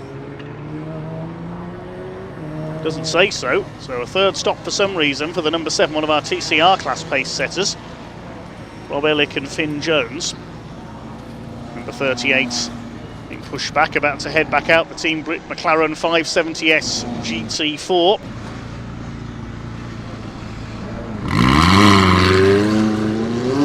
Sounding beautiful. Another attraction, the variety of engine notes we have here. You can see Nathan Wells is changing tyres on the BMW. 162 of Alex Toth-Jones and Alex Turnbull, the Ginetta are about to rejoin. We've got Dayton Motorsport in the pit lanes on Nick Casey's number 3, the championship leading car down in 18th. Was second in class when it came in. This car's in and out of the pits all over the place. In, out, shake it all about at the moment. There's the number 62 Ginetta. That's the Harrison family being passed by number 70. I would imagine it's Gus Burton on board the number 70 BMW now. So your current leaders are Aaron Morgan and Paul Fullick, the Team Brit McLaren. There it is, the McLaren with the yellow headlamps, leading the way ahead of Ash Muldoon and James Kellett. Although, yes, James Kellett may well have just gone through because he just set the fastest lap. Yes, James Kellett will now be leading, I think. Is that confirmed? Yes, it is. So James Kellett has now taken the lead in the second of the Amspeed Porsches. Done the fastest lap of the race by some margin, 1 minute 8.098 for James Kellett. Only 2 other drivers have got under the 1 minute 10 brackets. 109.462 for the number 37 Ginetta, and Adam Smalley's done a 109.065 in the number 74 Porsche. Martin Addison on the outside of Darren Ball here. Sanders and Leighton's BMW and Callum Bates' BMW all in together. 37 laps completed. The number 7 car has spun. That's the Finn Jones, Rob Ellick TSR Performance Cupra, one of the favourites for TCR class success in this race. They've made 3 stops already and that car has spun. I think that's at the old hairpin that's facing the wrong way. We'll try and see if we can what happened there. This is the battle we were just watching down into the chicane, and Callum Bates loses it on braking over the gravel. As the number 7 car does get going again, so no safety car required. James Kellett's confirmed now as your leader. It's pulled away from Morgan and Fullick. So it's Porsche from McLaren In third place is the partnership of Sapra and Bransom, the relay team, leading the trophy class, but they're about 40 seconds in arrears, the top two. There's the number 74. They've, of course, made their second stop. Where do they slot back in? Over the line they go. They're in 11th place, I think. Malone and Smalley. So, of course, they've made a second stop, as have Cosby and Duff and Bingham and Lyons. Chris Murphy has made his 2 stops as well in the BMW. Morgan and Fullick are back in for their second stop. So keeping the stops fairly spaced close together here.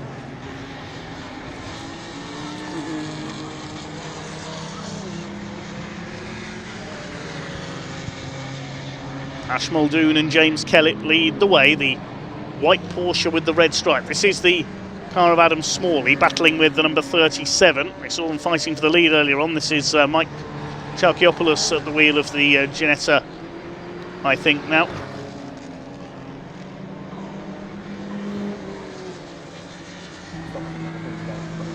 Ginetta's made just the 1 stop, the 74 has made 2. There's the McLaren, 68, Morgan and Fullick.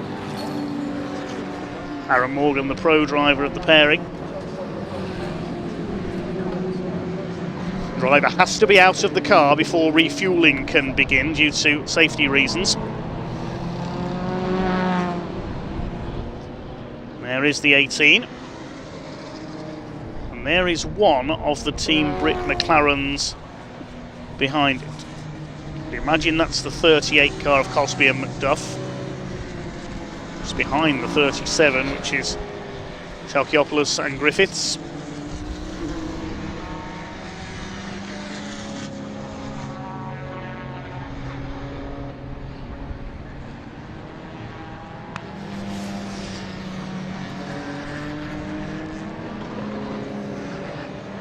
Certainly predicted he's going to be one of the Amspeed Porsches that will taste victory here, but you never know. There's still over half an hour left to run in this Britcar Endurance Championship race here in the sunshine of Donington Park.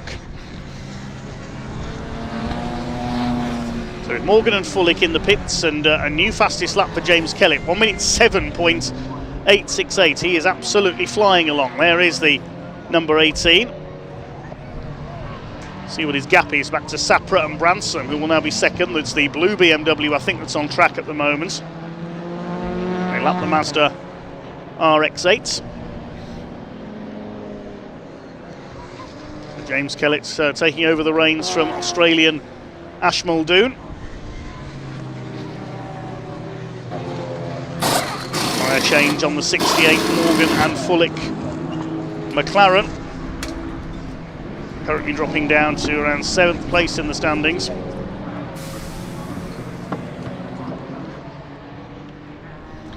Here's a battle between Ash Woodman, the 62 car of Bingham and Lyons, and number 70, which is the BMW of Goldsmith and Burton.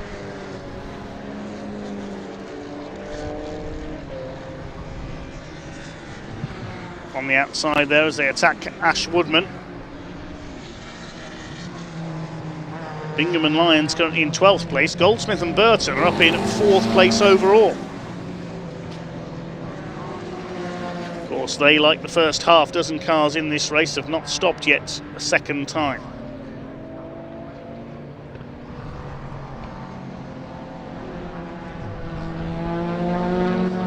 "31 minutes to go. Team Brit pushed the McLaren back out into pit lane, the 68.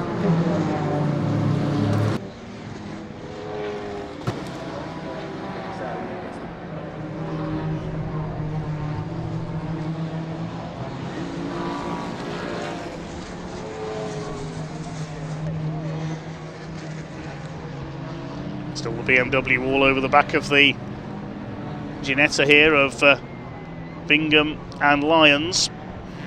Bingham and Lyons are in P11, Goldsmith and Burton P4, but of course with pit stops having shaken the order somewhat. We'll wait and see how things work out. The Wilson family are going for their second stop in their Ginetta. This pair continue to go side by side up towards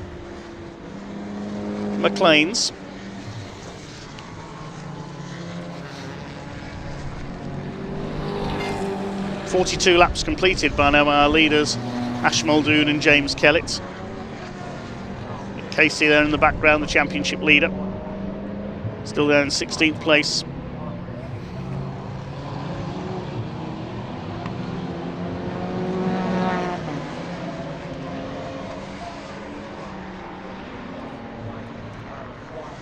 That's number 3, Nick Casey, chasing his way back up the order for a second time after 2 spins. He's got his nemesis from earlier on, the Mazda RX-8 ahead of him, but not for long.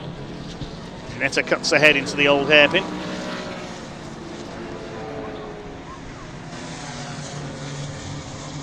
Let's head back down to pit lane in a moment with Ian, see who he's found to talk to.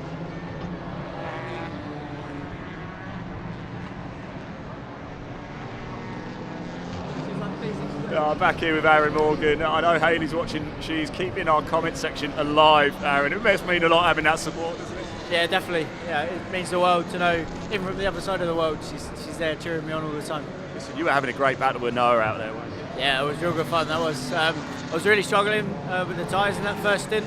I think the outside on the radio, the track temps all of a sudden shot up. They didn't quite compensate enough for the tyres.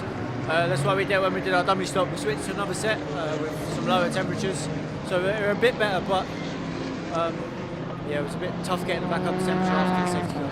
You know, where about you've just come in for the change. Of course, the driver change. Paul's out in it now.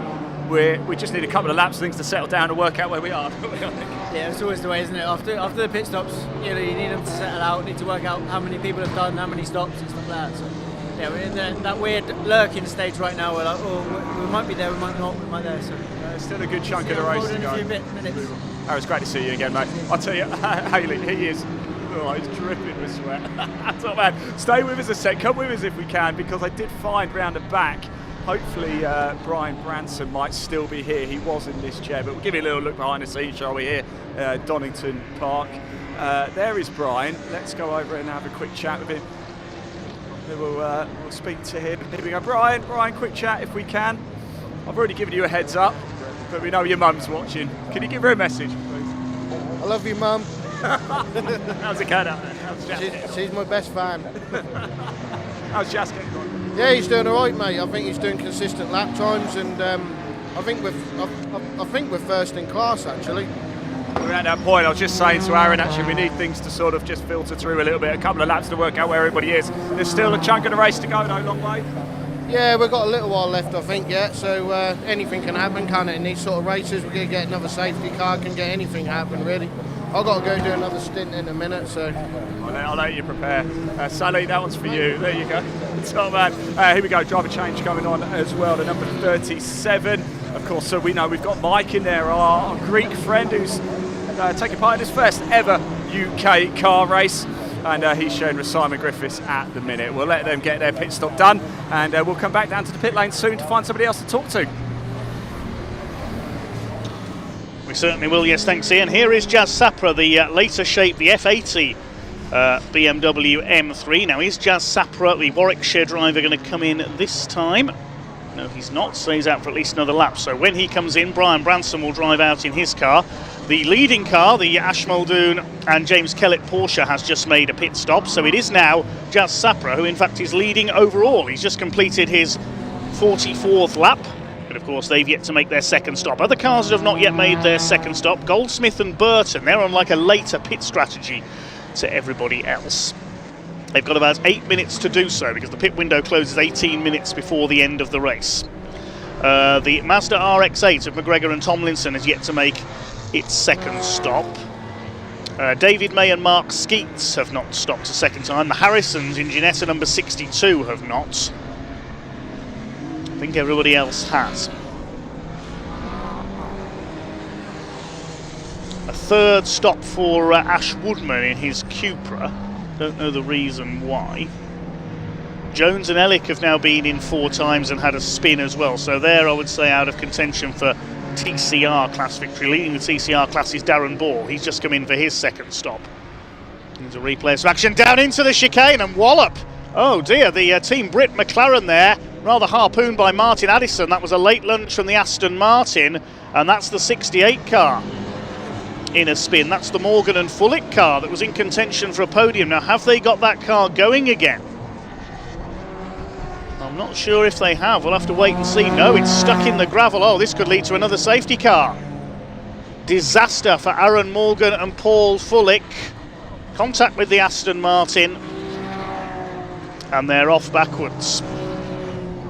So we may well see another safety car here.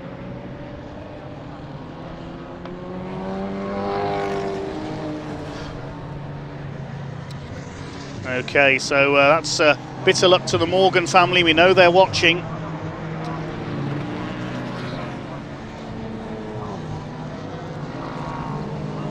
Now, Brian Bransom was ready to go out there, but Jazz Sapra has been in. I'm told he's just been into the pit lane and come back out again because Brian wasn't ready for him. Oh, Nick Casey's off again. That's our championship joint leader. He's having a bit of a disaster today. That's his third. He's had 2 spins up at Redgate, now an off at McLean's. There's gravel flying everywhere on the outside. Is there oil down? Has somebody else just gone off on the outside there? I saw dust flying. Nick Casey's got damage, and that looks a bit worse this time. That car's not handling right. Try and see again. Yeah, the car just went straight on. Something broke there on Nick Casey's car. I think either something broke or he had a puncture. Well, it's all gone horribly wrong for Nick Casey's Ginetta today. And he could be about to lose his championship lead. There he goes, straight on at McLean's through the gravel trap. Oh dear, oh dear.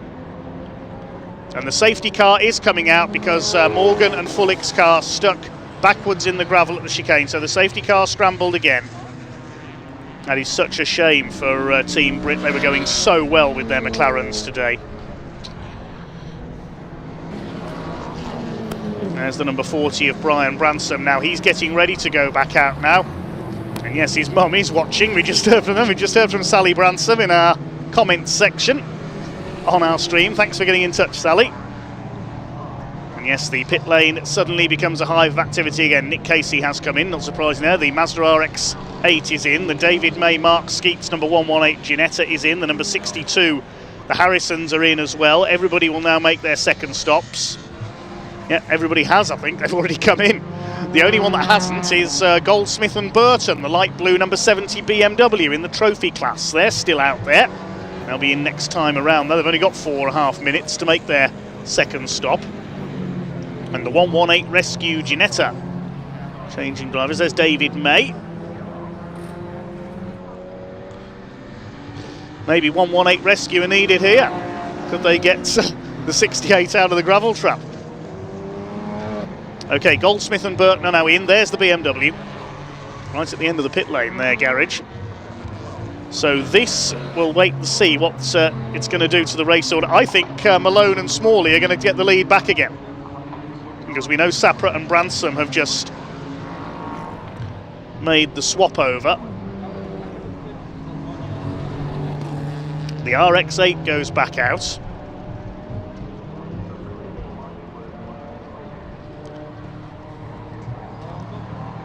You can see Nick Casey's cars have the front end taped together there. Not been a happy day at all for Nick Casey. He's down in 21st place now. Jones and Ellick are back in the pits again. That'll be 5 stops for the Cupra. There's Martin Addison, the car that tangled into the chicane with the Team Brit McLaren. Been an incident-packed race, certainly, for Britcar here at Donington. And now the marshals have got to fish out the McLaren.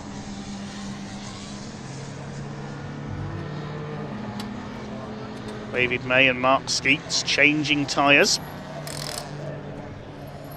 On go the wheel nuts. One of Dayton Motorsports Ginettas, I believe that is.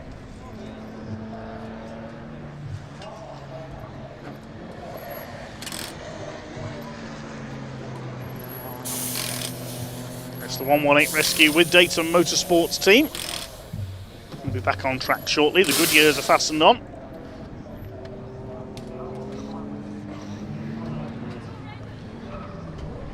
Box in this lap asking, is the RX-8 still a rotary? Yes, it is. I believe it's got an RX-7 engine in it, that car, which is another of Mazda's rotary models.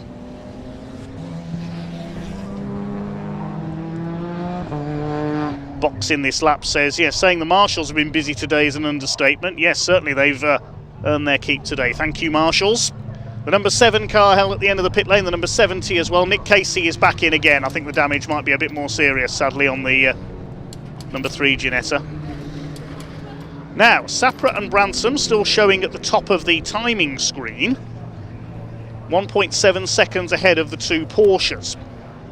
So if we go back to green flag racing, those 2 Porsches, the Amspeed cars, will be right on the back of Brian Branson, I think. Chris Murphy is showing in 4th place. Oh, the 118 Ginetta needing a push start. There we go, bumps into life.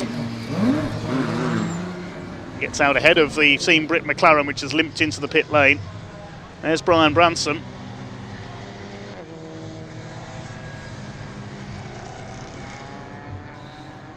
He's quite a way back in the crocodile at the moment. Showing as 1.7 seconds ahead of the Porsches, but is that going to correct when he's done the outlap? We shall see. Here's a little group catching up to the back of the crocodile. Matt Rainbow's little Ginetta G40. We've got the 22, which is the Wilson family Ginetta. Nathan Wells BMW and the Leighton and Sanders BMW behind him.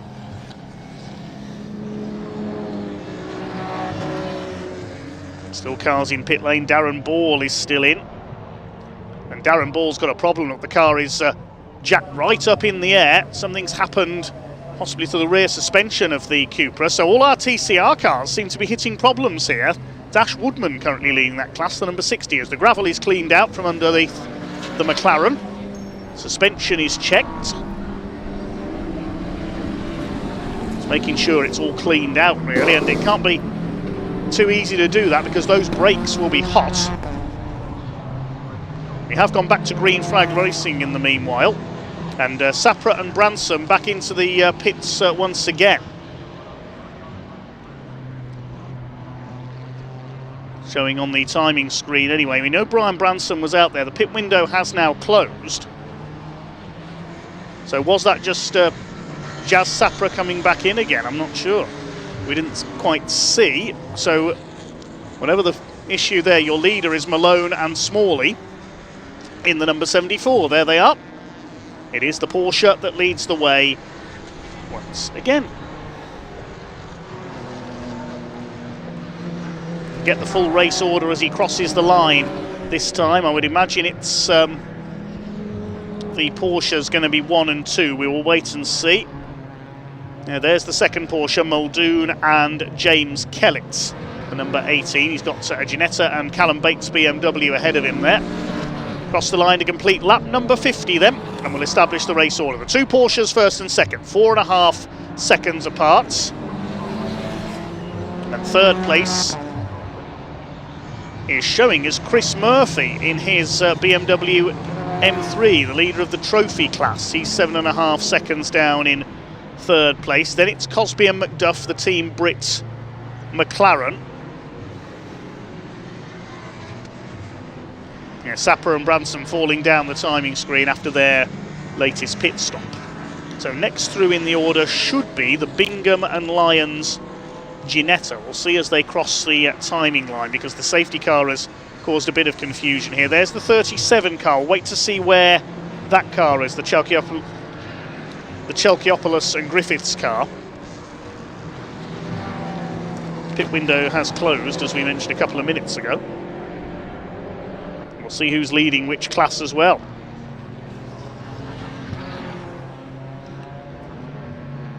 Porsche goes across the line. New fastest lap for James Kellett, a 106.991, so we could see a race to the flag between the 2 Amspeed Porsches as somebody kicks up some dust there. Across the line they come. Chris Murphy is showing in third in the number 721 rather, BMW. Then Cosby and McDuff. The Bingham and Lyons Ginetta is fifth. I think they might be the only cars on the lead lap now. Callum Bates should be next to his BMW. Then the number 37 Ginetta. Here's a busy little battle further back. We've got the Celio and Anastasi Ginetta, the Goldsmith and Burton BMW, and also in there the number 7 car, but that's several laps down, of course, following a number of pit stops. Cilio and Anastasi, they're leading the Ginetta class. There's the 118 car going past them. I think that's a couple of laps down on them though, the 118 Rescue of May and Skeets.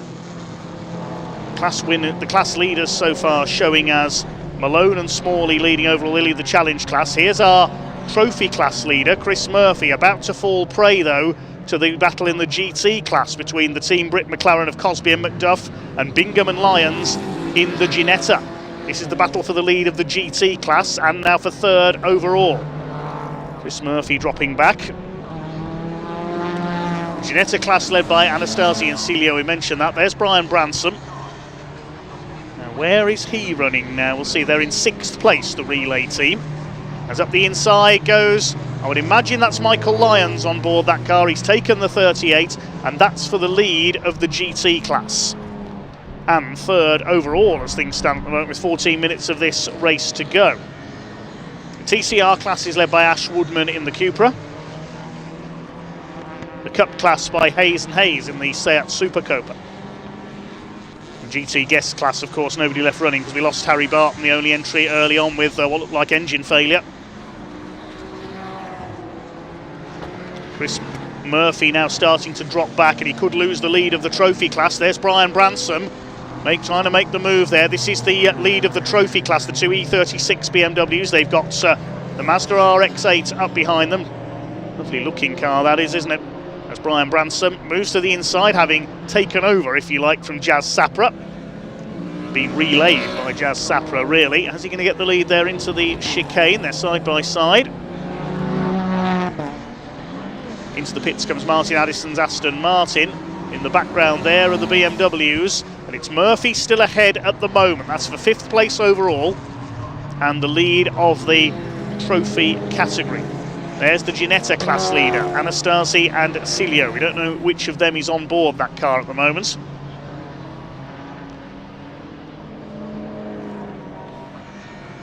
The gap between the two Porsches at the front has come down to less than a second between Malone and Smalley and Muldoon and Kellett. Looking at the lap times, I would imagine it's the two pro drivers on board, possibly. I don't know for certain, though, because we didn't see who got in at the last pit stops. There's the McLaren in 4th place, rather.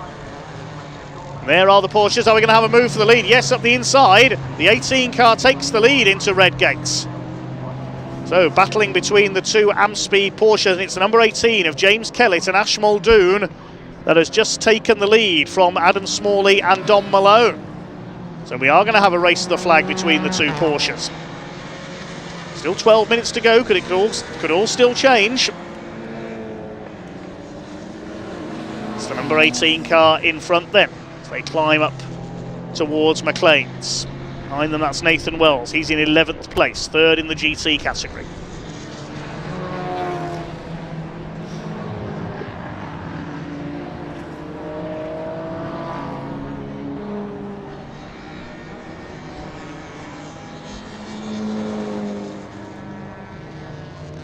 He does come through the chicane.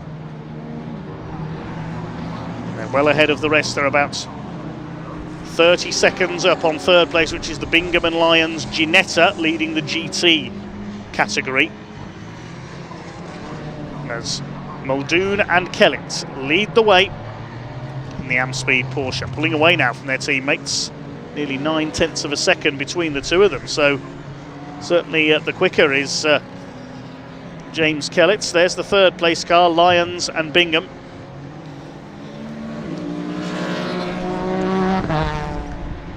Car initially came home in front of the race at Thruxton, but it was revealed to be a timing glitch, and it was Malone and Smalley who took the win. Callum Bates ahead of him there, just ahead of another of the Ginettas, the 162 of Toth Jones and Turnbull. And here's a replay of that move for the lead. There's the number 18 up the inside. Jinked out from under his teammate's rear wing. Through goes the 18 into the lead. Good clean move.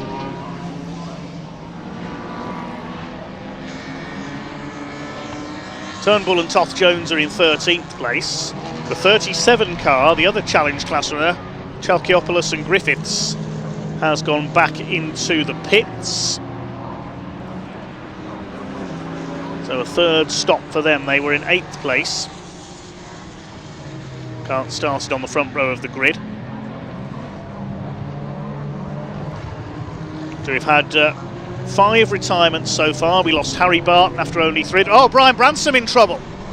Cloud of smoke from the BMW. I was just saying we have 5 retirements. It looks like we're going to have a 6th, unfortunately. Oh dear. Brian Bransom's BMW goes up in smoke.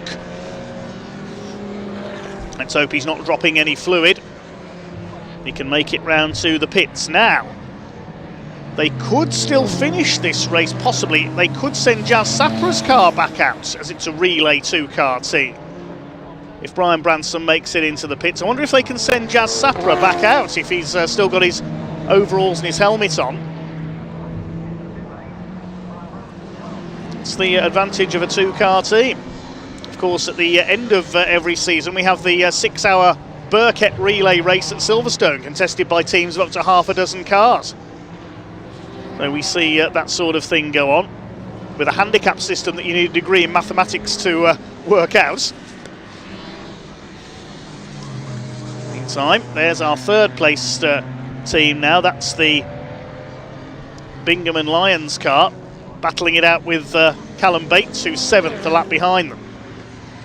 The Porsches are separated by 1.3 seconds. They're going to race it out to the flag. We'll keep half an eye on that. I was about to mention we had 5 retirements early on. Harry Barton's BMW went up in smoke after 4 laps. We lost the Jones and Kemp Audi TT with a clutch failure. Stephen Fresel with a bit of contact got tipped into the barriers at the old hairpin. Darren Ball, the car jacked up in the pit lane, he's out of it, the TCR class runner. And our championship joint leader, Nick Casey, with damage after an off at McLean's. Had several spins and offs today, sadly. Side by side there, Lyons and Bates. Callum Bates up the inside in the BMW, he's loving this. He's a lap behind the car he's battling with, but he doesn't care. Ginetta pulls back ahead though, that's our 3rd place car. Behind them, the Toth Jones and Turnbull car in 12th overall, another lap behind. Still 1.3 seconds between the 2 leading Porsches, the Muldoon Kellett and Malone Smalley cars. Lapping in the 1:08 now, so they're going to race it out to the finish, those 2. 7.5 minutes just under of this race to go for the Britcar Endurance Championship.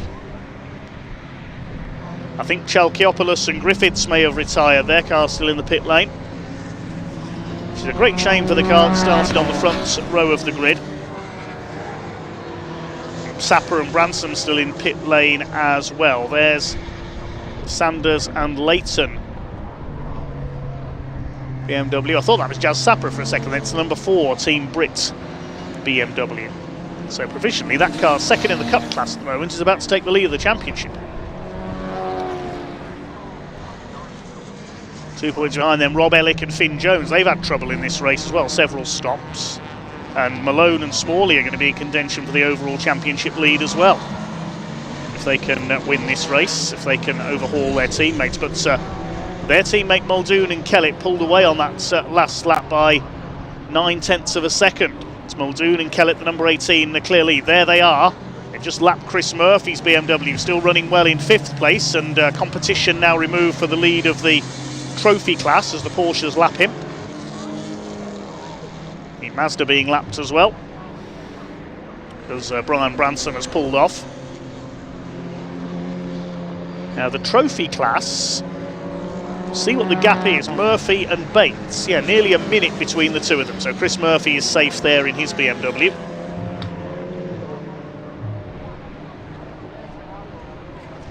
It's looking good for Ash Muldoon, the Australian, and James Kellett for victory here at Donington.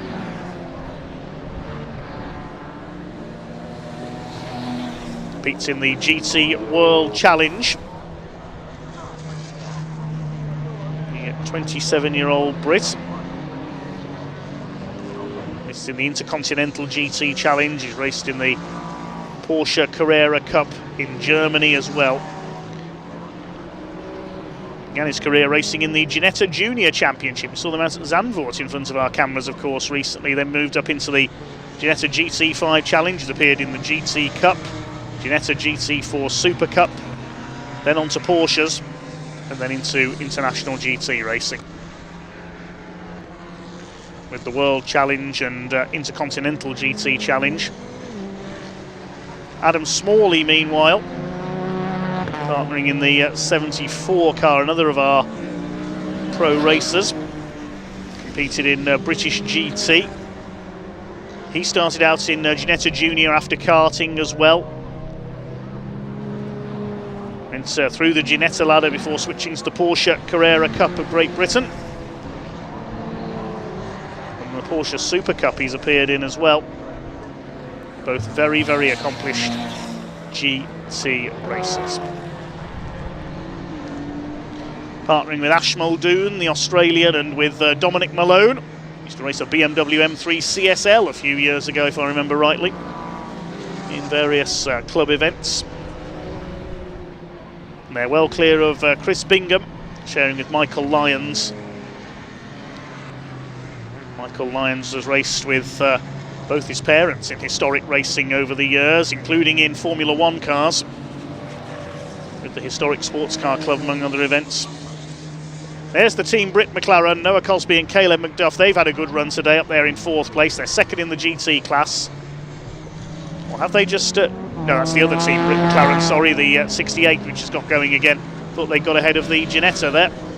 The Ginetta weaving across the straight there. Chris Bingham and Michael Lyons. I'm not sure what that was all about.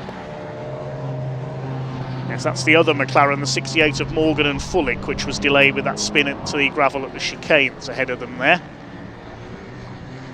Flashing lights there, Bingham and Lyons. I wonder if they think that's the 38 car. As I look, really clips the back of him there at the old hairpin. Now, how far behind is the 38? 5.7 seconds. 68's not acting as a tail gunner, is he? We're not seeing a bit of team racing here. There's the other McLaren. Not only are they in contention for a podium place, but they're fighting for the lead of the GT class as well, the 30, and wide onto the grass there goes the 68. Yes, a bit of needle creeping into that, I think, between the 63 and the 68.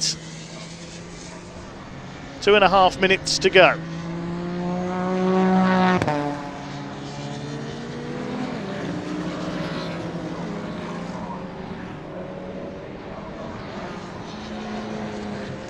Over the line come the Porsches anyway.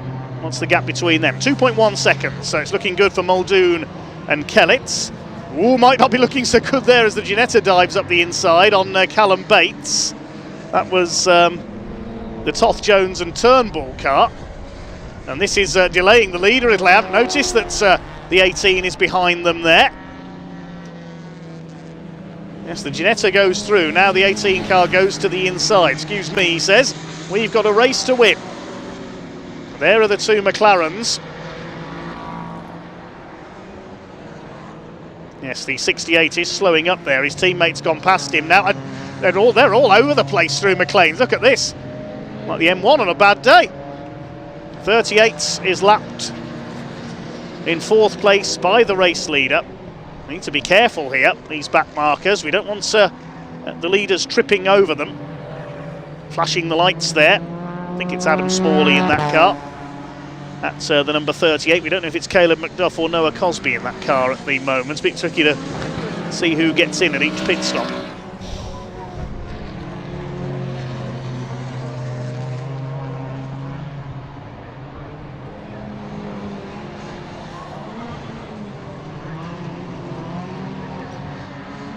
Less than a minute on the clock now. Looks like it is going to be checkered flag this time for Muldoon and Kellitz. They're going to take their first win of the season.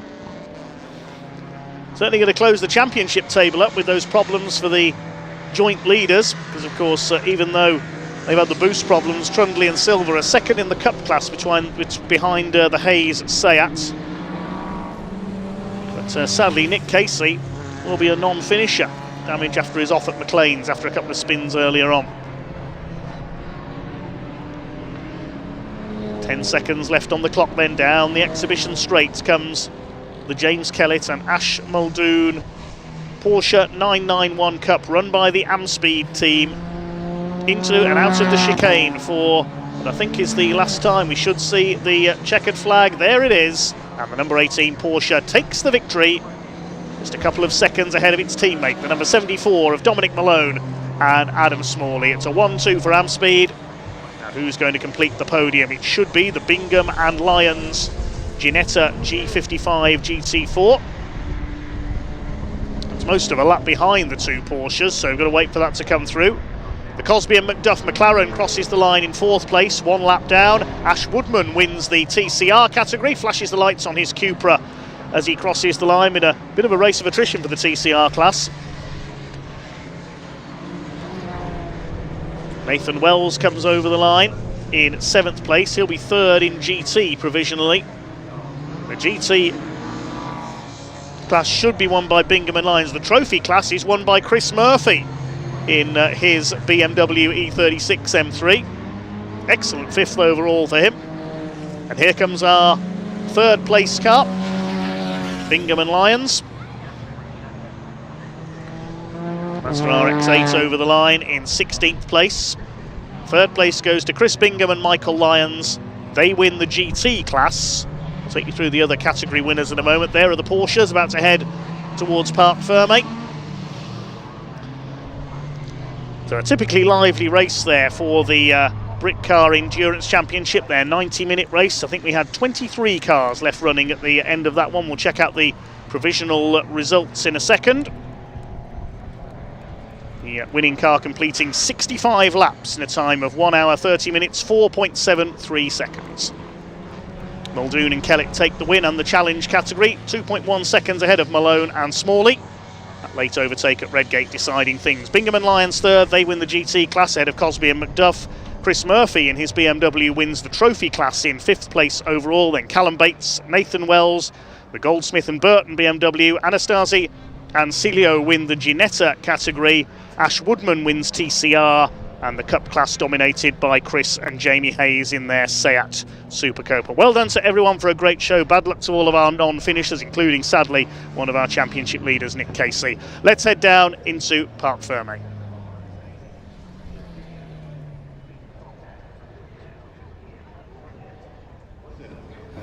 Yeah, there we go. The 8th race of the season for the 2025 Britcar Endurance Championship is won by James Kellett and Ash Muldoon. We'll just let James get his helmet off. Great racing as well. Don Malone and Adam Smalley coming home in 2nd place. Chris Bingham, Michael Lyons coming home. Let's grab a quick chat with James now, shall we? James, congratulations, winner of the 8th race of the season. But you boys were made to work for it, weren't you? Yeah, it was not easy there. Having like a 40-second handicap in the pit lane, we didn't think we was going to pull it together, but a couple of safety cars helped us out there. Ash did a fantastic job at the start. His consistent was absolutely awesome. Dom obviously pulled away initially at the start, but Ash actually started to bridge the gap towards the end of his first stint. So when I jumped in the car, I almost had to just bring it home. I was hard, it was pushing there. You did have to do the overtake though. Yeah, I mean, Adam didn't make it hard for me, fair play. We were out there just having a bit of fun, you know. Yeah. But it was hard. It's hot in the cars, and out there for like an hour is pretty tough. I'm going to let you go. I'm sorry for making you talk because you look like you need some water, mate. Well done. Congratulations. Let's grab Adam, shall we, for a quick chat as well. Adam, congratulations. P2. Could it have been P1? No, that was good. No, I'm happy with that. James did a good job. They were fine. Dom did a fantastic job. The thing is, so with these cars, I think we're like 40-50 horsepower down, so we've got the 20-second success penalty to help us, but as soon as a safety car comes out, that kind of negates our penalty, so or advantage, should I say. So then, well done anyway. The rest of it was good, so yeah, it's good. Tom, come in. Good job, buddy. Congratulations, buddy. What do you make of that? Yeah, it was great. Got a little bit undone with the safety cars there, with the BOP. But yeah, good, it's good fun racing. obviously, Adam and James having a little battle there was getting pretty exciting at the end. But he actually stayed quite close. Yeah, no, it was great. It was great. So no, really, really good effort. But we're very happy with the result. Congratulations, well done. Look, it's nice to see you as well. Ash's coming over as well. I wonder if we could actually we just grab a quick chat as well, if we can. I know we've just spoken to James, but he was very complimentary about you as well. Oh yeah, no, I don't think I did all the hard work, but it was consistent, right?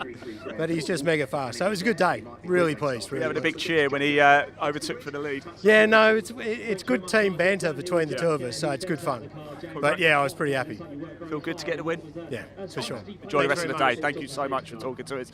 Great stuff indeed. It looks like we have lost our third place card at number 63. Let's go see if we can find it. I'd say lost. It's probably just got stuck in the mire over here. So they'll be right at the back. I'm just hearing Elliot saying, I can see them. There they are. Look, actually a very good result for Chris Bingham and Michael Lyons, because that is the class win as well for them in the GT category. And here they come. Third place overall. Winner in the GT category. Pretty good day at the office, huh? I can't complain. It's a bit of fun, isn't it? How was it out there? Yeah, the Janetta's a bit of an old horse, but she hangs on round here, doesn't she? We ain't quite got the straight line speed of some of the other cars in our class, but whew, we can make it up in the corners. So, yeah, exciting. Definitely exciting, but enjoyable stint. The safety cars helped our strategy, and yeah, it went really well. I hope you got a big enough trophy cabinet anyway to get these trophies on. Well, hopefully I'll talk nicely to Chris, see if he'll let me have one. Sure he will. Well done. Congratulations. Right, so let me just, the trucks are going to be out pretty quick. As you probably gathered, we are a little bit behind. Let's stand in front of a car, actually. It's a bit nicer than just looking at the garage here at the Parc Fermé.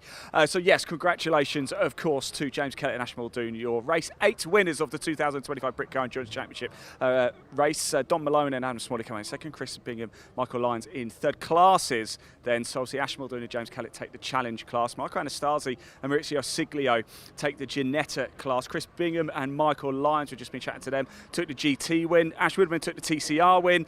Chris Murphy takes the trophy win. Chris Hayes and Jamie Hayes take the cup wins. Time to get going straight away. I'm here and I think the trucks might be heading out on track already, so time to go for the second race of the weekend for the British Track Racing Championship. Dave Goddard, over to you. Let's go. Thanks, Ian. Take a breath. Fastest he's talked all season. Yes, race 2 of the weekend for the British Truck Racing Championship up next then, and it's a grid set by the second fastest time for each driver in qualifying. The result of this race sets the grid for race 4, taking place tomorrow, again with the top 8 reversed. The only difference, of course, is novice racers. We've got a few in Division 2. We heard Jake Evans mention earlier, novices have to start from the back. So the grid for race 2, Michael Oliver once again on pole position. Brilliant pace in qualifying earlier on, almost half a second faster than David Jenkins, who once again starts alongside him. Martin Gibson and Tom O'Rourke on row 2 this time. Stephen Powell and John Bowler up there on row 3. Good effort by Neil Yates to qualify on row 4. Ryan Smith back on the 4th row in 8th position. Now, we heard earlier from Pointy, Ryan Smith's been struggling a bit recently. He told us at Thruxton he's been struggling with kidney stones, unfortunately, so maybe they've been affecting him again. We hope Ryan's all right. Row 5 is Ricky Collett and Stuart Oliver in the Volvo, completing the top 10. Watch for those two coming through once again.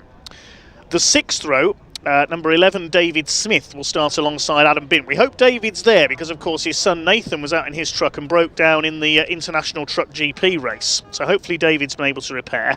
Starting alongside Adam Bint in the number 5 Mercedes. Row 7, Simon Cole heads up Division 2 with Sami Oyanen alongside. Then we've got Archie Handy alongside Jake Evans. You can see Jake's got the quicker qualifying time, but as a novice he has to start from the back along with Bradley Harvey, Callum Eason and Graham Poole. Hopefully John Powell will start from the pit lane. Hopefully we'll see him out this time.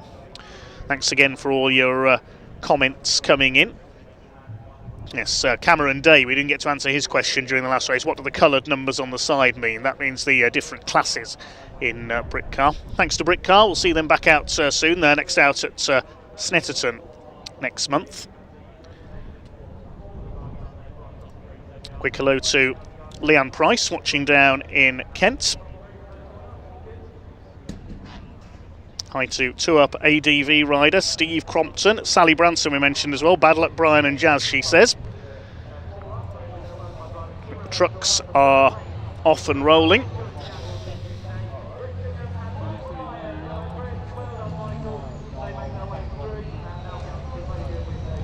Big thanks to all our sponsors once again. British Truck Racing Championship, Freuhauf Trailers, Total Care Workshop Equipment, Napa Auto Parts, Valvoline Oils, Truck and Driver Magazine, GT Tyres, Transport Monitoring Solutions, Sylvie Fleet Management, BWOC for biofuels, MV Commercial, Neil Yates Recovery, and Alco MV Commercial and LTS Global Solutions.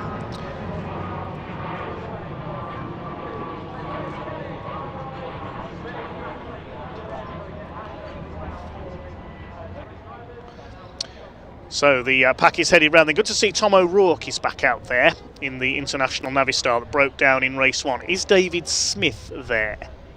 Yes, he is. That's good to see. So his truck is repaired.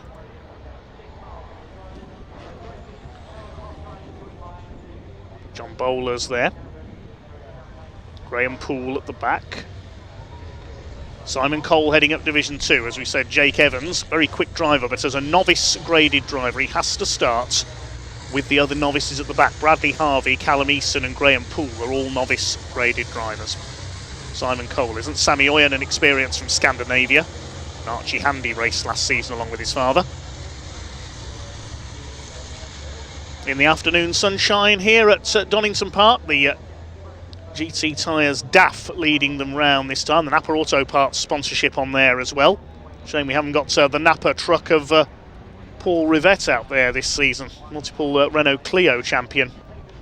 Usually the quickest in Division 2 last season, but a bit of bad luck with an injury and then engine problems prevented his title challenge and allowed John Powell to head home Simon Cole for the title. Will John join us from the pit lane this time? We'll try and get a glimpse of if he's there.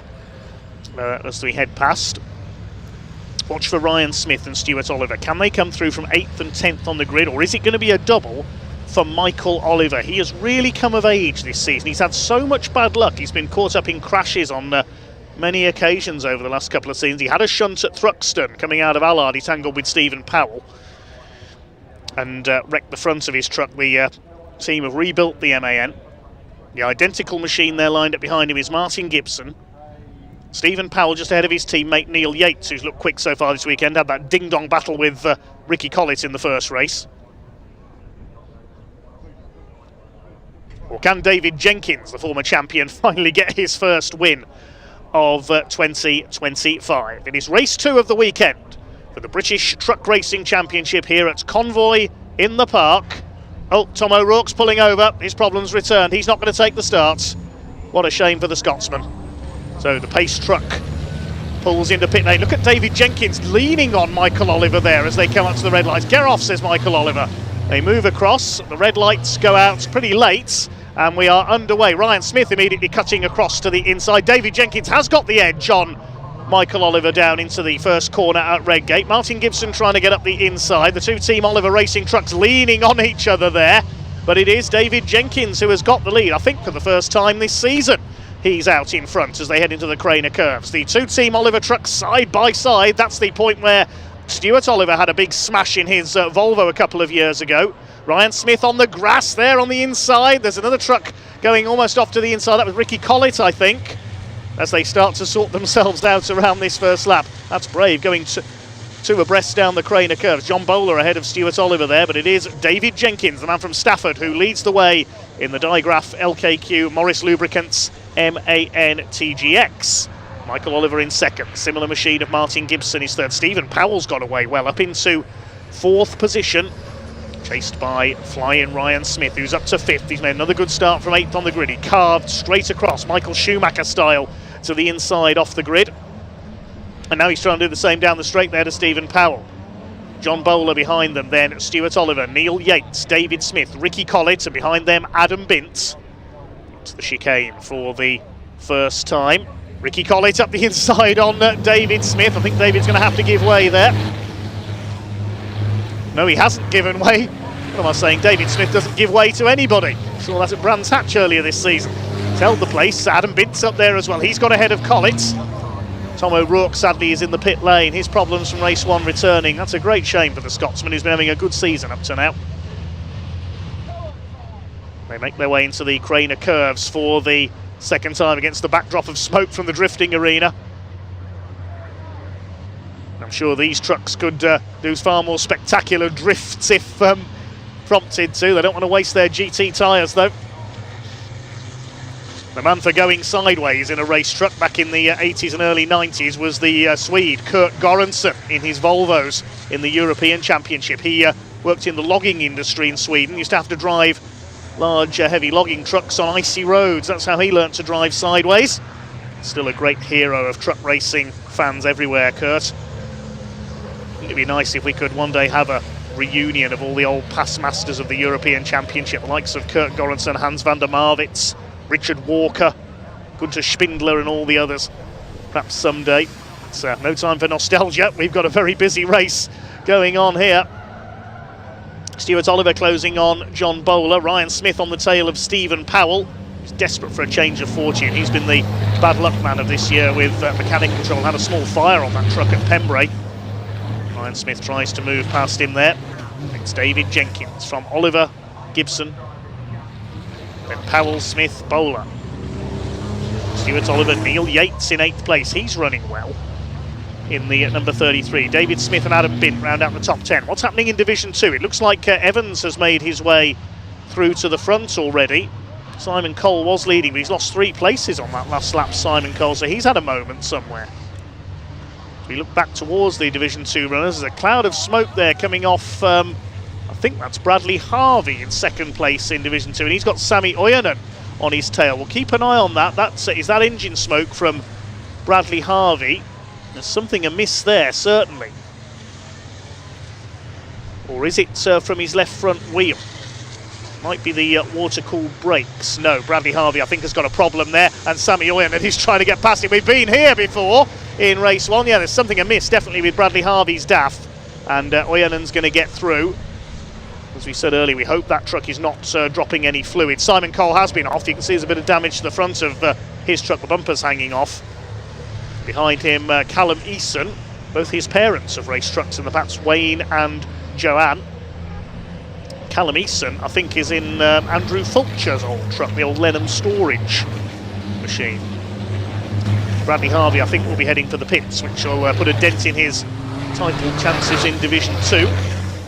Simon Cole, the favourite for the title, but it's Jake Evans who has led the going so far this season until Thruxton, when he failed to race. His engine sadly went bang in practice. He's had to put a new engine in that MAN. There's Callum Eason ahead of Archie Handy, and here are the Division 1 leaders. David Jenkins still up front, and he and Michael Oliver have gone clear. Martin Gibson in 3rd, then Stephen Powell. Ryan Smith in 5th place. Been a slightly subdued performance from Ryan Smith in this race. Maybe he is feeling a bit under the weather still. Normally he's dominant at Donington. Only exception really being Convoy in the Park when he had the Mercedes Actros about 2 or 3 seasons ago, when his turbo blew and the machine caught fire, putting him out for the rest of the weekend. Stuart Oliver with a slightly subdued run as well, so 1 or 2 of the lesser lights being given a chance to shine here perhaps.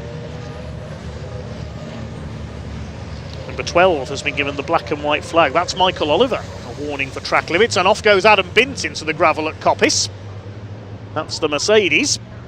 His first season in Division 1 for the former Division 2 champion, raced his Volvo Whites for many years. Mercedes did have a win at Pembrey earlier this year. Across the line they go. David Jenkins, 0.8 of a second ahead of Oliver.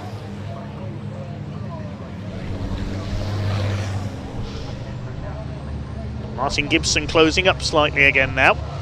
Jenkins a little bit sideways there through Redgate. I'm wondering if Bradley Harvey has dropped a bit of fluid there, possibly. They were sliding about a little there. Incident involving trucks 96 and 41 noted, says the timing screen. So Simon Cole must have had a collision with Bradley Harvey out of our view, so that's what happened to Simon. Saw he had a bit of damage. Bradley Harvey, is he still going? Yes, he is. Up towards McLean's they go. Just keeping it steady through there. It's the highest point of the circuit. Ryan Smith starting to attack Stephen Powell again now. Steve Powell, former Division 2 champion. I remember the day he scored his first Division 1 victory at Thruxton. He and his team celebrated like they just won the championship. Great entertainer is Stephen, but he's under attack here. Here comes Ryan Smith. No, you don't, says Steve Powell. Moves across on him. Powell, who lives within an exhaust roar of Brands Hatch, but he could lose out here. Smith's got the inside line. He's doubled back again. That's good driving by Ryan Smith, and he's through into 4th place. The Daimler Freightliner. Now he's going to try and move up and have a go at Martin Gibson, who in turn is attacking his teammates, Michael Oliver, for 2nd place. This is allowing David Jenkins to escape slightly. The lead gap increased by nearly a second on that last lap. Martin Gibson wants his first win of his comeback season after a couple of years racing elsewhere. The man who does a lot of testing and development work for GT tyres at various proving grounds around the UK. Has raced cars in the likes of the Fun Cup Endurance Series. Through towards Starkey's Bridge.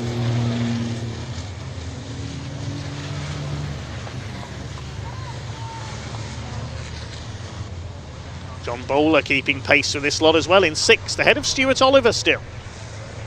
Stuart Oliver just seemingly not on the pace this weekend. So David Jenkins, is he finally going to break his duck for 2025? It's looking good at the moment for the MAN. His father Tony Jenkins, an ex-racer as well. I believe it was him who used to race the American Mack truck in the British Championship. Oh, similar manoeuvre here for Ryan Smith as he did to Powell a lap ago. Bit of contact this time. Martin Gibson not giving way. Smith forces the issue. He's out onto the grass and Stephen Powell says, OK, I'll pass both of you. Oh, that was cheeky by Stephen Powell. Ryan Smith did exactly the same manoeuvre there as he did to Steve a lap ago on Martin Gibson. And Stephen Powell saw the gap coming off the chicane, got his boot down, and off he went and up into what is now 3rd place. Now Gibson's under fire from John Bowler. He's getting involved in this as well. David Jenkins watching all this in the mirror and metaphorically rubbing his hands together, thinking, well, if you're all going to scrap with each other, I'll escape. Oh, that was close. John Bowler nearly pushed Martin Gibson off. Goodness me. Well, they were going to go flying off onto the grass there. Bowler backs out, thinks better of it. There's Stuart Oliver up behind them as well. But he won't be too happy with that bit of contact involving one of his team's trucks, I don't think. Up the hill once again towards McLean's. It's still Jenkins from Michael Oliver. All the action is behind them.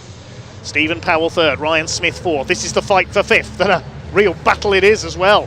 Martin Gibson down to 5th place, John Bowler in behind him, then Stuart Oliver, and Neil Yates, give him some credit, is keeping pace with this lot as well. A lot of improvement. He had a fairly fraught first couple of attempts at truck racing, including that big crash at Thruxton, but he's matured this season, Neil Yates. John Bowler's going to have a go at Martin Gibson. He won't get alongside there. It's the main overtaking opportunity under braking for the chicane. Stuart Oliver's going to have a go at John Bowler now. There's contact between those two, I think, there. Yates behind them. Stuart Oliver. John Bowler's not giving way to him, look. Leans him towards the grass there. He's going to have to back out into Redgate. And here comes Neil Yates, having a go at the 10-time champion. Oh, he's hit the back of him! And they tangle up. Off goes Yates. Round goes Oliver. Oh, curse of the commentator for Neil Yates there. Sorry, Neil. And Stuart Oliver left facing the wrong way. Look out, Ricky Collins. This gets past on the outside. Oliver's going again. There's bits of gravel and debris everywhere. Hope that's not going to cause anybody a puncture. Neil Yates, he's lost his bump up. He's taken a trip through the gravel, but he's still going. Jenkins still leads with 4 minutes of this race to go for the British Truck Racing Championship here at Donington. Michael Oliver up there in 2nd, the winner of race 1. Stephen Powell on for a podium in 3rd if he can hold off Ryan Smith. It's all looking good for Jenkins here. Bit of dust kicked up there by Stephen Powell on the inside of Coppice. Now, Ryan Smith thinking, I've passed you once into this chicane, Stephen Powell. I'm going to do it again. That'll be next time around because he's not close enough this time. Gibson 5th. 6th is John Bowler. It's David Smith in 7th place, no relation to Ryan. Now coming up to lap Graham Poole in the Division 2 number treble 3 MAN. He keeps out of the way for the leader at Redgate. Now who's in 8th place now? There's Neil Yates still battling on. I think it's Stuart Oliver in 8th. Yes, no, it is Neil Yates. He's got back ahead of Stuart Oliver as a result of that tangle. So if it stays like this, Neil, if the results leaves them where they are, will have pole position for race 4. We've lost Adam Bint, I can tell you further back. He has dropped out. Let's see where he's gone. So the Mercedes out of the race. David Jenkins still leads. Ryan Smith has just set the fastest lap of the race, so we could see a late attack from the reigning champion. Looking for title number 10 in a row this year. Stuart Oliver has won 10, but not consecutively, because he took a year out to win the European Championship. Last British driver to do so, I believe. Sadly, the European Series doesn't come to the UK anymore. Last few years, the Hungarian Norbert Kiss has been the top man in Europe. Is Ryan Smith close enough this time to attack for the podium? No, he's not. The battle is on for 6th position, though. I think David Smith has got through for 6th there. A bit of bodywork has come off the front of Ryan Smith. Oh, John Bowler's slowing down. In the background there, the 14 truck is slow. I think he might have a puncture. So we'll pick up on that in a moment. What's happened to John Bowler? Well, no, the tyre is up, but he's pulling over. So Bowler out of the race. This could allow Ricky Collett into the top 8, so he could get pole position for race 4 now, because Yates is up to 7th. Where's Stuart Oliver? He's down to 9th. So a bit of a bruising encounter, to say the least, for the British Truck Racing Championship in race 2. They've got 3 more races to come tomorrow. And a couple more races to come tomorrow for the International Truck Grand Prix. We've got another race for them at the end of the programme today as well.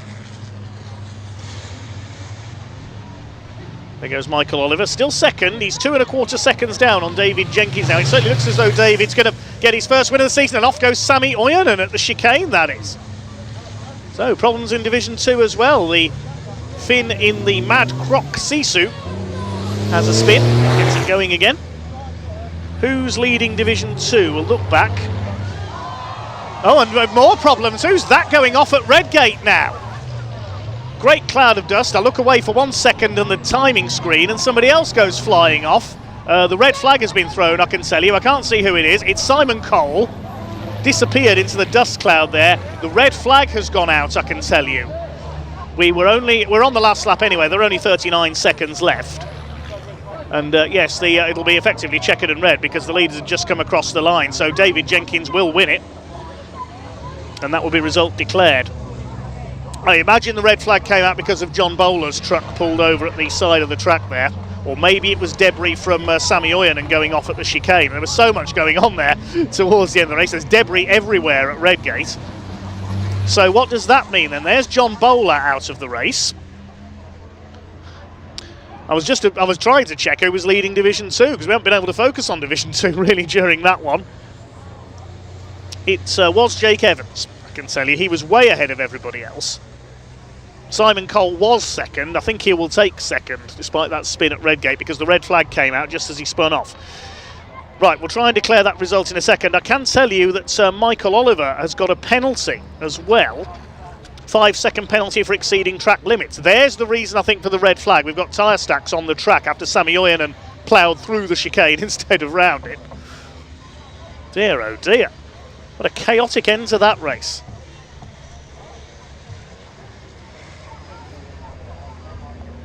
Bit wild, says Mark Tucker in our comments.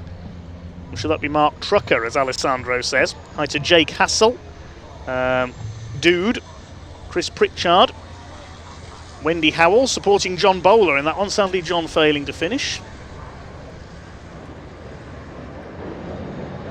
Hi to Paul Sherlicker, that's the name I remember from my short oval commentary days. He's supporting Ian Bamber in our next race. More on that in a moment because we've got the provisional results. David Jenkins at last takes his first win of 2025. Stephen Powell provisionally in second, Ryan Smith in third. David Jenkins does not win by a lap there because the result will be reset back to the end of lap 8. Powell second, Smith third. Michael Oliver penalised to fourth. He got a track limits penalty. And John Bowler will not be classified because he pulled over. We'll wait and confirm on that. So I think it'll be Martin Gibson fifth, ahead of David Smith, Neil Yates and potentially Ricky Collett in 8th, and that will give him pole position for race 4. Stuart Oliver 9th, and then Jake Evans wins Division 2 ahead of, well, I'm not so sure, because Sammy Oyen went off there, so he might get 2nd place in retrospect ahead of Simon Cole and Bradley Harvey, but the results are a little bit up in the air at the moment because of that red flag, it has to be said.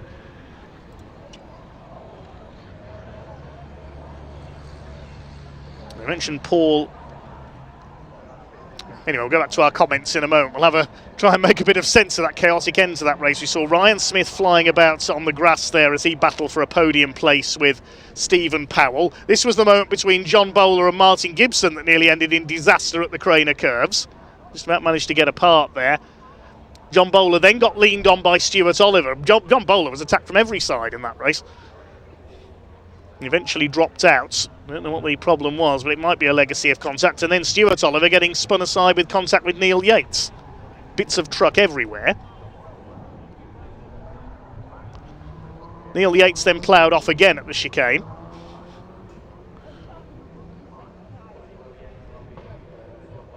Stephen Powell getting sideways as the chicane as well, as John Bowler was pulling over in the background, and this was a later moment for Simon Cole as he got past Bradley Harvey and then promptly threw it into the gravel.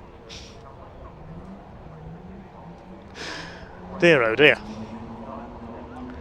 Fairly chaotic affair that one. We'll await confirmation of the result. We mentioned Paul Scherlicker in our comments there, supporting Ian Bamber in our next race. He's out in a Ginetta in our next race, the CNC Heads Northwest Sports and Saloon Cars, a championship where really everything goes. And to his team of Mick and Abigail as well. Thanks, Paul, for getting in touch. Ex-stocks kart racer. I think we can head down to Pointy in Parc Fermé.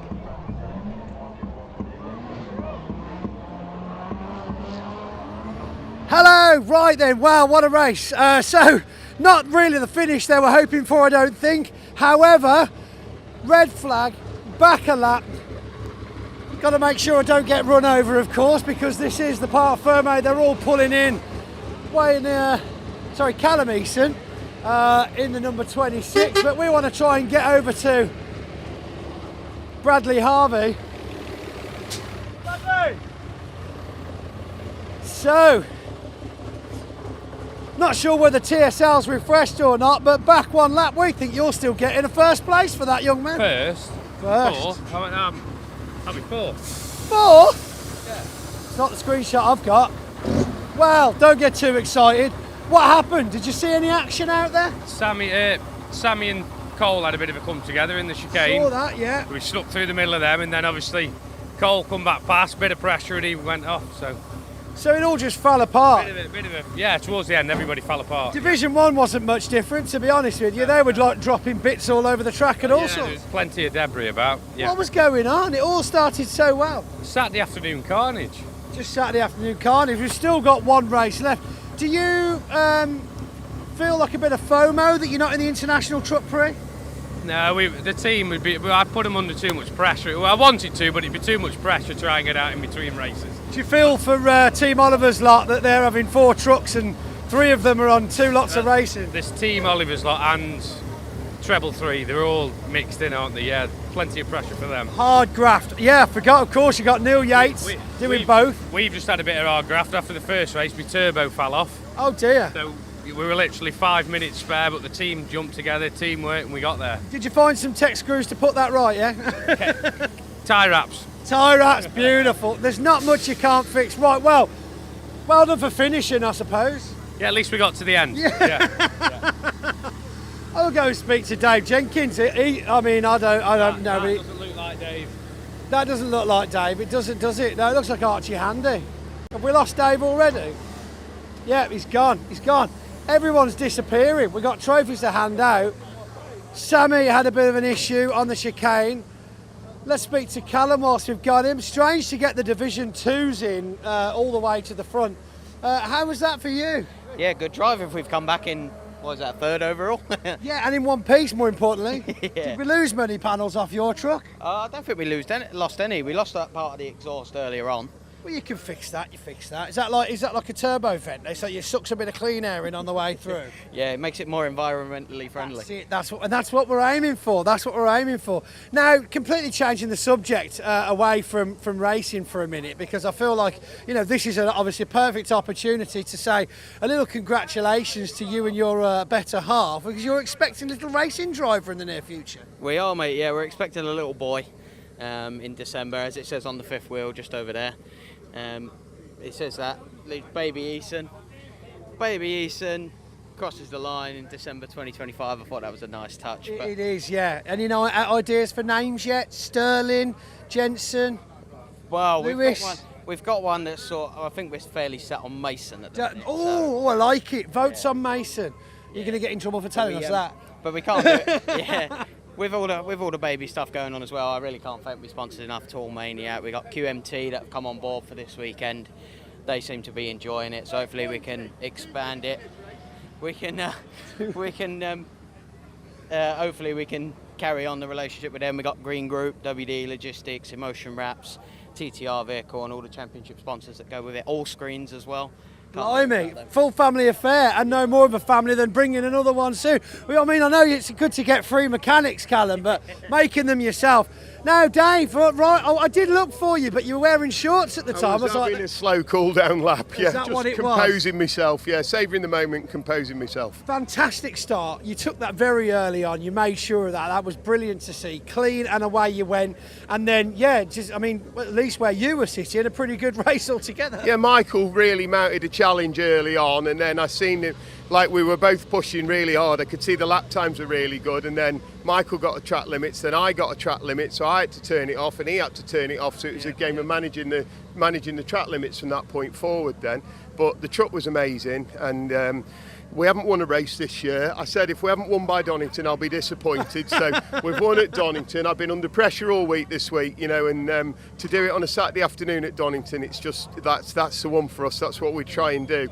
And I just want to take this opportunity, without my team and my family, which are one and the same, and my amazing commercial partners, LKQ Digraph, Morris Lubricants, and freshly on board this weekend we've got ND Browns.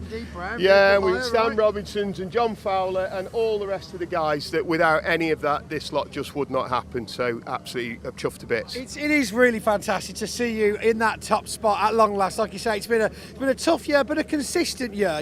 Like you say, first, yes, but great results otherwise. Not the ones you want, but still, there's been a lot of people in the paddock doing a lot worse off, haven't they? Yeah, we've been okay. We've qualified well at most of the events. Thruxton didn't quite go to plan, got caught out, and then it rained halfway through the session, but qualifying was good today. I just hats off to Michael and the way that, whether it really was his dad or whether he found some fairies to rebuild that truck between Thruxton and here and turn it out and stick it on the front row. Amazing. Shows the quality of the grid and the tenacity of the people that we've got out here. Absolutely. And it's always lovely to see that no matter which team or driver you speak to, always the first ones to mention how much work the team and the families actually put into getting these things. And I think that's to say the same for pretty much any race series out there, isn't it? That there's so much going on behind the scenes that without all of that, 100% of that, it just wouldn't happen on the track. Absolutely. I mean, I am a team leader in our team. It does revolve around me, but every single person, like I say, my immediate family, the extended family, the volunteers, the boys, right down everybody, the people that help behind the scenes, it is just one massive team effort, and we've deserved this week. You absolutely do deserve it. Dave Jenkins, ladies and gentlemen, let's go and get you some silverware, shall we? Fantastic. Right then, that's all we've got time for down in Park Ferme. We're going to head over to the podium now as Dave Jenkins greeted by his brother there and the rest of his team on a very prestigious first place trophy for him this year so far, but more to come, I think. So watch this space. Back to Dave in the commentary. Thanks, babe. Love you, babe. Bye. See ya.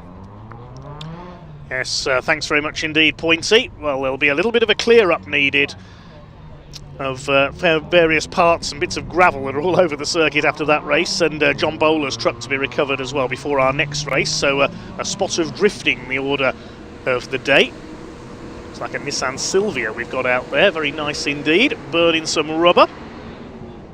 I say, Drifting, not a sport I have a huge knowledge of, unfortunately. So now we're going to move on to a championship where just about anything can be raced. The CNC heads Northwest Sports and Saloons for their first 20-minute race of the weekend. We caught up with some of the drivers down in the paddock a little earlier.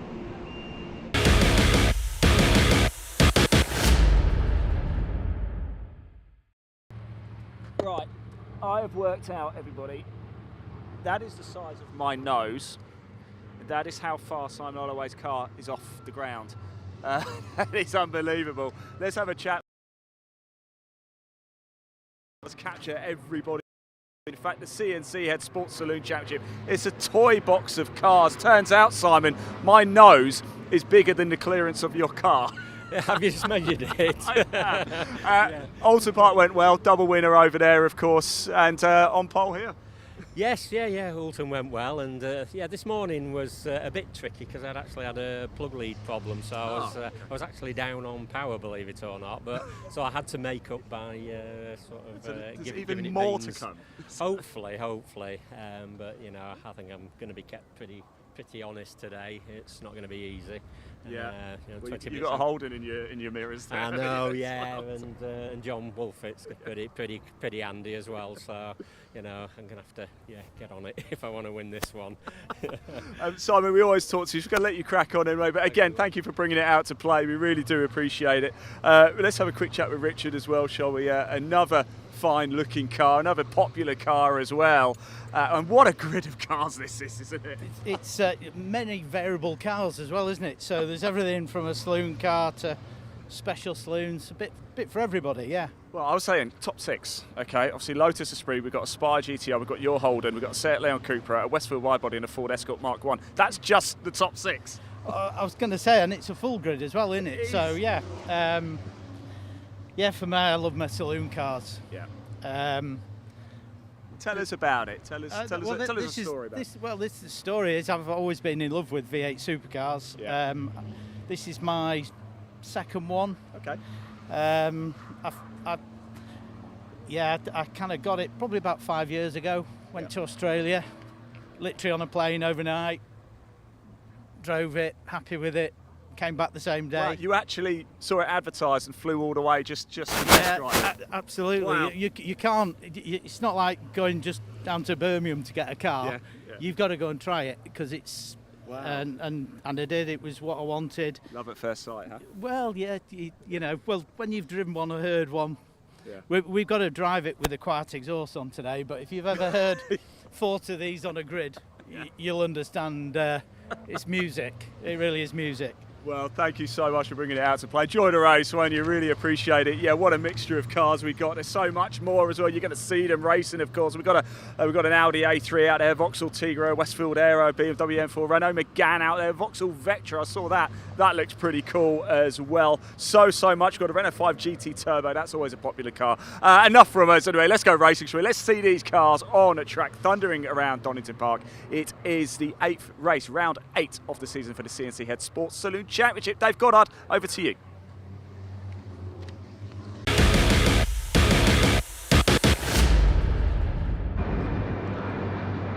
Well, thanks very much, Ian. It's going to take me a little while just to go through the grid for this race. We've got 40 cars out there for this one, so let's have a look. Simon Alloway, we've just seen the famous Lotus Esprit V8 was in dominant form at Anglesey when we saw this championship alongside the Caterhams earlier this season. He's on pole alongside John Wolfett in the Spire GTR, the motorcycle engine sports racer. Second row, Rick Wood, the owner of CNC Heads, the championship sponsor, in one of his huge collection of historic saloons, the beautiful Aussie Holden Commodore, alongside David Lawrence, number 556 in his Seat Leon Cupra. Row 3, Paul Masters, he's in a Westfield, alongside Darren Owen, Deadly Daz as he's known from his days as a banger racer, the man from Staffordshire, in his Escort Mark 1 space frame. On row 4, Lee Wood, ex-British touring car racer no less, in his space frame Escort alongside Gary Wardle, stalwart of this championship with the Audi A3. Row 5 is Billy Blockley in his Ginetta G56 GTA alongside Andrew Armiger in his Vauxhall Tigre Silhouette space frame car, a bit like a national hot rod, that one. Row 6 we have number 36, that's Alec Modrow, he's in a Westfield, starts alongside 117 Carl Bennett, he's in a BMW M3. Row 7, Jamie Cryer, former champion in his Ginetta G20 alongside Marshall Groves in the Vauxhall Vectra Challenge car. one make series run in the late 1990s on the BTCC package. Row 8's Mark Primet, a veteran of this series in his Banks Lotus Europa. Very low slung car that one is, similar special GT type to the Lotus that's on pole. Alongside the championship leader at the moment, Paul Rotherow from Lichfield in Staffordshire in the Citroen Zara VTS, the only one of its kind racing in the UK, and a very punchy performer that car is as well. Row 9, the second of the Ginetta G20s, that's Ian Bamber, just mentioned him, starting alongside young James Owen, son of Darren Owen. He's in a Vauxhall Tigra silhouette car. Row 10, Baz Johnson in his Pontiac Coupe. It's like a miniature NASCAR, that car. It's known as a Grand National Coupe. Baz Johnson used to race those cars on the short ovals. Starts alongside Jason Hennifer in his Ford Fiesta ST180. That completes the top 20. Row 11, we have Philip White, number 70. He's in a BMW 325, alongside the reigning champion Stephen Parker in his Ford Fiesta. Row 12, Andy Tate in his Renault Clio, alongside Paul Goodlad, who had a spin up at McLean's into the gravel in his VW Scirocco in qualifying, ex-Britcar man. Row 13, Thomas Frankland in his classic Renault 5 GT Turbo, alongside Simon Gravely with his Golf GTI. Row 14, Matthew Jones in his Ford Focus Smart 1, alongside Stuart Connolly in a Honda Civic. Completing the top 30 on the grid, Ricky Walker with his BMW Mini Challenge car, and Simon Hutt, another ex-oval racer. I remember seeing him in lightning rods in a Ford Sierra. He's in a BMW Z4 silhouette today. The final 5 rows, we've got Louis Dobson, the son of former champion Paul. He's in a Ford Fiesta alongside David Jones in a Ford Focus RS. Cavan Taylor's Renault Clio starts alongside Rob Wakeling's Honda Civic. John Edwards Park, super veteran in his Ford Fiesta XR2 alongside Dave Owen, brother of Daz Owen, another of the Space Frame Escorts. Row 19, Jonathan Lee, BMW Mini Cooper, and Bob Claxton, 83 years young and still going strong in his Golf GTI. The final row, John Maddock-Jones, the Welshman in his BMW, and Errol Taylor, the little Toyota Yaris T-Sport at the back of the field. There are 7 different classes, I should say, in this race. Classes A, B and C are for the more special type of cars, the old special saloons, GTs, kit cars, that sort of thing. Based on engine capacity, classes A, B and C. Classes D, E and F are for the more modified saloon-based cars. And we'll follow those as we go on. There's such variety, so big numbers out there. Class G, meanwhile, there is a Class G as well. There's only one entry, it's John Wolfett, and that's for motorcycle engine cars. There's Baz Johnson, the gold car there. That's the Grand National Coupe. It was a short-lived short oval formula in the 90s. There's still a couple of them about. The effectively mini NASCAR racers built by Kevin Clark, who's now famous for racing BMWs on the circuits, of course, the ex-Eurocar man. Quite a few ex-short ovalers, 3 members of the Owen family out there in their Space Frame, well, 2 Escorts and 1 Tigra. There's Dave Owen, the turquoise Escort towards the back, the little Yaris of Errol Taylor. And there's a couple of cars joined at the back as well. Ralph Underwood's there, the Triumph TR7 I've just noticed. TR7 V8 is out there at the back of the field as well, so he is here. I've initially crossed him off the entry list. So the Lotus of Simon Alloway on pole. The little Spire GTR. There's a couple of cars into the pit lane. Ian Bamber's one of them. I think Andrew Armiger's the other, one of the Tigras pulling in. Now these specials tend to be fast but fragile, so we might lose a couple here. There's Ralph Underwood. Now, who's that BMW in front of him as well, starting from the back? Is it Phil White? The number 70 possibly. Not sure of the colours of his car. Let's have a look. No, it's the number 18 car, John Maddock-Jones. So does that mean that the car that should have been alongside him is not there? No, that's Errol Taylor. We know he's there. So Ralph Underwood added to the back of the grid. That means we've had a withdrawal because 40 is the maximum for this category. Watch for that car coming through then. There's a BMW, I think that is Jones, heading for the pit lane, in fact, so a few non-starters. Alloway and Wolfett on the front row of the grid. This race is going to be pretty difficult to follow with 7 different classes out there. We'll try and keep on top of it as best we can. Watch for the V8 supercar off the line here of Rick Wood on the second row of the grid. We await the all clear to get this one underway then. He's got the Cupra alongside him of 556 David Lawrence. Daz Owen on row 3 in the RSR Escorts, the regular short oval racer.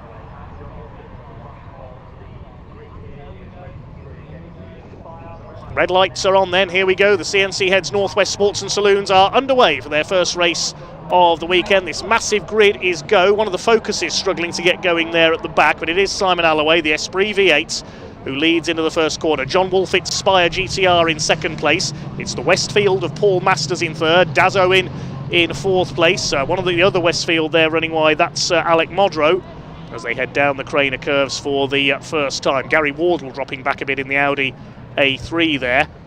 Such variety, you really can. As long as it's not a single-seater, you can use anything you like in this championship. Anything from a standard hatchback, we've got the little Yaris, as I mentioned there at the back, right up to a full-blown special GT, like Simon Alloway's Lotus Esprit V8, which technically isn't a Lotus Esprit at all. It's a single-seater chassis with a Lotus body on top. But he's lost the lead there to the Spire GTR, so named because it's built in Chesterfield, the home of the Crooked Spire. The big V8 supercar that appeared at the Goodwood Festival of Speed this year in the hands of Rick Wood is there in third place. One example of Rick Wood's massive collection of saloon cars. Paul Masters Westfield next, then Daz Owen. I remember watching him in the Bangers at Hensford Raceway when I was little. Went on from Bangers to lightning rods. He had a go at National Hot Rods. He's raced everything on the short ovals. He's even done rallycross in his career, has Deadly Daz. His son James out there with him, and brother Dave as well in their space frame machines further back. So Alloway's got the lead back. The grunt of the V8 has taken him back ahead of the more nimble handling Spire GTR of John Wolfett, who fights back there on the inside. Good battle between these two. These two are going to run away, I think, from the rest of the field here. We'll try and keep an eye on the classes as well. So Alloway defends the lead into the old hairpin.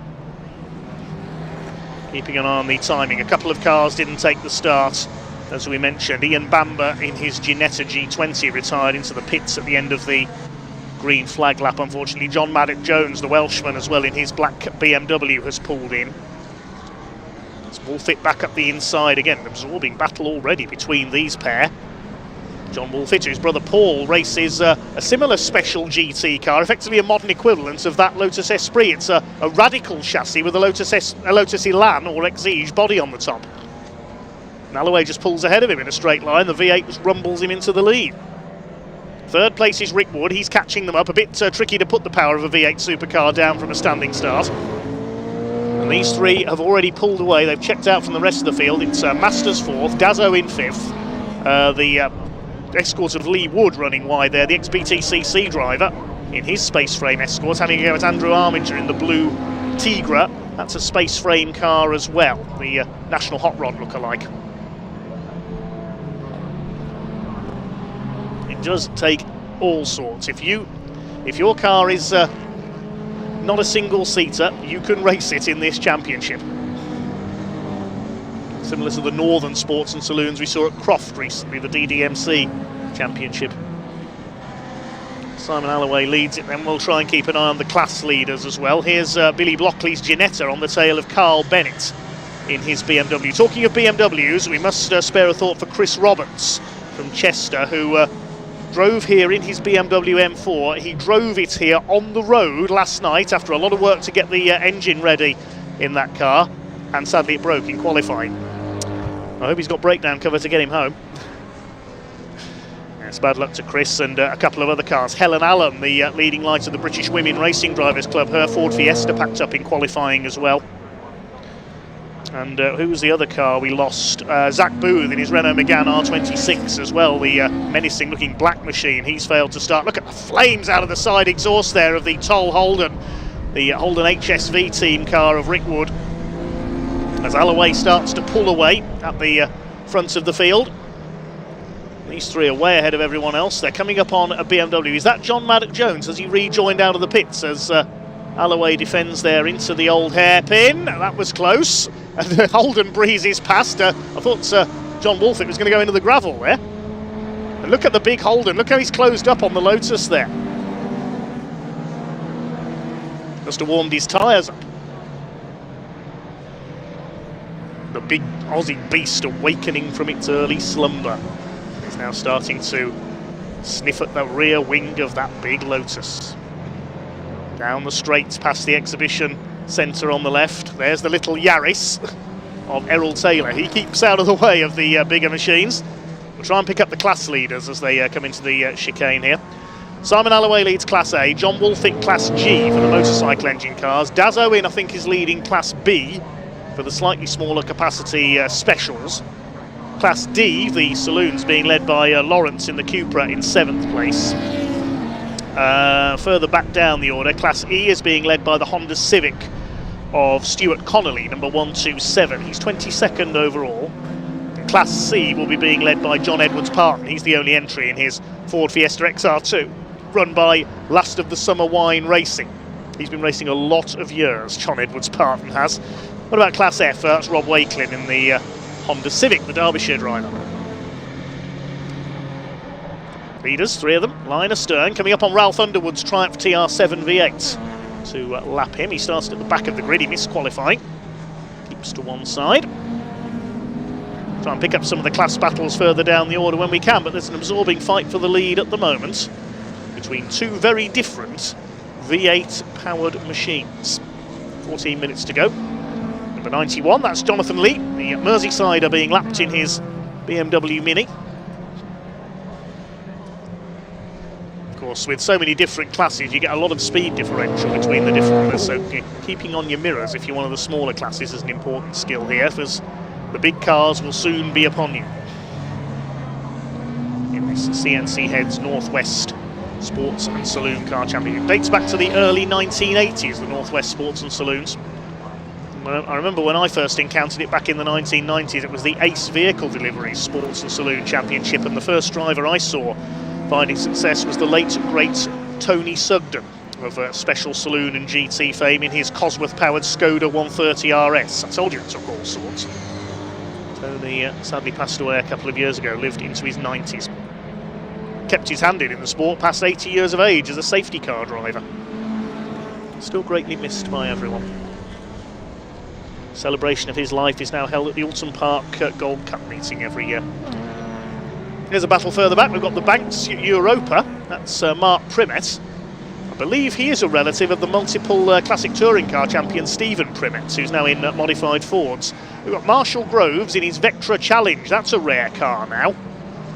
And behind him is Jamie Cryer, rather, in the Ginetta G20, just diving up the inside there. He's a former double champion at Little Ginetta.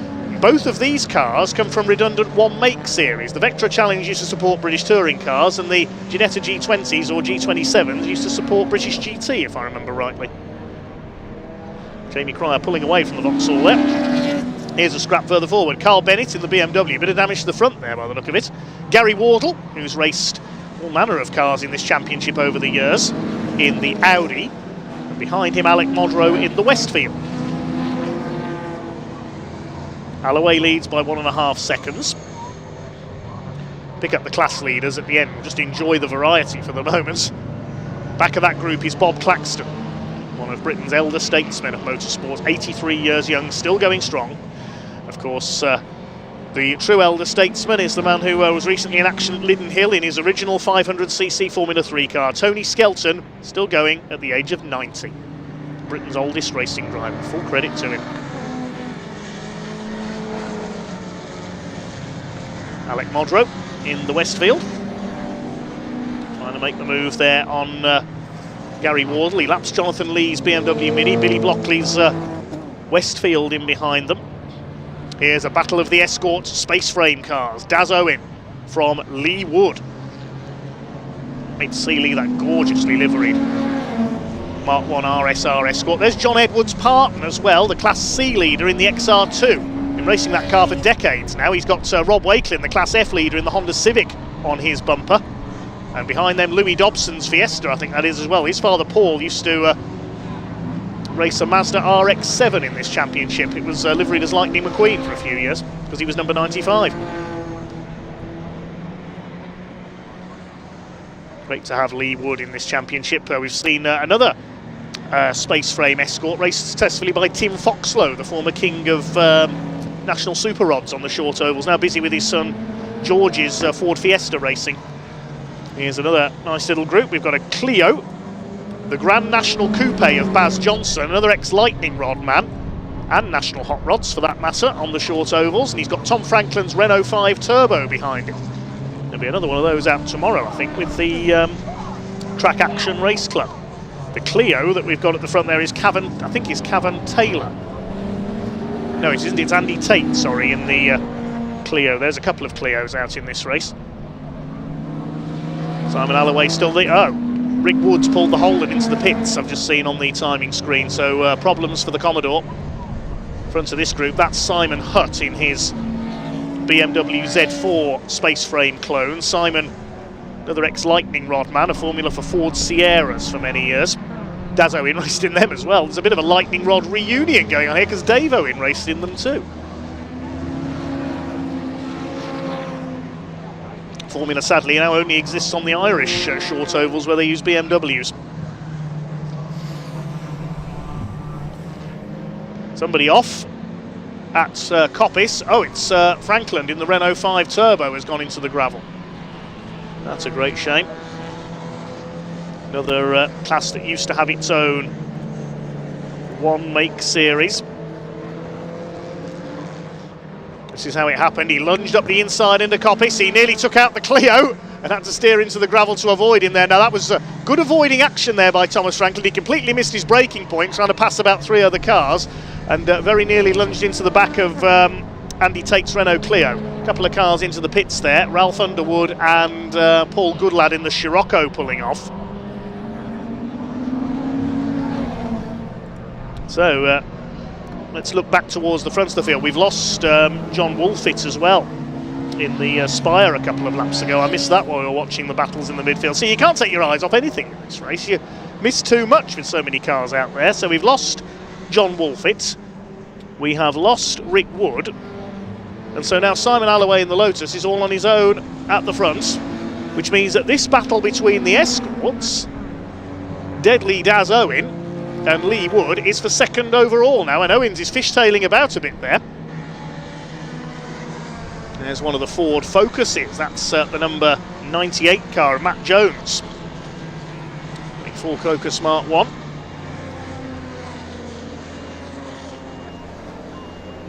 This is the fight for second. Behind them, Andrew Armiger, another space frame car, is fourth, the Tigra. Paul Masters Westfield is fifth. David Lawrence is sixth, and he leads Class D in his Cupra. Seventh is Alec Modrose Westfield. Eighth it is Gary Wardle. Ninth Mark Primitz, and Carl Bennett's BMW rounds out the top 10. Still got just over 7 minutes to go. One more race to go today. We'll have the International Truck GP out for their second race of the weekend. There's David Lawrence in the Cupra. He leads Class D, one of our saloon classes for the modified saloons. We've got classes A, B and C, as you mentioned, are for silhouette specials. Classes D, E and F for modified saloons. Great shame that Rick Wood has had to drop out of the race, the championship sponsor. There's another of our class leaders, that's the Honda Civic. Stuart Connolly leading Class E. Here's the fight for second. Lee Wood on the tail of Darren Deadly Daz Owen. How's the rest of the Owen family getting on? Let's have a look back on the timing screen. Well, Dave Owen is 22nd in his Escort. Where's James Owen? Oh, he's pulled into the pits. James is out of it, unfortunately. So it was his Tigra that dropped out, not the one of Andrew Armiger. It's been 5 minutes since James was starting out in racing in Ninja Karts, and that is Billy Blockley off in the Ginetta. What has happened there? The Ginetta G56 GTA, the Yorkshireman, has had a spin. I'll look at it coming out of the old hairpin. 6 minutes to go. The Lotus is away and gone. I don't think the Escorts are going to catch him. Simon Alloway is looking to try and take the championship lead from Paul Rotherow in the overall standings. Well, how is Paul getting on further back in the order? We haven't seen the Citroen Zara so far. Just looking down the timing screen.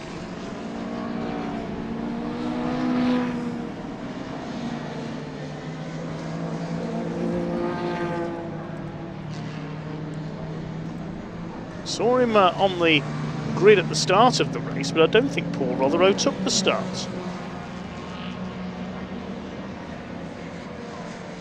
So our championship leader, no, he's not out there. So this is all playing into the hands of Simon Alloway, who, if he wins here, could take the overall lead of the championship. Said it was a confusing one to follow. These modified cars, as we said, tend to be fast but fragile.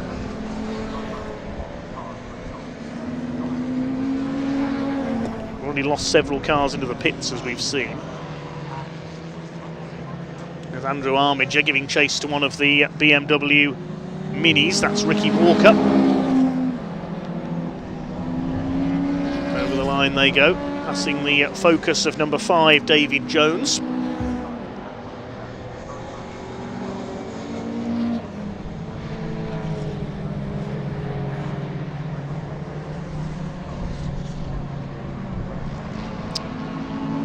Paul Rotheroe was missing from the grid. That must be why Ralph Underwood was there. He must have come in as a reserve.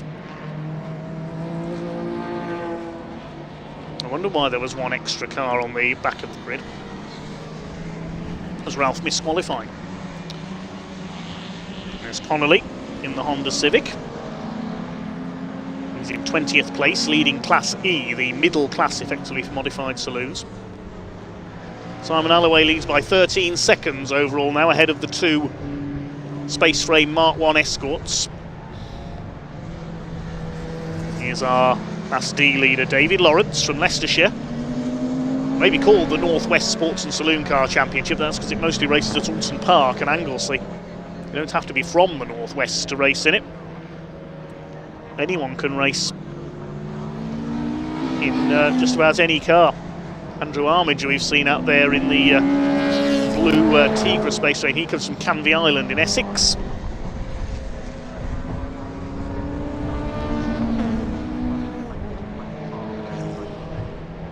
David Lawrence giving chase to Paul Masters. This is the battle for 5th place.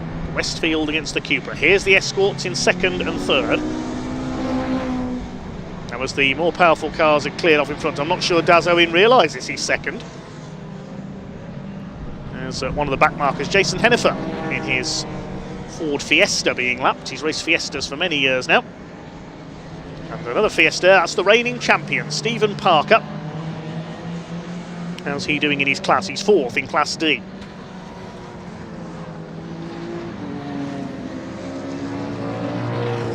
As Owen powers through on the inside.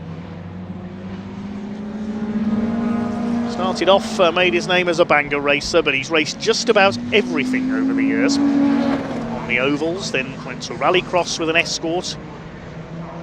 Very successful in classic hot rods when that formula started out. He was a pioneer there. As the historic movement began on the ovals, there's somebody slowing down. It's Paul Goodlad in the VW Scirocco, the ex-Britcar driver. Rob Wakelin in the Civic Coupe there is leading Class F for the less powerful saloons. One car's got a 5-second penalty for exceeding track limits. Baz Johnson in the Grand National Coupe.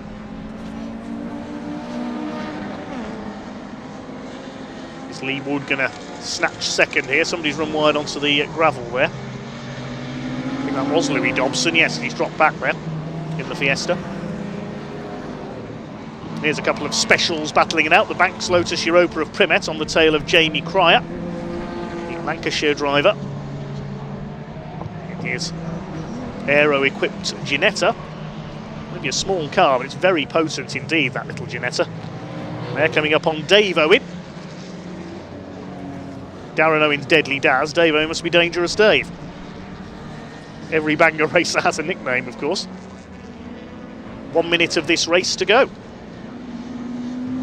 That's gone by quickly.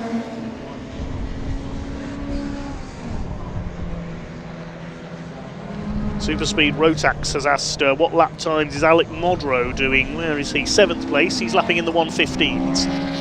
Fastest lap of the race is with Rick Wood with a 1:12.987, but he's out of the race. And Daz Owen has pulled away a little from Lee Wood there. Where's our leader? There he is. Simon Alloway from Preston in Lancashire, lapping the BMW there of Phil White.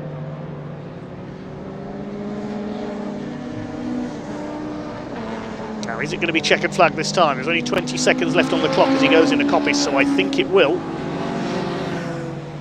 Well, Simon Alloway has done the vast majority of the overall winning in the championship this year in his famous Special GT Lotus Esprit V8. He comes out of the Roberts chicane. Is it going to be checkered flag this time? No, he's got one more lap to go. The last lap board comes out, so one more lap for the Lotus.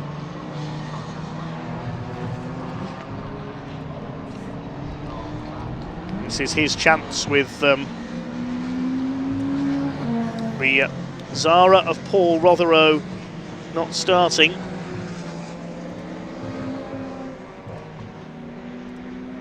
Just looking at the championship points after round 7 at Alton Park, Alloway has done the overall winning so far in all but round 3 at Anglesey. Of course, we saw a pile-up off the start line involving Rick Wood in his Volvo S60 space frame at that one.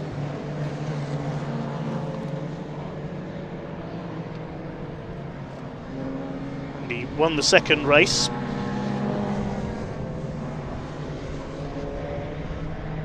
Now he's surely coming in to win this one. It's that one defeat in Class A so far. It was Gary Wardle who took Class A at Anglesey. No problem at all though for Simon Alloway here at Donington Park. His main rivals have dropped out and he takes the checkered flag. Simon Alloway takes another overall win, and surely that is going to put him into the overall lead of the championship. He was 6 points behind Paul Rotheroe, who failed to start that race. He comes home the clear winner now. What about the battle for second between the Escorts? Well, Lee Wood's dropped back. Look, it's going to be Daz Owen over in second place. What a drive by Deadly Daz. 21 seconds down. And Lee Wood may be beaten to the podium here because Andrew Armiger is there. There he is. And Andrew Armiger in the Vauxhall Tigra completes the podium. Lee Wood had a problem there in the last couple of laps. He slowed right down. He comes across the line, does take 4th place. Paul Masters is 5th. It'll be Alec Modrow home next. We'll pick up the rest of the class winners in a moment. David Lawrence flashes his lights. He's won Class D in the Cupra. The rest of them come across the line, so quite a few of our quicker runners hitting problems there. As we said, it is an occupational hazard with these special cars. The battle between these two is going to go right to the line. Primet and Cryer finish side by side. Who got that? Jamie Cryer by 23 thousandths of a second. Great stuff as always from the CNC Heads Northwest Sports and Saloons. They have another race just after lunch tomorrow.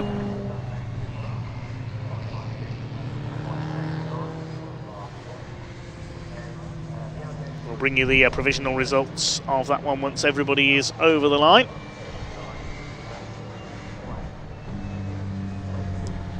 The leader heads into Parc Fermé. The provisional result of that one then, Simon Alloway, the winner in the Lotus Esprit V8 by 21 seconds in the end after John Wolfett and Rick Wood dropped out. Daz Owen, a great second place for the Escort. Bad luck to Lee Wood, who was battling with him all the way through. A problem on the last couple of laps there, dropped him back to 4th. Andrew Armiger in the Tigra completes the podium. Class winners, Simon Alloway takes Class A. Darren Owen, Class B. Class C will have gone to John Edwards Partners, the only entry. Class D goes to David Lawrence in the Cupra. Class E, further back in the order, that was number 98, Matt Jones in the Ford Focus. Good stuff from him, catching Connolly towards the end there. Class F was run by Rob Wakelin in the Honda Civic. No finishers in Class G because John Wolfett, the only entry, dropped out. So 30 cars go the distance then in our first race of the weekend for the CNC Heads Northwest Sports and Saloon Car Championship. Let's head down to Ian in Parc Fermé.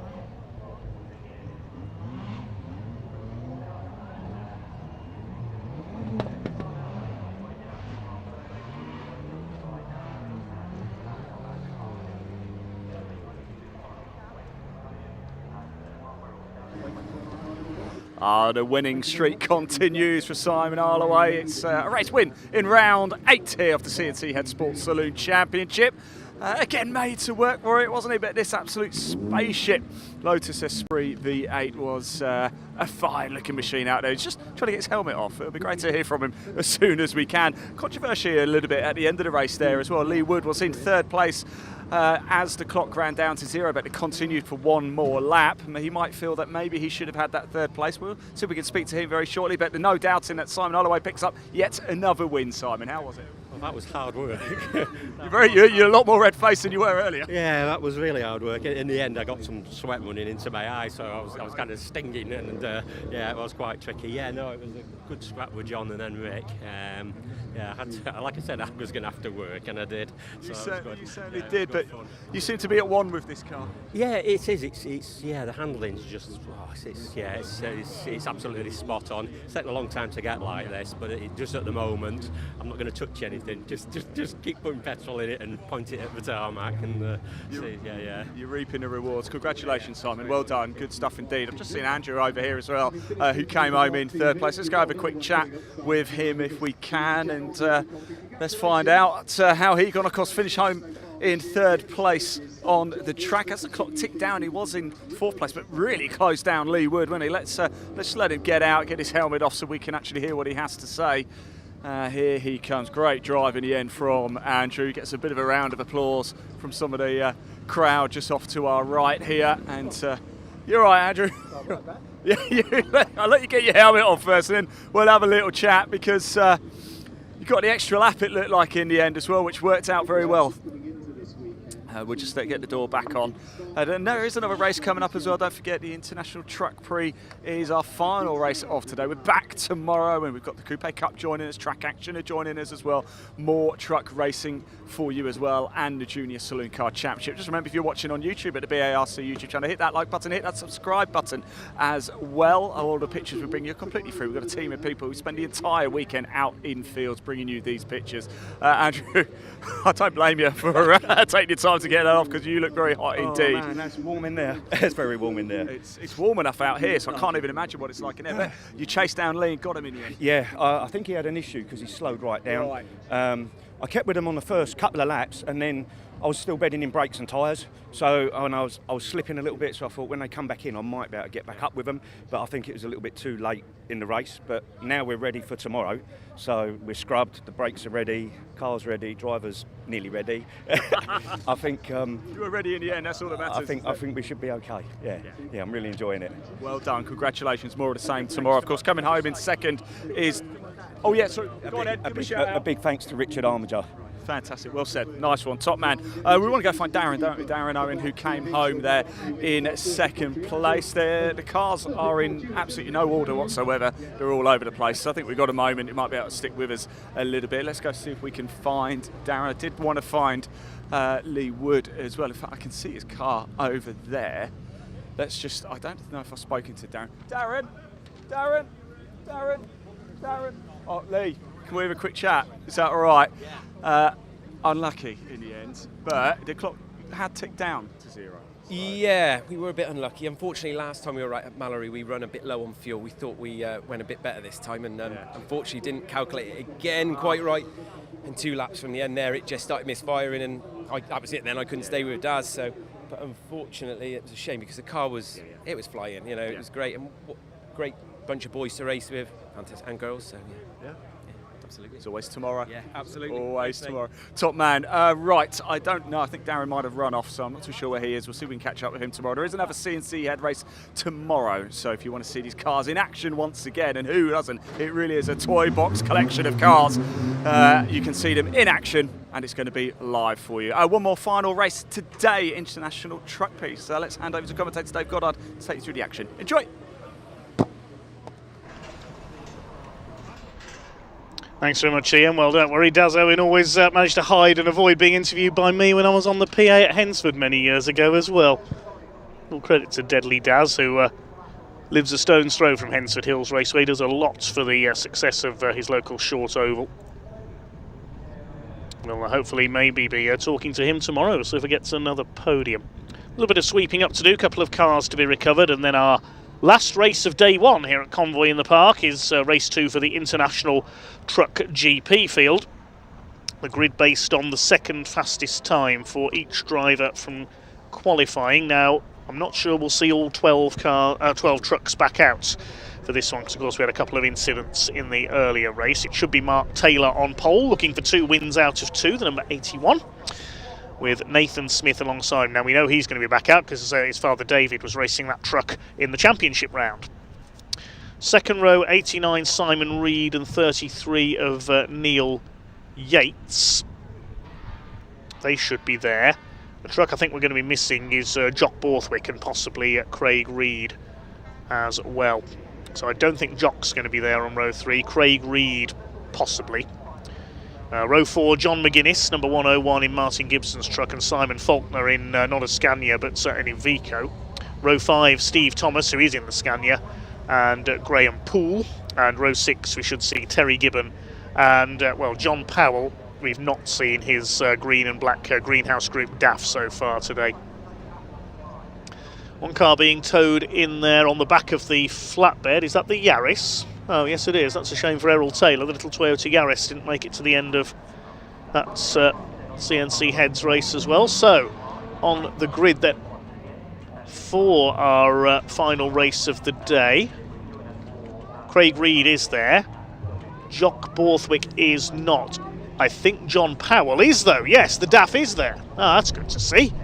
His new DAF for this year. He's had a lot of teething troubles with it, the Greenhouse Group DAF, but he is ready to go. Let's see him get some laps in here then. Reigning British Division 2 champion. Yes, hopefully Jock Borthwick can get his truck back out for tomorrow after that shunt earlier on when he hit the back of Craig Reed coming out of the chicane and was nearly flipped onto his side. We hope that Jock is all right as well. So Mark Taylor, new livery on the MAN this season, the black and orange replacing the red and white. Hofmeister and Menke sponsored machine from the European Truck Racing Championship. Looking for 2 wins out of 2 here.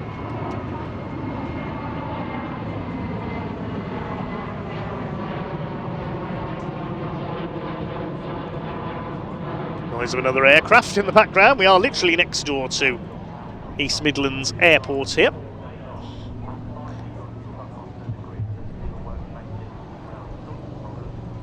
Thanks to Truck Sport UK for their organisation and sponsorship of this event as always. Quick hello to Dan Proctor who's watching on. Do like, subscribe and comment. Hi to Gregor Napier, Flamen, Rally JSC. We mentioned Super Speed Rotax 1 watching the Westfields on last. It's H2.1. Paul Sherlicker we mentioned as well. Ian Bamber's problem was with the ECU on his Ginetta, he tells us. Thank you, Paul. So hopefully we'll see the Ginetta out tomorrow as a battle with the likes of the similar car of Jamie Cryer. Got the Scania Pace truck in position this time to lead the field away.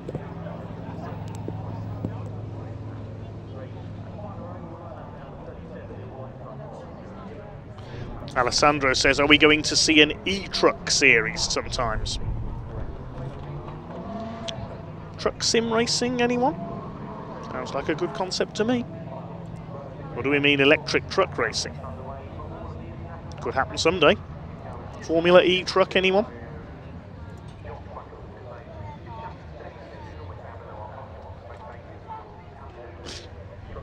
So, back out then for our final race of the day. Race 2 of 4 this weekend for the International Truck GP. Mark Taylor and Nathan Smith on the front row. Row 2, the red Iveco of Simon Reed and Neil Yates minus his front bumper valance there. No Jock Borthwick, so Craig Reed starts there alone. And there is the number 6. Finally see the Greenhouse Group DAF of John Powell back out on track. First time this weekend. Very square looking cab on that machine.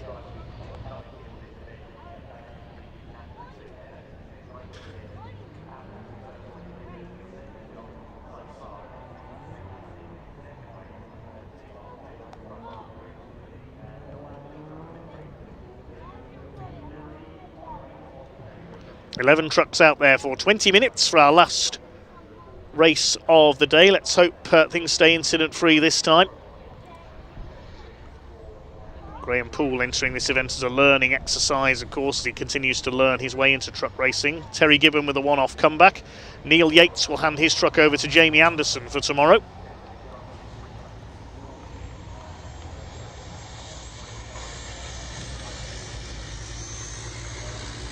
John Powell only ran a couple of laps with the DAF at Thruxton.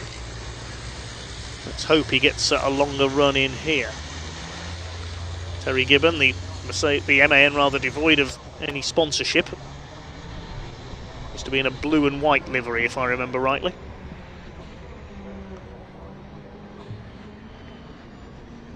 Scania running light, the third axle raised. Simon Faulkner, the grey Iveco. 23, Steve Thomas from Birmingham in the Scania, owned by Team Oliver. It's the truck John McGuinness previously raced. John just ahead of him in the 101. Martin Gibson's truck.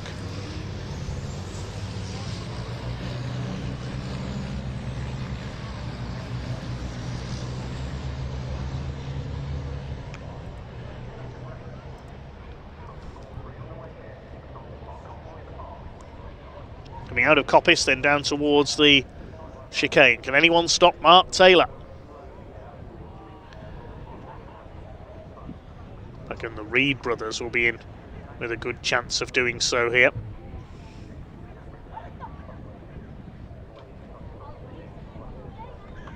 Just keeping it steady behind the pace truck. Race 2 of the International Truck GP here at Donington Park's Convoy in the Park 2025.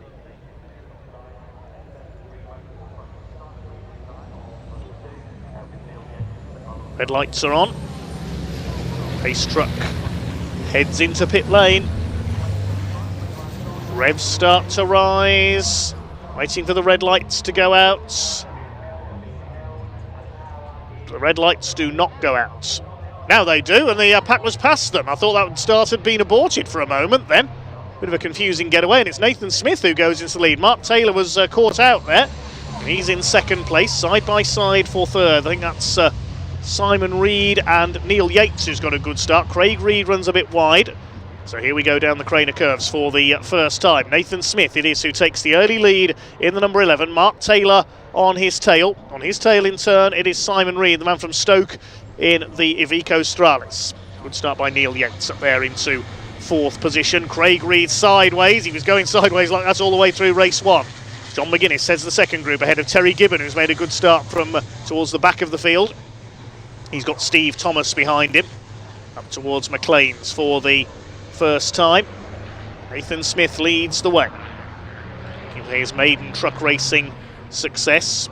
Graham Poole's dropped back a bit, so has John Powell, just running in the new DAF. A bit sideways there on the entry to Coppice for Nathan Smith, and almost cutting the inside there of the corner was Mark Taylor. Craig Reed putting the 33 of Neil Yates under pressure, trying to have a look down the inside. Nathan Smith covering the inside into the chicane. It's MAN trucks 1 and 2. Third is the Iveco. Another MAN, then another Iveco, and Mark Taylor's going to lean on Nathan Smith as they come out of the chicane. Not going to be running wide there. We saw what happened with Jock Borthwick and Craig Reed in the first race. And then, well, Simon Reed making it 3 wide. Look at this down into Redgate. You can't fit 3 wide in trucks into Redgate, surely. Mark Taylor's going to try and get round the outside of Nathan Smith, and he's done it. Taking the lead on the outside into Redgate is hard enough in a car, never mind in a truck. But Mark Taylor's managed it, and Simon Reed's up into second place. Something flew off. I think it was one of the marker posts as they came down the Craner curves. Nathan Smith has gone from first to third. Yates is fourth. Craig Reed is fifth. This is allowing McGuinness to close up as well. Then Gibbon, Thomas, and Simon Faulkner. Goodness me. I've never seen trucks 3 wide into Redgate like that before. Perhaps sensibly Nathan Smith backed out of it somewhat, back into third. That's allowed Mark Taylor into the lead, and he is going to pull away, I reckon, from Simon Reed in second place. They climb up through McLean's for the second time. It's International Truck GP, race 2 of 4 this weekend. Nathan Smith sideways again. Running wide there is Craig Reed in fifth. He always does there at Coppice. Down the straight they come. Terry Gibbon looking to have a go at the 101. Keep going to say Martin Gibson. It's John McGuinness in the truck for this race. Gibbon has a look on the inside. The door is closed, I think, by John McGuinness. He's Donington, famous for bike racing.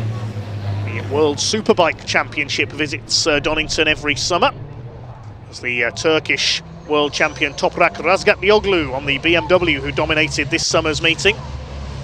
Just noticed John Powell has pulled into the pits. Unfortunately, the DAF still giving trouble. MotoGP used to visit here before moving to Silverstone.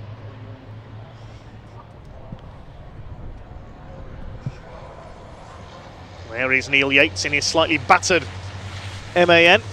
Lost that bodywork when he took a trip through the gravel at Redgate in the earlier championship race, giving chase to Nathan Smith for third place. Craig Reed is fifth. In the second group, headed up by John McGuinness, 23-time Isle of Man TT winner. It's only really the Dunlop family who have a better record than him around the island.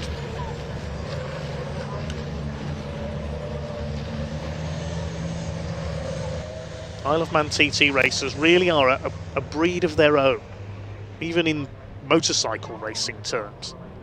They are the bravest of them all. Racing a truck must be like a walk in the park for John McGuinness.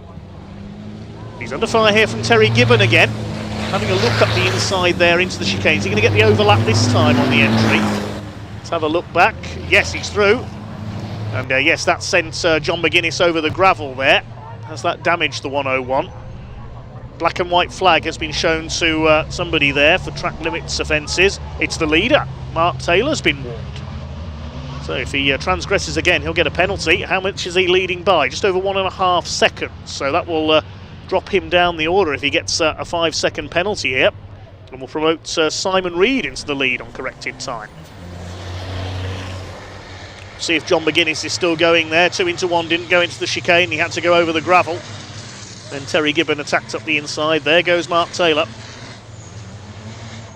The MTL Logistics truck. Simon Reed still second. Things will probably liven up in our International Truck GP races tomorrow. Only a quarter of the way through this one.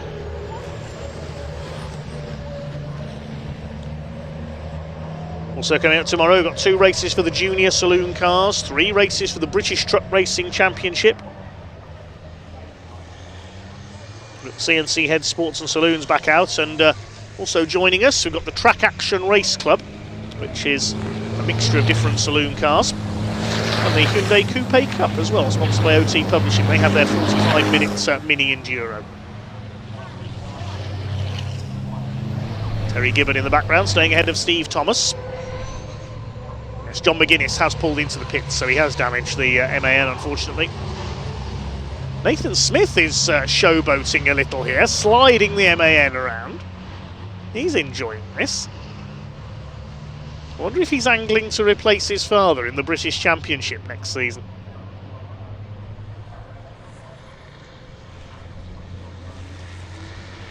Staying ahead of Neil Yates. Behind him, Craig Reed. Fastest lap of the race so far is with Mark Taylor, the leader, 1:26.112. Just over half a second quicker than anything his pursuers have managed. Leading by nearly 2 seconds now.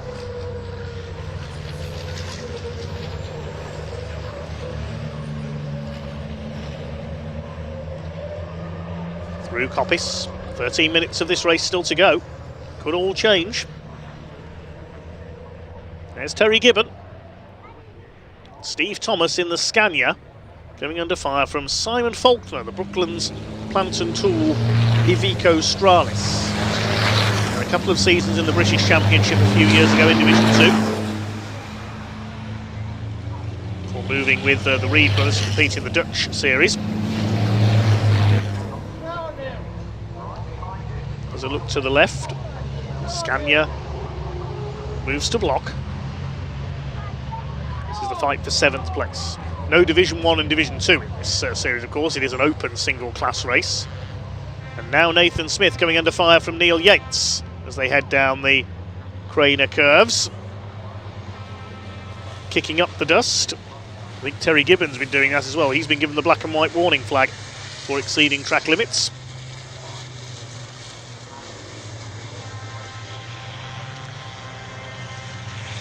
chorus of air horns from our show trucks on the infield I can hear.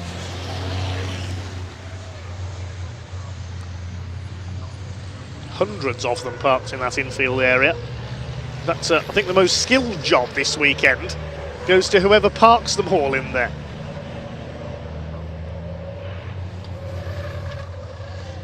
Somebody kicking up the dust there. That was Simon Reed, I think, running wide.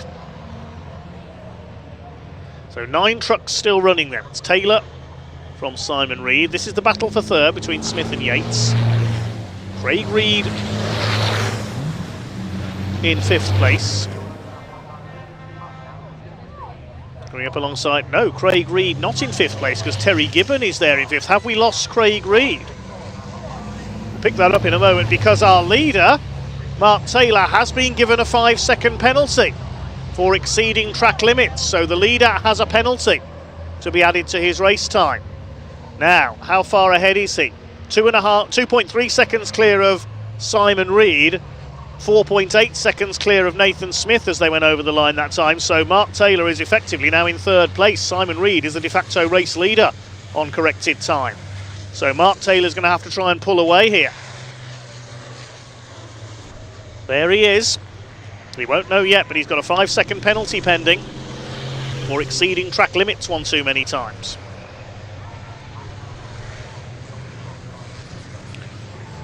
Going up to the halfway point of this final race of the day here at Donington Park, at Convoy in the Park, day 1. For 10 minutes, and then everybody will be lighting their barbecues, maybe opening a beer. No drinking and driving, of course. Perhaps enjoying the other attractions here. We've got fairground rides, all sorts of other displays on the infield. Simon Reed, whoa, sideways there. And running wide, Neil Yates onto the grass. Behind Nathan Smith, that's let Smith get away. Now what's happened to Craig Reed? We haven't seen him come through. I don't know where he's gone. He hasn't pulled into the pits, I can tell you that, as it would show on the timing screen if he had. Terry Gibbons on his own in 5th place, Steve Thomas 6th, Faulkner 7th and Poole 8th. So we don't know where Craig Reed has gone, but he's certainly pulled up somewhere. Neil Yates dropping back there. You can see he's lost momentum as a result of that run along the grass. John Powell's back out of the pits. He's going again just to get some mileage on the DAF. There's John McGuinness's truck in pit lane.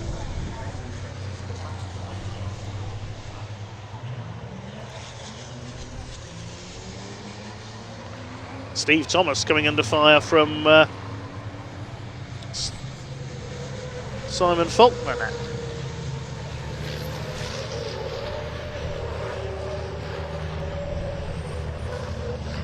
Nathan Smith continuing his chase of our leader, but these two, Reed and Smith, are both still within 5 seconds of our on-track leader as John Powell pulls back in again. Just cannot get that DAF to run properly. It's a great shame. It's a great looking machine. Here's Graham Poole, the Rochdale LGV driver training sponsored number treble 3, also backed by HGV Direct. He's in 8th place. Simon Faulkner moves on to the rear axle of Steve Thomas in the 23. Been a few years since we've seen Steve out in the British Championship. Very busy on the admin side of the British Championship. There's a lot of work behind the scenes. Coming down into Redgate, he's under pressure from Faulkner. Terry Gibbon has also got a track limits penalty of 5 seconds. I think he's sufficiently clear of these two for it not to affect his results. Let's have a look up as they cross the line. He was 11 seconds clear of Steve Thomas. So 5 seconds will not affect his placing. Neil Yates has just been given a black and white flag as well. That because he ran wide out of the chicane over the grass. So maybe more penalties pending if they offend again. Taylor only leads by 2.5 seconds, so unless he's able to get more than 5 seconds clear of this man, Simon Reed, he's going to lose the win. It's going to be Simon who takes his first win in several years on UK tarmac. There's Mark Taylor. Certainly not 5 seconds clear. 7 minutes still to go. Nathan Smith driving well in that MAN. There's the black and white flag out to somebody else. As the leader laps Graham Poole. Now Simon Faulkner this time's got a run on Steve Thomas, and he goes through. Good move into the chicane. Lost the side panel off the Iveco. That's for P6 for Simon Faulkner. Down the hill comes Simon Reed. There's Graham Poole being lapped by Nathan Smith, just trying to keep out of the way.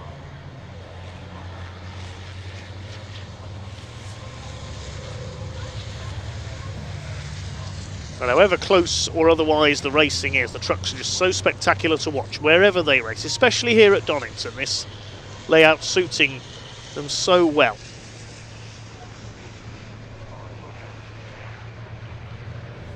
There is Simon Reed. Reed Freight, Auto Bright Direct and Gemini Windscreen sponsored Iveco among their other backers. This kicks up a little bit of dust there on the outside of the Coppice exit. Past the castle turret in the background. One time Donington had all manner of quirky additions like that. We had the Dunlop Bridge, of course, down the straight past the exhibition centre. There was the mock-up Spitfire mounted on a pole on the infield.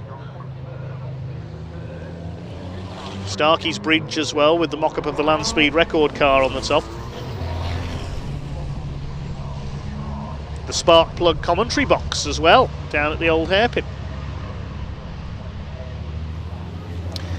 Sadly, that disappeared before I did any PA comms at Donington. I would love to have commentated from the spark plug. It's done from the single box now on the Wheatcroft Straight using CCTV.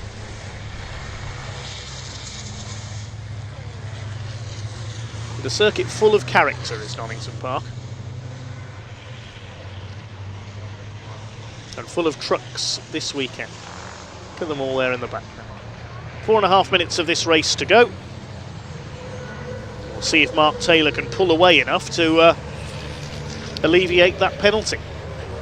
He's 2.75 seconds up on Simon Reed at the moment.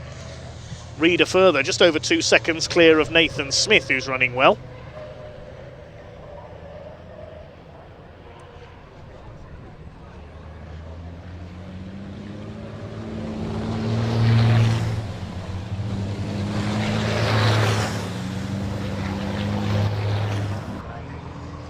Neil Yates a bit sideways again.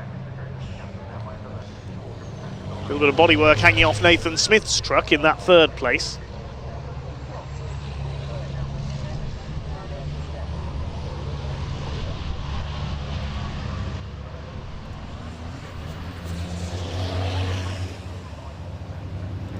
Into the closing stages now of our final race of the day here on the Donington Park National Circuit.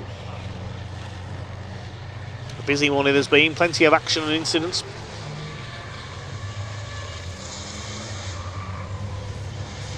Now, who's going to win it? Will Mark Taylor be able to pull away to win? He needs to win by more than 5 seconds with that penalty. Anything less, and he'll be demoted behind Simon Reed. Oh, Nathan Smith's dropped back. He's back to 4th, but through the 3rd has come Neil Yates. Has Nathan got a problem? Terry Gibbon has been given a further penalty, another 10 seconds for another track limits offence. That's 15 seconds in total. Now, how far ahead of Faulkner is he? 17 seconds. He might get away with it. He might keep his position. Not if he drops back any further, then. There's Simon Reed.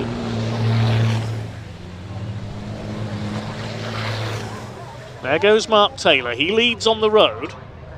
The gap is just over 3 seconds, so Mark Taylor is trying to pull away from Simon Reed. 3.16 seconds clear. It's Yates in 3rd. Smith is down to 4th.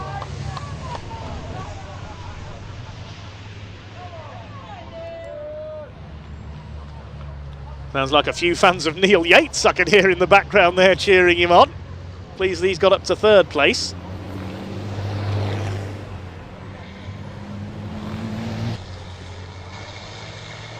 Might be Neil's best ever finish, and Well, if he can get within 5 seconds of Mark Taylor, he might be up to P2. With less than 2 minutes to go, it's unlikely though.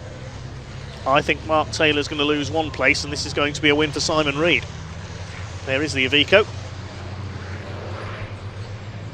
We'll see when the timing screen adjusts itself at the end of the race. Oh, ignore that I've said that, because Neil Yates has got a time penalty as well. There's going to be quite a lot of penalties. We'll wait till everything sorts out at the end of this race, because they're coming around to start the last lap now. It looks as though Mark Taylor's going to lose his win.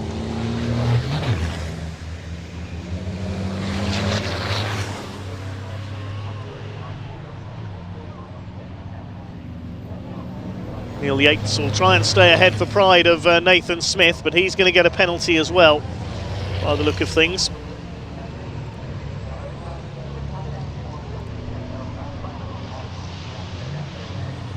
Well, Mark Taylor's going to win it on the road. He's 3 seconds clear of Simon Reed.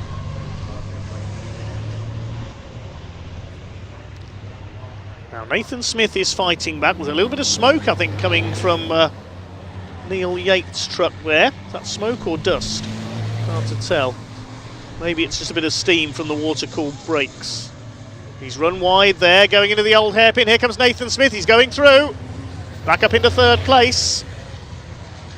Yes, Neil Yates, is he developing a problem there? We're on the last lap of the race now, the last lap of day one at Donington.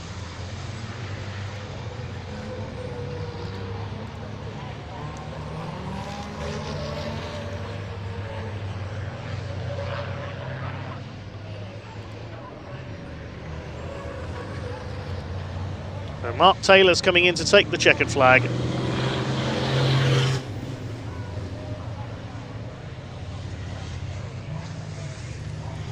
We'll confirm the result in a moment. There is the checkered flag. Mark Taylor crosses the line. Over the line though, in second place on the road is Simon Reed, and with Taylor's penalty applied, Simon Reed does inherit the race win. Nathan Smith will come across the line in third. Good battle with Neil Yates. Terry Gibbon will be next over the line, but so we'll see if he drops back any further on penalties. Now Neil Yates will have a 10-second penalty applied. Terry Gibbon will have one applied as well. How many did Neil Yates get? Yeah, 10 seconds for Neil Yates, 15 for Terry Gibbon in total. Simon Faulkner across the line. No, he wasn't close enough to capitalise on those. He gets 6th. Steve Thomas 7th. Graham Poole with a final finisher, because we lost Craig Reed, John McGuinness and John Powell.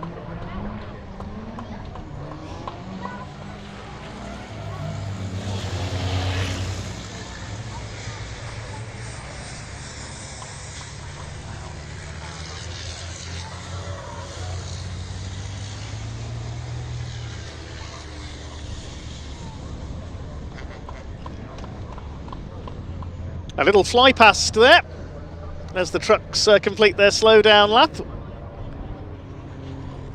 Nicely timed. Thank you, East Midlands Airport. We'll confirm the provisional results in a moment. Nathan Smith, a little bit of a burnout. That was Kurt Goranson style, certainly. He's got a good future ahead of him in truck racing. But it is Simon Reed who takes the win on corrected time in the Iveco. Nicely done, the man from fairly local in Stoke-on-Trent. Provisional results will read as follows. Simon Reed, the winner by 1.6 seconds, with Mark Taylor getting that penalty. Nathan Smith third. Penalties for Neil Yates and Terry Gibbon as well, 4th and 5th. Simon Faulkner 6th ahead of Steve Thomas. And Graham Poole, the final finisher, a lap down. We lost Craig Reed somewhere along the line. John Powell tried to get the DAF going, but only managed a few laps in the end. And we lost John McGuinness with damage after running over the gravel at the chicane, battling Terry Gibbon. Jock Borthwick, of course, a non-starter. We hope he's okay and that he can get his truck back out for tomorrow. But that does wrap up racing today. We will head down to Parc Fermé shortly for the final word. But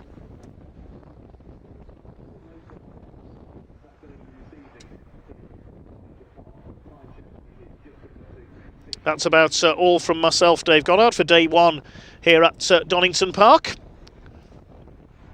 And Ian and Pointy, I'm sure, will be down there in Parc Fermé for the final word on day one here at Convoy in the Park. Just needs me to say a big thank you to all our volunteer marshals, the recovery crews, the medical staff and everyone else at Donington, and all our show truck exhibitors and everybody else on the infield here at Convoy in the Park. Day one coming to an end. We'll shortly hand down to Parc Fermé, and I will rejoin you tomorrow. Our first race of the day coming up at 10 o'clock with the Junior Saloon Car Championship. We'll welcome Track Action Race Club and the OT Publishing Coupe Cup on the programme as well. I'll rejoin you just before 10 o'clock tomorrow for day two. That's about all from me. We'll hand down to Parc Fermé in a moment.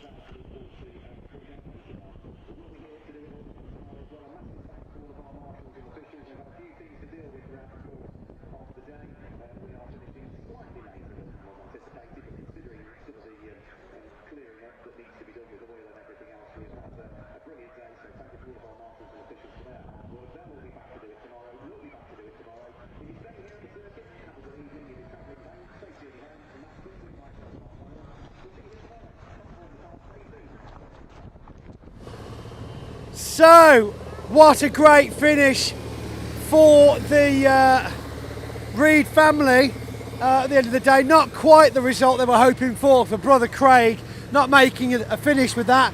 Let's get out of Simon's way, shall we, I suppose. Actually, if you come with me a second, John, whilst we're parking up,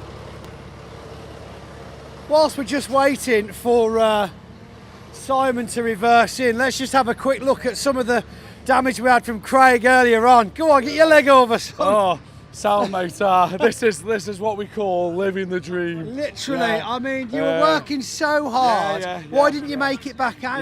Yeah, no, I was. I've been out. Yeah, so I went out. You got something you didn't stay out, is what I mean. Yeah, no.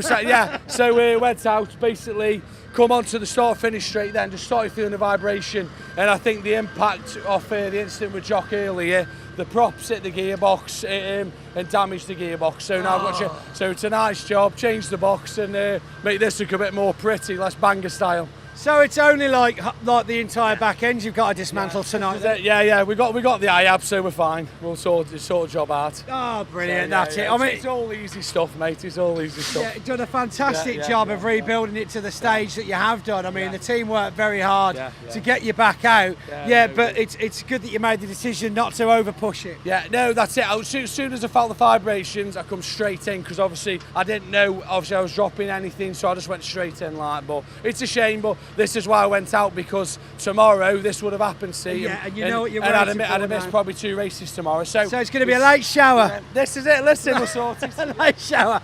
Right, done with brother Craig. Let's speak to brother Simon about his win there.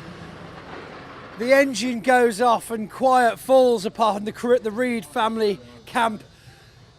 Out of the way. There we go. Simon, what a result. I know, yeah. I think after the last race, and there's all rushing round, and obviously giving my brother's truck a bit of love to get back out. No, it was a good result. Just cracked on, and obviously that they're holding the lights right off, like once you've gone under them. Yeah, I'm hearing a lot of feedback. I mean, obviously, there may be a reason for these, we're but just playing the guessing game. Yeah. And obviously you'll add on the radio, but really your lights are... that's the legal one, isn't it? That's what tells you to go, yeah. So it was that's happened twice today, so they could really do a sorting the blooming life out on. I'll let them know. Yeah, I'll put a card in. Well, it's all about it, isn't it? Because you've got it loaded up, got the old girl loaded up, and you want to get blooming cracked on. Absolutely, you know what I mean? yeah. But no, we had a good crack. Obviously, Mark and Nathan were up front, and then obviously I'll just say behind a bit, and then Mark went for the pounce, and then they come out, and then I just loaded it up and got a mint drive out, and then got down the pit wall. I say Mark, give me the room, because he knew I was down the side. Obviously we managed to get past Nathan, which was drove absolutely spot on, hat off to the lad. It was a good race, wasn't it? And he's ended up with a third now due to other people's track limit penalties as well. So he'll be happy with that podium. Yeah, no, I am. I'll be honest, I've followed Mark, and you know, I couldn't see a lot wrong with it, I'll be honest. But obviously, I'm not judging it, am I? Indeed, you're not. Personally, I couldn't see a lot wrong with it. No, moving the subject completely away from racing just for a moment, a very rare sight that we managed to open the show in front of today was, of course, the beautiful steam locomotive that has appeared on the back of one of your extremely heavy haulage trailers this weekend. Yes, it was a bit of a coincidence. Well, it was sort of planned as such, but it wasn't actually meant to be parking here, and then spoke to Truck Sport, and they said, listen, we've got the old paddock this weekend, come and bring it in. I mean, the amount of pictures that have been taken, it just goes to show that after all the years that they've been out there, that A, people are looking after them, and B, people are still so infatuated with them.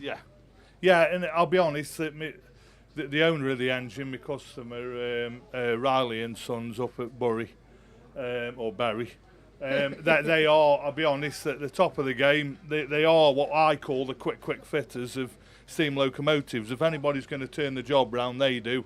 There's a lot of mainline charters up and down the country with a fleet of steam locos. You know, nothing easy to maintain and keep on the track. And yeah, like I say, we've ended up bringing it up just off a job. It's finished down in the south, and it'll be heading up to Carnforth on Monday. But yeah, it was quite nice. You know, it was sort of half planned. I'd set the permits up to get it into here, just on a chat with Truck Sport on Thursday to say, you know, it might drop on, and it'll allow the lads to go home and get their breaks for the weekend and then crack on Monday. So no, it's been spot on. It's such a great piece of history to have here in the paddock. It's brilliant. Now, without further ado, we need to go and get some silverware handed out. So you and I need to pull our fingers out and get down there to the podium. Right, that's enough out of him. We'll let him get some sweat wiped away and get himself down to the podium. Ian, my goodness, what a day. What a day. What a day, but we're done for today. We are. That's it, we're back tomorrow. And tomorrow we've got more trucks. More junior saloons. Yep. We've also got track action joining us and the Coupe Cup as well. Looking forward to the Coupe Cup. Don't usually follow them, but they're here this weekend and I'm excited.